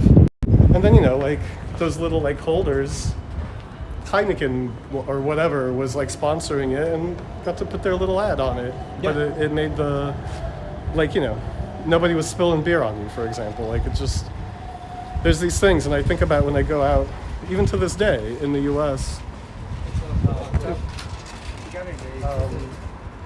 but to this day, there's just like a bit of like disrespect for the nightlife. Like, it's not like, it hasn't like, you know, been like, oh well, these people are gonna do this and it's all acceptable, so let's just like make it more efficient and make it work. It's still kind of like, no, we don't accept this, so fuck all y'all, and you're just gonna have like a really fucked up experience. Yeah, the like puritanical approach. You shouldn't make it You're too not good. allowed really to party, but since you are, like, you know, I don't know. It's hard to describe what I'm trying to say. Having fun in life is against God's teachings. Yeah. Got roped you. Yeah, God roped you. Jesus loves you. God's really into that BDSM rope play.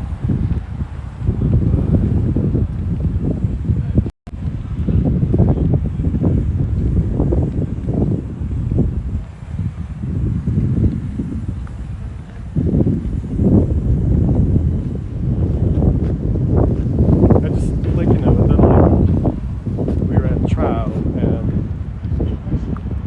like the late night bar was selling little like popsicles of like really nice sorbet, and it's really in consideration that there's a lot of people taking MDMA at the club, and you shouldn't drink too much water because that's how you're going to hurt yourself when you're taking ecstasy. So the best thing to do is like suck on ice cubes, eat a sorbet or something. Yeah. So like one of my favorite clubs, you know, Trow, would just give you these like super flavorful like passion fruit and mango sorbets for like €2, and you can like eat this amazing delicious thing while you're clubbing, you know. It's not like if you're partying, you need to like suffer and have a Woodstock '99 experience, you know. Yeah.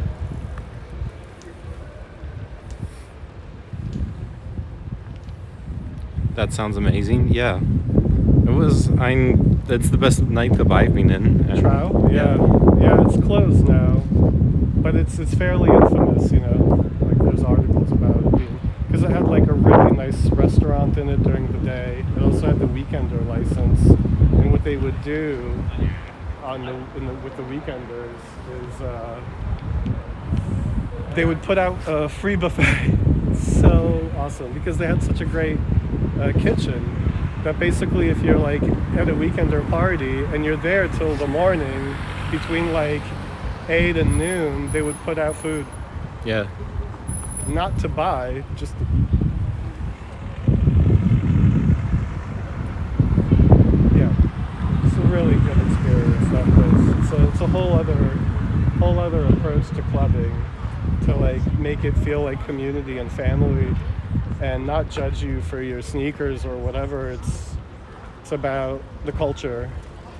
Yeah. It's a completely different energy than a lot of places in the world as far as clubbing goes. And yeah, the reason why I wanted to take you there, and it was awesome that you got to go there with me, is because your experience earlier on, especially in Paris, was that like asshole pretentious bouncer thing that would just, they would like make you feel like crap about yourself, like you're just not good enough, and it's really strange. Whereas these other places, they're like, welcome, we're so happy you're here, you know, like let's have a wonderful time together.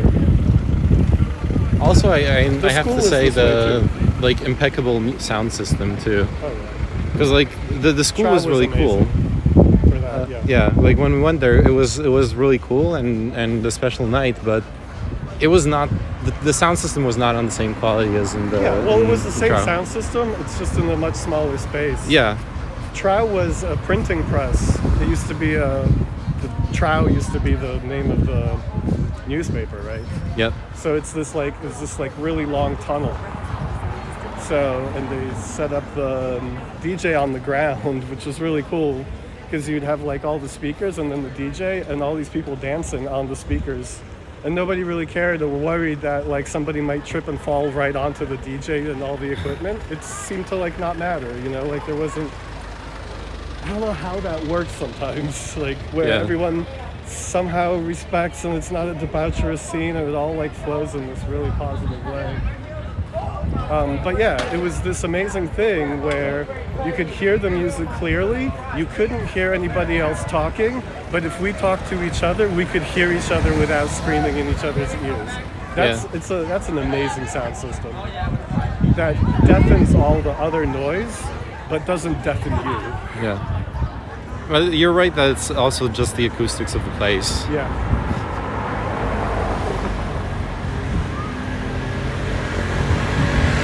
Yeah, do you I don't think we ever talked about it.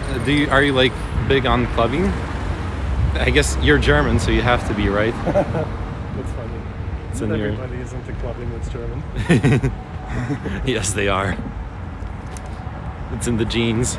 When even the kebab place has better techno than the clubs in Paris, that's when you know everyone's into clubbing. Yeah.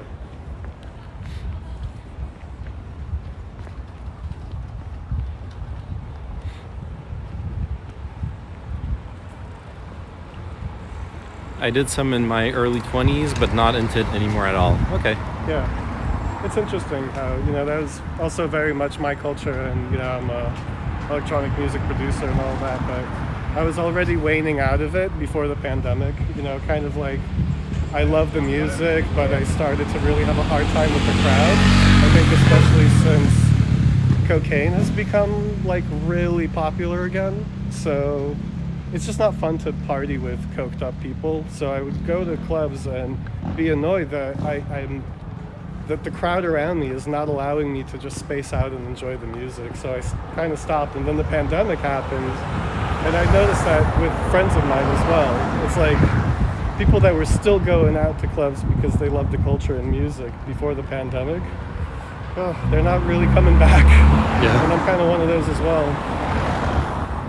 I think the culture has changed as well, where there's a lot more just normal people that are looking for a good time and don't really care about the culture or where it comes from.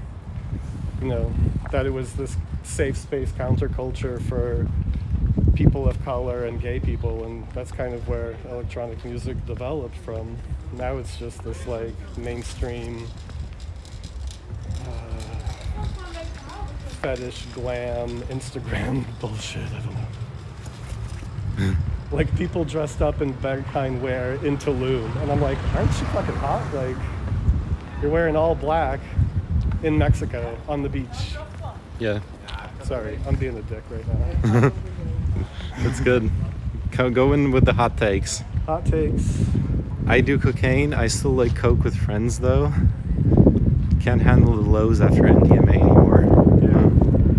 Aren't the lows? I can't really handle the lows after cocaine. Yeah, aren't the lows after cocaine way worse than MDMA? Well, not necessarily. I mean, I would say the low coming down from blow is an hour after you do it to 5 hours after you do it. Whereas with MDMA, it hits you like a day or two later, and hard. Depressed kind of energy. I see. 3 days later, maybe sometimes. I don't know. Yeah. Yeah, I haven't done cocaine in years. 20 years in New York, obviously, I have some experience with it too. I just struggle with I just can't stand people who are on coke generally. Well, that's what I'm saying too, is like it ruined the club culture because everyone's talking the whole time. It's like, shut up and let's like listen to this music. Not like have somebody literally for 3 hours through somebody's set right behind me. And it's like talking about bullshit. Like, this is not pertinent information right now. Like, just shut up. Like, why are you here? And it's interesting because it took over the club culture, which it fits more in the bar culture. In the club culture, you like when people don't talk so much. Yeah. And that's why I love Berghain. That club really is special. Everybody that is there is, I mean, it's not like a talky dance floor or anything. People are vibing hard. But they're also on different drugs, right? For me, the only experience I've had with MDMA was taking like a really, really small dose, which was perfect. It was enough to get me like feeling something really positive and like getting the music and whatever, but nothing overwhelming. Didn't really feel like there was any kind of low afterwards. It was like very, very soft high, and like my experience with it really felt like it would be very easy to take too much, actually, to like feel overwhelmed, and people are wilding out. Yeah, I mean, like, you will feel overwhelmed taking more, but it's not this too much because it's rolling, so it like comes in and goes out. So there's these moments where you're like, whoa, and then it's like, oh, okay, and then whoa.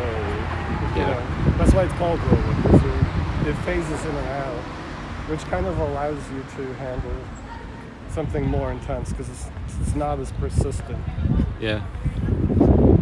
It's a nice feeling, like the pseudo like overwhelm thing, because it's taking you outside of your comfort zone. It's not, you know, it's also like the difference between taking a real dose of mushrooms and having a spiritual experience and microdosing mushrooms just to feel a little giddy. Yeah, that makes sense. Different approach, and either thing has its own use, right? All right. I'm pretty sure there's no signal in the, or it's gonna be really bad in the subway. So I'm gonna end it here. We're about to enter the subway. Yeah, 1 minute. So, all right. I don't know if there's one after. Thanks for watching, and bye bye. Yeah, it's the last one.